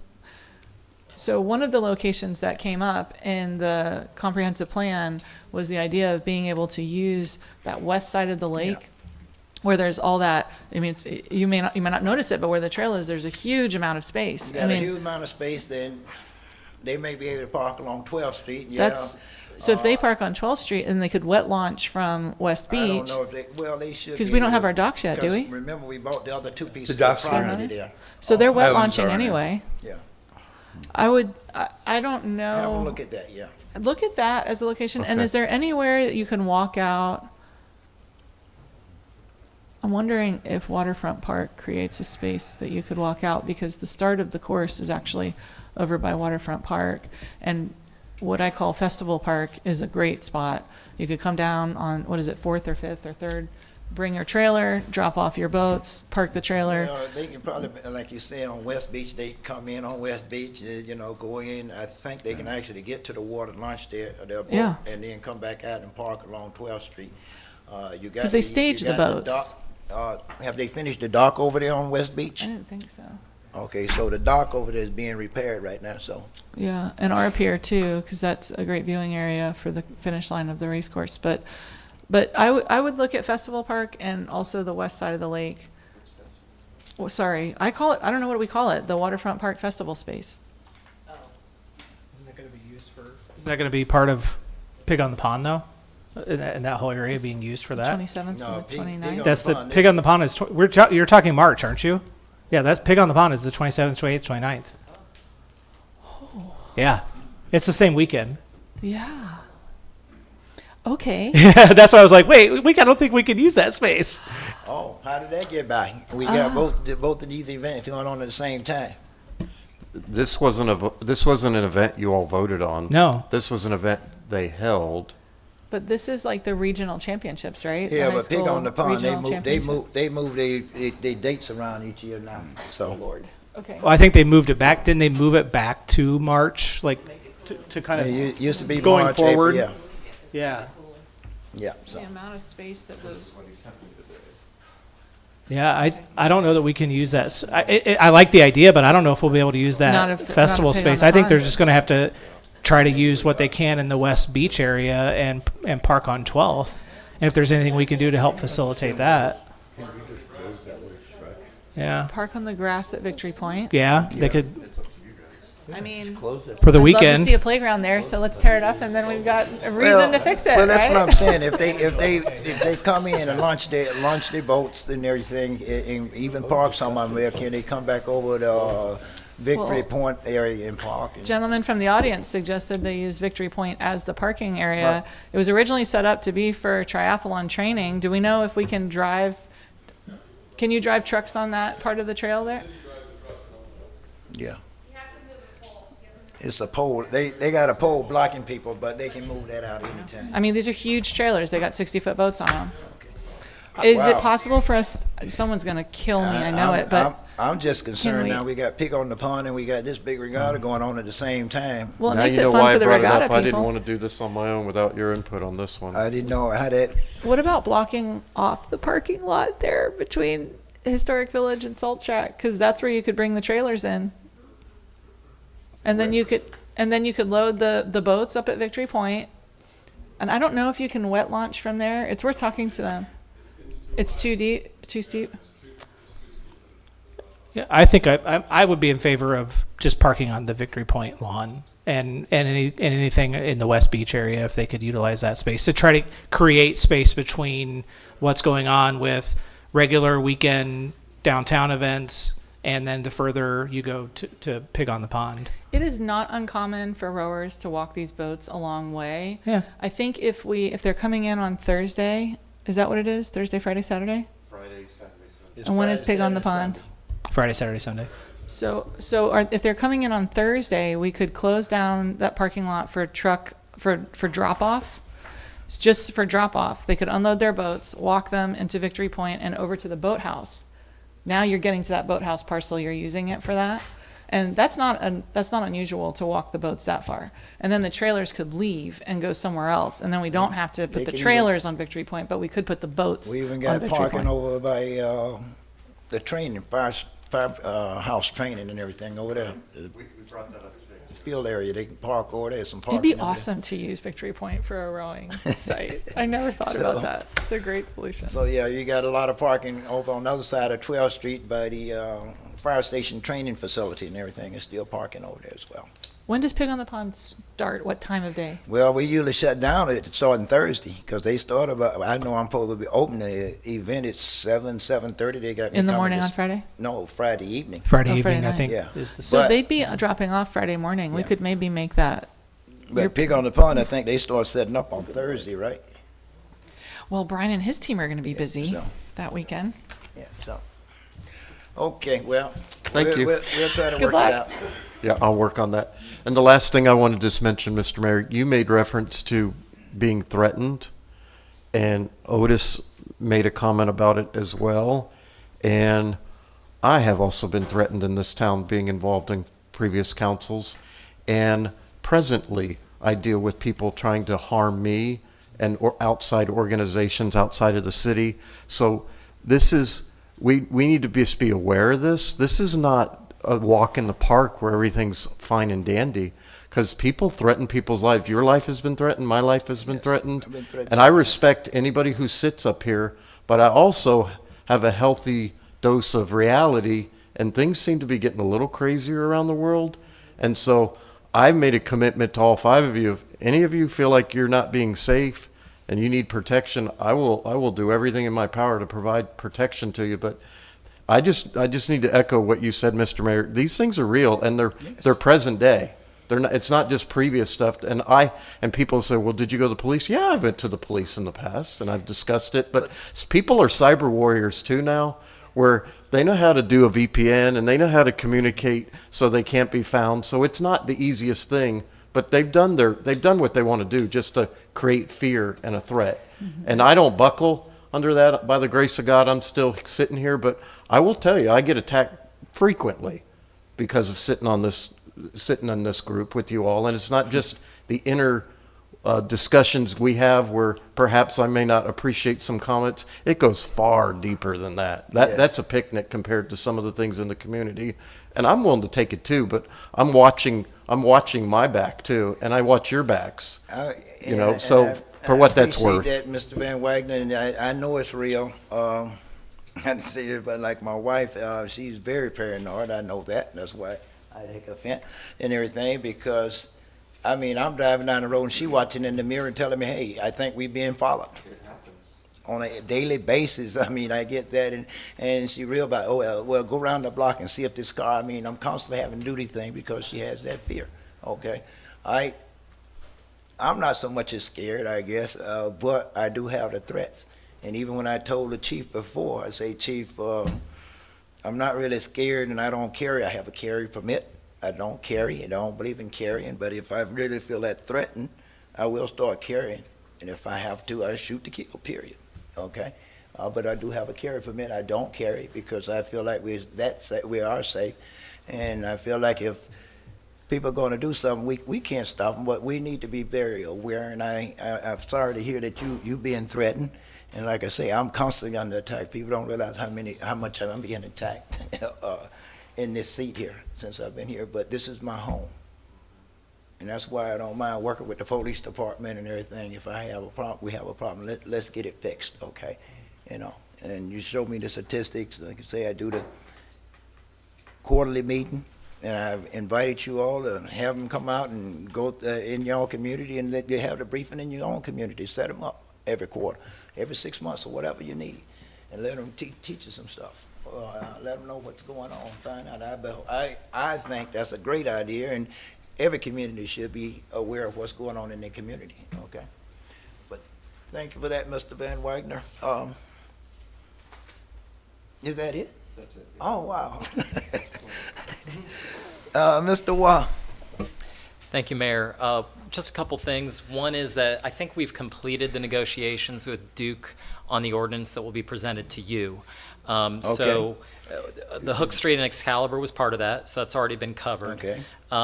They have agreed to our request after some lengthy demands that come from Mr. Brunson for truck support when we're doing right-of-way work, so they agreed to that. And they say the lighting on Scott Street will be completed by the end of March, and that's pretty much where we're at. What about Highland? I don't have an update on that. They're still working to get me an update. Well, But- Scott Street is peanuts compared to Highland. Okay, then I'll follow up with that. Okay. And then there are two Wellness Ridge CDD items coming up. One is the interlocal agreement, which I think has been agreed as to form between the staff. It'll be presented to you, and the public will have input. But essentially, it allocates the maintenance responsibility between the city and the CDD, and we're required to do an interlocal agreement on that. And in addition, there is the petition from the CDD to expand. And the way we've kind of talked about it with them is we've tried to link them together in order to get more favorable terms to kind of protect. In other words, they've told us that they expect the assessments on the people in the CDD to go down by about 10% with the expansion. So we're trying to work some language in there to protect the residents on that score. So that, for example, that they don't raise the assessments right before the thing passes and then say, oh, here's your 10% right after we jacked it up. So we're working on that. All of it will be presented to you in, I think, either the next meeting or in April. But we'll work that out. That's all the, is that the request I asked for on the CDDs and all that?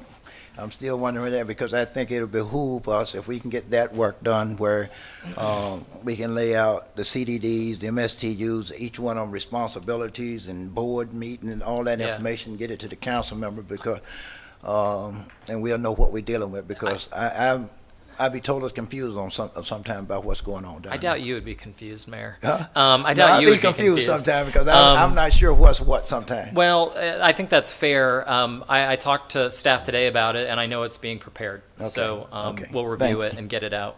Thank you. Finally, I did receive a claim. Someone fell on a sidewalk. So we have another claim, and it's been referred to the Florida League of Cities. And other than Where that, was this at? I'm sorry? Where was it? I don't know offhand. I can get that information Is the for you. sidewalk in bad condition? I doubt it, but I don't know. We never went out and took pictures or anything? We just got the claim. Okay, Yeah. okay. Okay. I think that's it. Let's, if you don't mind, let's find out where that's at and have, if Mr. Van Wagenen have Public Works take a look at the sidewalk and everything. We always do. Okay. Councilmember Strange. I thought the suggestion by the public to have some sort of conservation committee was a good one. It sounds like there's people who are interested in doing it. I had in mind, as she was talking, maybe some sort of committee like for nature preservation and enjoyment. So maybe the Friends of Hiawatha could be part of the committee, but maybe there's a group of people who might be willing to help us, not only with preservation and conservation suggestions, but also park and trail shading, and maybe we could fund the operations of that committee with the tree fund, because we have money in the tree fund, and we need a plan for where to spend it. So just an idea. I wouldn't mind seeing that on the agenda. Not sure if it needs to be formally formed or if it's better to keep it out of sunshine. I'll trust our attorney to suggest on that, but I like that idea. Does everyone else like it? One of the things I heard is saying, is if you make an accusation, accuse us of not living up to the terms of the grant, okay? So I would like for Mr. Van Wagner to check into that, make sure we're doing everything we're supposed to be doing. If not, even so, let's make sure we're doing what we're supposed to be doing, and then we can also look at doing a committee, so. I've already done a preliminary investigation on that, Mayor. on the and grant? Look at you. We've been told, that, in other words, I've corresponded with both Public Services and Parks and Rec on that. Okay. And we've submitted pursuant to the Florida Administrative Code, the annual report required since its inception, apparently. And so what the law requires is that we submit the report to the FCT so that the FCT can determine whether we're in compliance. And they have always said that we're in compliance. Okay. Now, they may be doing that based on the report. I don't know that they've sent people out there. But we are transitioning from an annual report soon to an every 5-year report, precisely because, now I haven't personally investigated this, but this is this is the staff conclusion at this point. Because I was concerned as well, so I looked into that. Some of the requests you heard from public comment would be illegal for us to do. In other words, the declaration that encumbers the property, that we accepted and recorded in the public records, we have to offer certain recreational things. We have to have certain, I think it's volleyball, we have to have, so I'm sure there's some stuff we can do that they want to do, but we'd have to think about that. Well, yeah, I'm thinking with the guidance of council, but just to get people who are excited to be part of the community. And I think I heard a lot in that comprehensive planning, the meetings, a lot of people wanting to be closer to nature, have more access to nature. And frankly, we have $1 million in our tree fund that is just sitting there that I'd like to have a plan for what we're going to do with it. So, I think if we could approach it two-pronged, one is where are large places that we can be close to nature, but also where are places that we can pepper trees and plants to make a more beautiful experience on the trails. So it's not all going into one place, but we can, but not spread it too thin. So having a plan, and I think we have plenty of intelligent people in Clermont who are far more qualified than I am to come up with that. So I would like to see that. Related to that, we had a member of the public who spoke about riding on bikes. I want to share with you all something that has been shared with me that is a effective bike trail or walking path. Has 4 things. It's 4 components. One is purposeful, one is safe, one is comfortable, and the last is interesting. If it's not purposeful and safe, it will never be used. In Florida, the fact is, if it's not comfortable, it will probably never be used. But if it's interesting, that makes it the best kind of trail as well. And I thought it was really striking when the member of the public spoke up. She spoke to the issue of efficiency and how it doesn't have to be direct. And I thought about that and I went, that's not one of the 4 criteria. It just has to be purposeful. So it can get there slowly. So that was interesting. There was a gentleman who got up that said that there is a meet us in the middle meeting tomorrow. Am I supposed to be at that? I didn't know about it. No. Oh. It is a meeting in the middle. This is the meeting they've been having, the veterans and some of city staff been having for months now, you know. Oh, when is it? It's at 3 o'clock tomorrow. Where is right, it? Right here Okay. in the chamber. Got it. All right. Then I want to be responsible to my friends down at Wellness Way.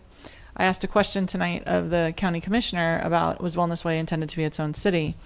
And I want to distinguish for anybody who might be listening and perceive that in one way or another, that Wellness Way is being developed in the county.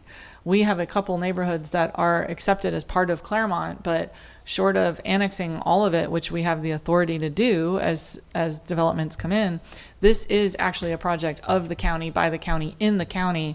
And it's 20,000 homes, and it's commerce, and it's industry, and it's being done in the county. And I don't agree that counties should be building cities. I think that cities should be building cities, and counties should be agricultural and providing food for the citizens in the cities. That's, I think, the nature. I think that's a very basic explanation of the difference between cities and counties. So that is where I'm coming from in that. So to the extent that anybody in Wellness Way might hear me ask that question of the county, it's more directed to, where I sit, the county's approach to building what I perceive as a city inside the county without also requiring city infrastructure to be in place. And I don't think that's right, which is why I do support, as much as we can, annexing Wellness Way into the city of Clermont, because I do think it should be a city, while I would much rather be a smaller city and have 2 cities. Until such time as that is a possibility, I perceive the lesser of 2 evils being, so to speak. Please don't misinterpret that either. Anybody who might be listening. And on kind of a happy note, a gentleman tonight spoke about what is happiness, and one of the best definitions of happiness I've ever heard is by R.H. Tawney. He said, the greatest happiness that a son of Adam can hope to have is to have good work and the time and income to do it properly. And so I like that definition. So it guides me. So I hope it guides you too. Thank you. Wellness Way, I've always called that going to be a city within the city, and I think we've already annexed pretty much all the residential portion. I think it's I think it's a lot bigger than what we've annexed. Well, it's bigger than what we annexed, but I think we've annexed about 5,000 of the 15,000 acres, but most of it that haven't been annexed is the commercial portion, the Olympus portion hasn't been annexed. But I know, if I'm not mistaken, I'm hearing rumors anyway, that some of them is going to come in and ask to be annexed as well. So, but I've always, from the time I saw it and started getting into it, I always say Wellness Way going to be a city within the city, because it's going to be that big by the time it's complete. Okay. And I don't know, like you, I don't know why the county did all this without putting any real infrastructure for irrigation, water, all these things was not in place and everything. When they did it, they launched all that, so I don't understand it. But we'll deal with it.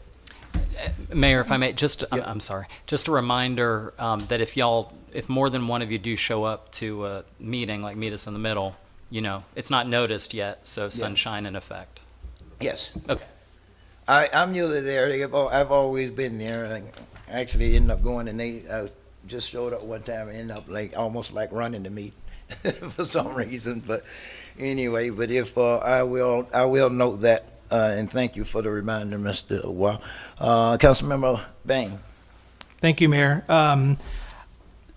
In relation to piggyback what Councilmember Strange was talking about the Border Commission, I was going to remind us as council that our workshop next week is about city manager goals and strategic vision, strategic direction, evaluation, those types of conversations. And I think based off of what we've all heard through the comprehensive plan process thus far and here tonight, that perhaps a great goal that we could create or a direction of future vision for the city manager would be to explore whether it's certain boards and commissions to get that paperwork and process started, because it would be ordinances that we would have to put it into our code, and also for us to just talk about in an open environment what kinds of boards and commissions would we like to see maybe long term, and then how can we take a couple bites at the apple in terms of involvement and participation and engagement,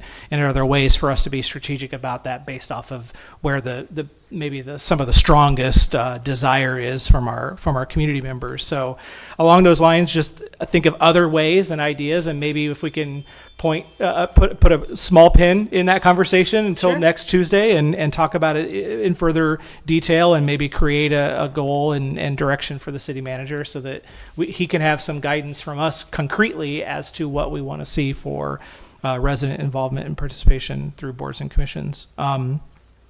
My other request, I just want to bring up, because again, it's weird, we don't really have any other opportunity to talk about some of these things, is I don't know if anybody went back and watched the last workshop we had where we sat at the table out here, but it kind of looked like a circus of all of us trying to go, is this on? Is this on? Is this work? Does this work?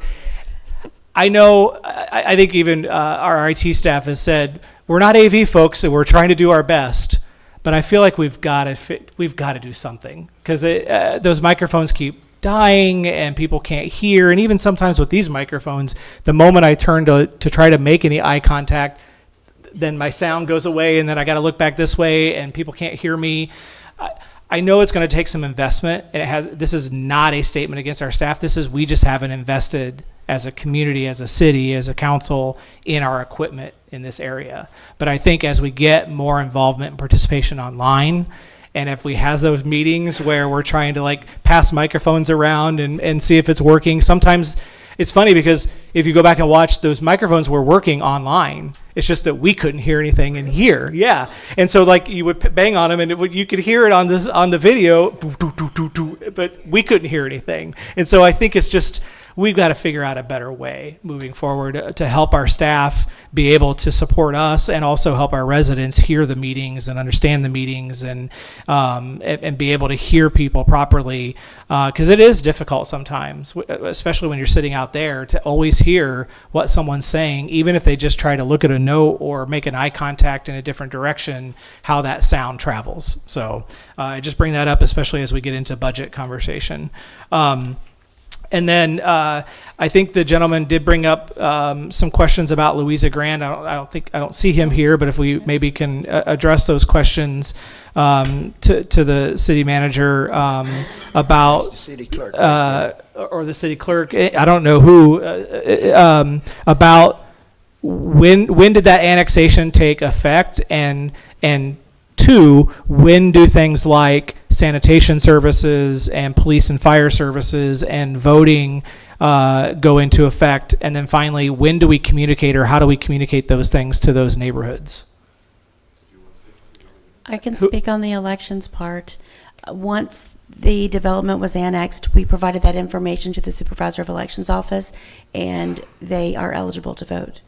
Okay, so your office doesn't actually send anything to them saying you're now in the city and you can participate in city elections. Okay. They provided their supervised election, and supervised election should be sending them voters registration cards, my understanding. So the annexations that were done in October, yeah, they had the same precinct. Their precinct did not change. They Right. did not receive a new precinct card. So they won't really get anything. What I'm hearing is they don't get anything from the city, or potentially that we're aware of from the supervisor of elections, that they are now eligible to vote in the city election? We did communicate with their HOA. Okay.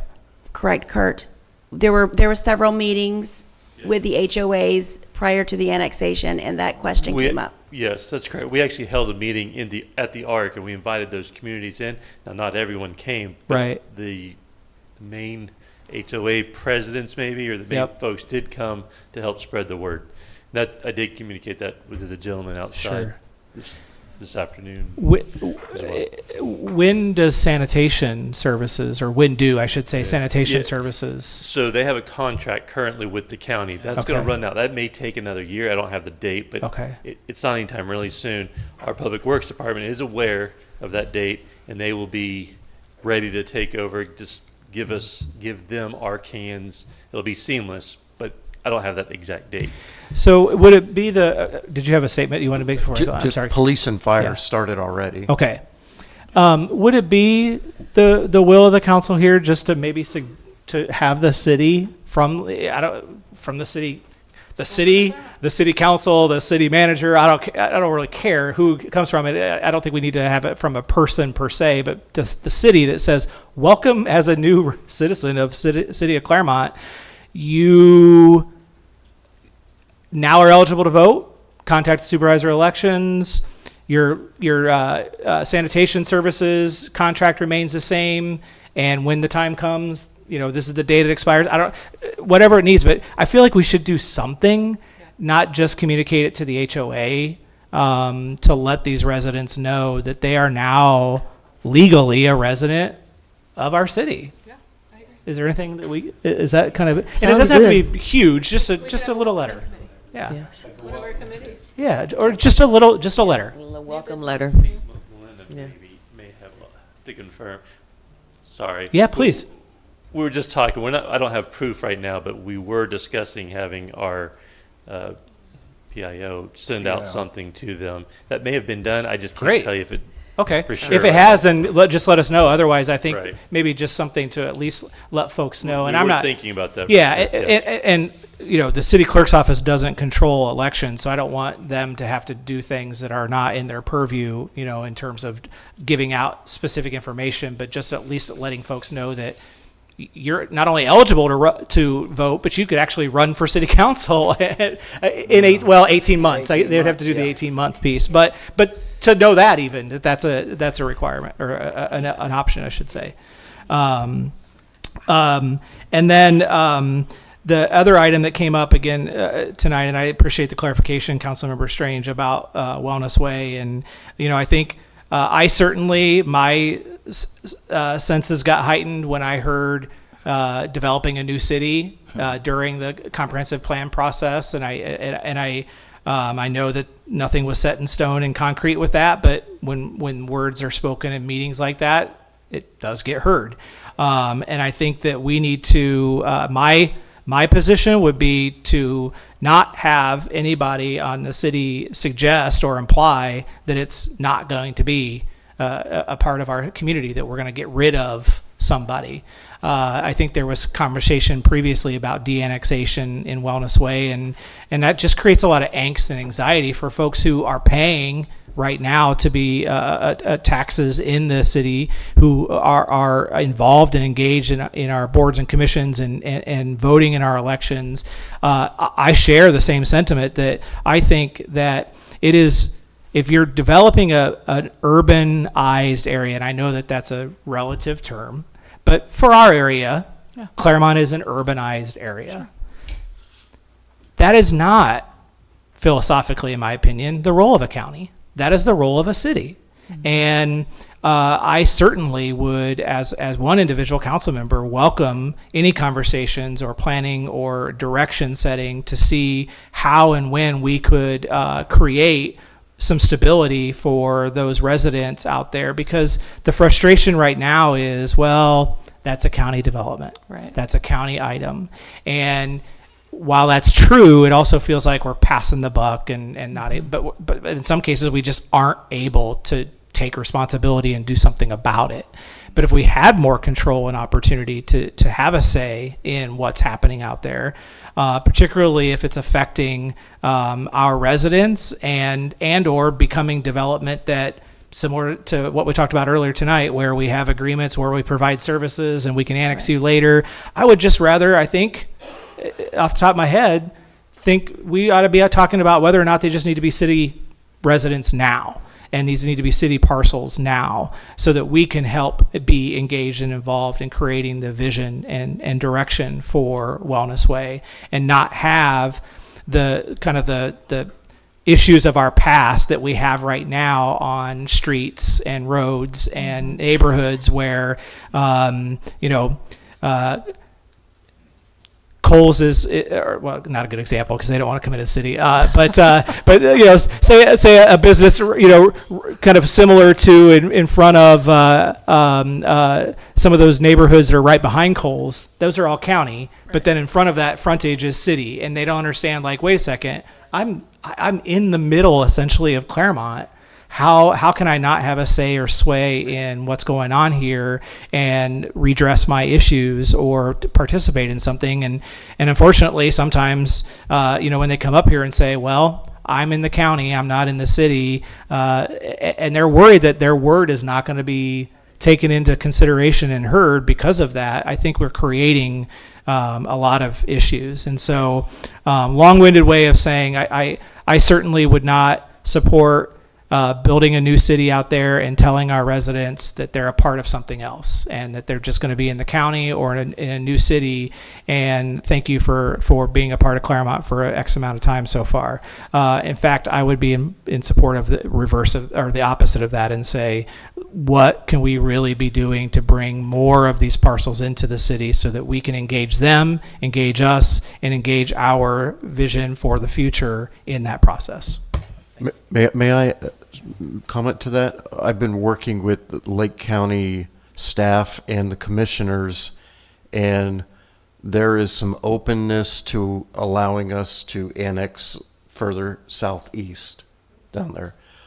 There's one community that's contiguous to Olympus. Olympus is in our area, and the community right next to us has actually approached us and asked us to consider doing that. But I have discussed it, and I think I got 2.5 votes. And I'm very cognizant. It's easy. It sounds easier than said than done. There's a lot that goes into annexing, particularly if there's existing homes in an area, just like we just talked about Louisa Grande and those other neighborhoods. Right. But I think if there is a way for us to be engaged and involved, and I'm happy to hear that that's already kind of occurring between management of county and city to work through those things. I think our residents down there need to not feel like they're the afterthought, and that the city's moving on without them. Don't worry, it's not you, it's me, and we're just going to leave them down there. And I think we need to be very clear on that, and I think we need to also be clear in our direction moving forward to see if there's opportunities for us to embrace more of that area in the city so that we can have more input and decision authority in that. Well, Mr. Bain, if it helps to clarify where my mindset is I think it's human nature to want to be autonomous and to control it's certainly an American spirit to want to control your own destiny. And where I'm coming from when I talk about Wellness Way potentially as its own city, I actually mean when they're in Clermont, there will come a day that the citizens who live in Wellness Way region say, we want to govern ourselves. That's what I anticipate would actually happen. And because I can see that as a potential, but for human nature, that's why when you hear me talk about infrastructure, police, fire, water, I want to make sure that everything that Wellness Way needs to be autonomous exists in the boundaries of Wellness Way, so that there doesn't come a point 25, 30, 40 years from now when the people in Wellness Way say, well, we don't want to be Clermont, we have our own identity. Well, you can't because you don't have any water, and we spent it all on our infrastructure here in the historic side of Clermont. So for me, I want to always create that opportunity for the people to make a decision. But I think you make a really good point about what I'm hearing you say is, if we have a vision of where we're going, then the people down there know what the direction is. It's like, if you don't know to which port you're sailing, no wind is favorable, right? So if we can, I think that's a great part of the comprehensive planning process, is to say, what could this look like? And I second, is there a third? I second the direction to the city manager and to the staff to get with county staff, and if we need to get with the county commissioners to really talk about what would it take for what are the boundaries, what are the urban boundaries of Wellness Way. I do think that we have a great team in place that we can help facilitate a really bright future. And I do think that the uncertainty is really, I would imagine that it is uncomfortable for a lot of the people who live in that region. So I would like to bring comfort to those people. So if there is a second or a third or a fourth, I'm definitely on that page. That's my report. Thank you. Thank you. Councilmember Myers. Good evening. I attended the MPO last week, and they did a presentation. They are doing a study on State Road 50 on how to improve the flow of traffic for us. Hopefully, they'll come up with something. And I want to say Happy International Women's Day. And I want to highlight our very own Tracy Ackroyd Howe. She serves as the city clerk for the city of Clermont, a position she has held since 2003. Tracy has served as the president of the Florida Association of City Clerks during the 2015-2016 term and has remained a dedicated member, contributing to numerous committees throughout the years. She has also been a member of the International Institute of Municipal Clerks since 1997. Tracy holds a bachelor's degree in business administration from Weber University. She achieved certified municipal clerk designation in 2002 and earned the prestigious master municipal clerk designation in 2009. She has also had notable achievements, including receiving the Florida Association of City Clerks President's Award in 2012, Laserfish Visionary Award in 2014, and the Florida League of Cities Home Rule Hero Award in 2016. Tracy is married and has a daughter. She is active in the community by volunteering at her church and her daughter's school. And we are so the better to have her serving in our community. And that concludes my report. And let me just add that on Tracy. Like I said earlier, I go to conferences and things all the time, and I get compliments on you everywhere I go. I think I'm always coming back and saying somebody said something to tell you hello or something, and we have a great clerk, so I commend you. And she are active in the community. She was even out there at 6:30 in the morning on Friday opening up Sprouts at 6:30 in the morning. I was shocked. Okay. Mr. Peterson. I'm not giving a report tonight. Get better. Okay. Mr. Mathis. I have nothing to report, Mr. Mayor. Just glad to be back. Okay. I guess it's now time for my report.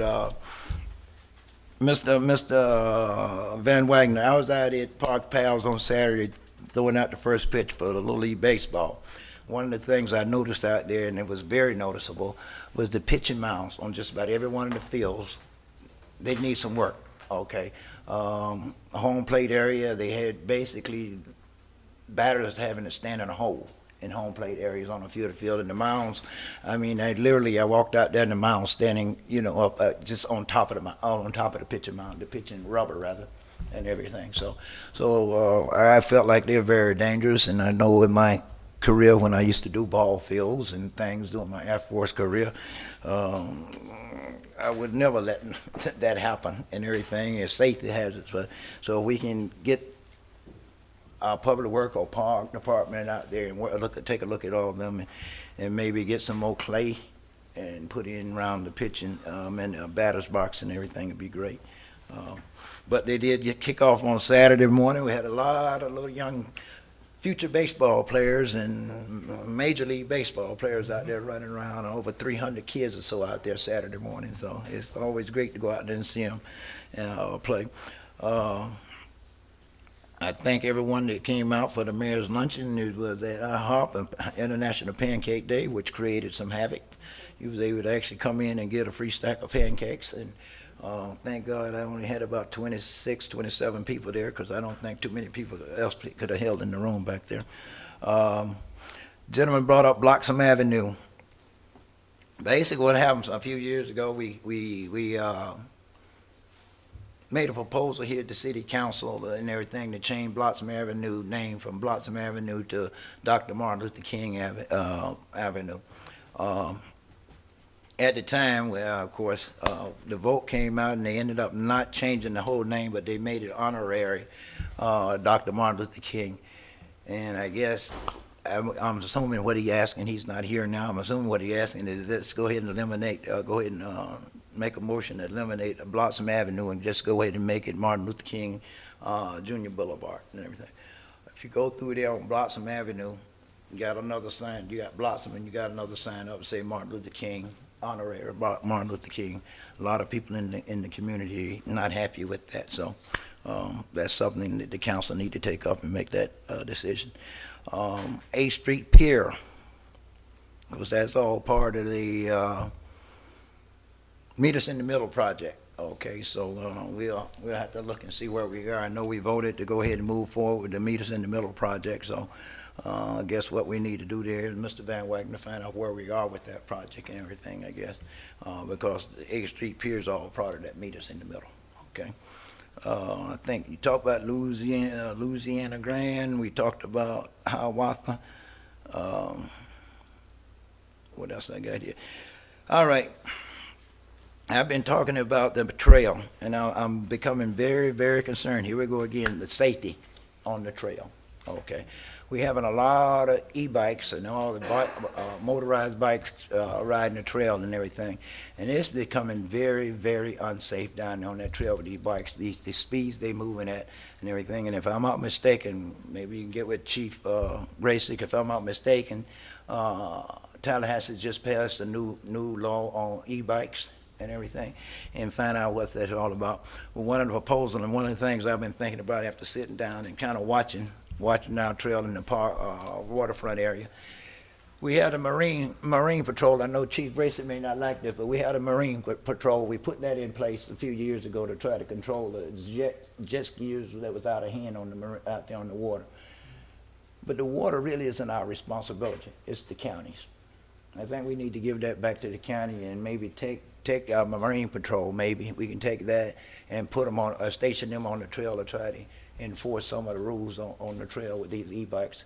I don't think we're going to be able to keep them off, even though the trails say no motorized vehicles. We have to do something because it's becoming very dangerous out there. But one of my thoughts was to get rid of the Marine Patrol and make the county patrol our waters like they should be doing, because they have more responsibility out there than we do. We had to get permission from them to be able to do what we were doing out there. Okay, so give it back to the county. We take that personnel and maybe station them along our trails and try to enforce the rules and laws after we find out exactly what they are. Because I think, if I'm not mistaken, correct me if I'm wrong, Mr. Waugh, but the law they had passed, if they're doing over 9 miles an hour, they have to be on the road.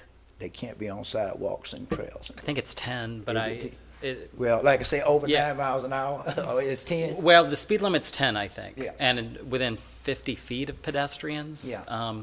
I don't think it's been signed by the governor yet. I don't know. Yeah, but I know because it's a big concern, not just here, but all over the state. And Ireland are having a big issue with it because parents done bought these kids all these e-bikes. They get out of school and they just bombarding the roads and everything. Kids getting killed riding these things and all that. And I notice we have a lot of them on our trails, even though we say no motorized vehicles. But how can we stop it? I don't know, and everything, unless we put a patrol down there. Maybe we need to go back and look at our rules and change it and say, hey, okay. The Clermont Police Department has given me some input on this, and we'll be working on something. Well, I appreciate you taking a look at that and all. Mr. Famasi, again, I do not have any problem with Mr. Famasi. I just try to do treat everybody, all the residents, whether they attack me or whatever they do, whatever they want to do. I'm gonna still treat them as a resident and show them love, and all. So I'll be happy to shake his hand and move on down the road if that's what he wish. And he made a statement about new people. Yes, I say this all the time. I get comments from people all the time about, the traffic and this and that, and come out, and I will look at them sometime and I say, and how long have you lived here? And when they tell me 2 years or a year, so why are you complaining? Okay, didn't you help create this problem? You moved here, you came and found a piece of paradise, but now you want to close the door behind you and nobody else find paradise. Can't you just, and my thought process is, can't we just work and get along? I remember when I was here with only 5,500 people lived in Clermont. Okay, we got 50-some thousand people here now, but my thing is, hey, I don't mind you being here, but hey, don't complain about the traffic when you help increase the traffic, increase these things. Let's figure out a way to get along and get around it, like I've been doing all these years, since we opened up the door and started letting people in. So, yeah, do I get mad at the traffic sometimes? Yes, I do. But the thing is, hey, they're here now, and nothing I can do about it except for let's figure out a way to do it. And I will continue to ask that question to people when they come to me and complain about the different things. If that's the problem, you only been here, what made you move here? Okay. This traffic, it was here when you moved here last year and everything, but you moved here anyway, so why complain now? Let's just work and get along, okay? The last thing I really want to address is our P&Z board. Mr. Van Wagner and Mr. Waugh, if you don't mind, it's a lot of cities starting to go to special magistrates, okay, for P&Z. And let me say, I'll be one of the first ones to tell you, I do not like special magistrates. I believe in having members of our own community make these decisions and sit on these boards, but we seem to be having a lot of trouble with our board, and I'm sorry. To me, our P&Z is becoming a real black eye on the city. What do you mean? If you sit down and listen to the actions and the things that's being done in the P&Z board, it is way out of hand. I know last month, Mr. Waugh sat down and gave him training at our request. He went and gave training. But yet and still, when you come in there for a simple process that should take no more than 10 minutes and you're in there arguing and saying things, members on the P&Z board asking questions and going down avenues that has no reference and no concern about what they're talking about, it's bad. I got the big complaint in January board, and then I know in February they told me somewhat went okay, but you did the training at that one as well. Wednesday, I started getting a lot of complaints about it, and of course I went back and I said, oh boy, what are we going to do? And of course, I know one of the things, like right now, some of the cities have come to me and they've been talking to me about it. They're having some of the same issues. They're P&Z boards and all, and they're looking to go to magistrates. So if you all can find out and get some information on that, if that's what we need to do and everything, that's what we do. And trust me, I would rather have members of the community do it, but if you're sitting on that board and not being objective and coming there with predetermined thought processes and everything, you don't need to be on the board, okay? It is a policy option that cities and counties are increasingly adopting to have a special magistrate make recommendations on zoning things. Right. And so that is something that's been happening more and more in the state. Well, yeah, I know it's a couple. I think the city of Wildwood just went to one. I think I've talked to the mayor up there and everything, and a couple other mayors, and that seemed to be the thing. And of course, when they came to me and first started talking to me about it last year, I kind of like blew it off. But with the issues we having with and the complaints I keep getting on our P&Z board, and I know I'm not the only one getting the complaints. I know you've had them, Mr. Van Wagner. You probably had the complaints as well. Quite a few of us getting the complaint about the P&Z board. We need to do something. Developers and everybody telling me that they refuse to come to Clermont with any projects or anything else because they don't want to have to face a board. Okay, I'm gonna leave it like that. But it is some members and everything on the board that's a little out of hand. Okay, and we did the training. That's why we asked for them, Mr. Waugh, to do training with them, letting them know what their roles were. And yet, still, and this is not the first time we did training. We did training for some of them. This may be the first time a couple of them had training, but the other ones had training before. So, okay. So just give that some thought, please. And if you can find out the information, how we go about all that and everything, is that the avenue we need to go down? And if you all want to understand what I'm talking about, I suggest you go back and look at the P&Z meeting from last Tuesday night, and even the one from January and all this, and just check out the attitude and the questionings and all this here that's going on. That's way beyond their responsibilities. Okay, So with that, that's all I have. Anybody else have anything for the good of the Council, Ms. Strange, you sitting there looking at me like, No, I'm interested. I'm exhausted. I'm not going to lie. We are in the middle of peak week at the spring games, so we have 5 complexes running. We had 86 teams come in this weekend. So I'm just tired, but I've not seen the behavior that you're describing, so I'm processing it. It's just that I haven't seen it. I'm not saying it doesn't exist. I have not observed it. So have you I attended will. any or watched any I'll, of the I'll PDC? watch the 2 you suggested to watch. Yeah. Yeah, if you ever see that face, just ask me, because I don't always know what my face does. So. Well, if there's nothing else, meeting adjourned.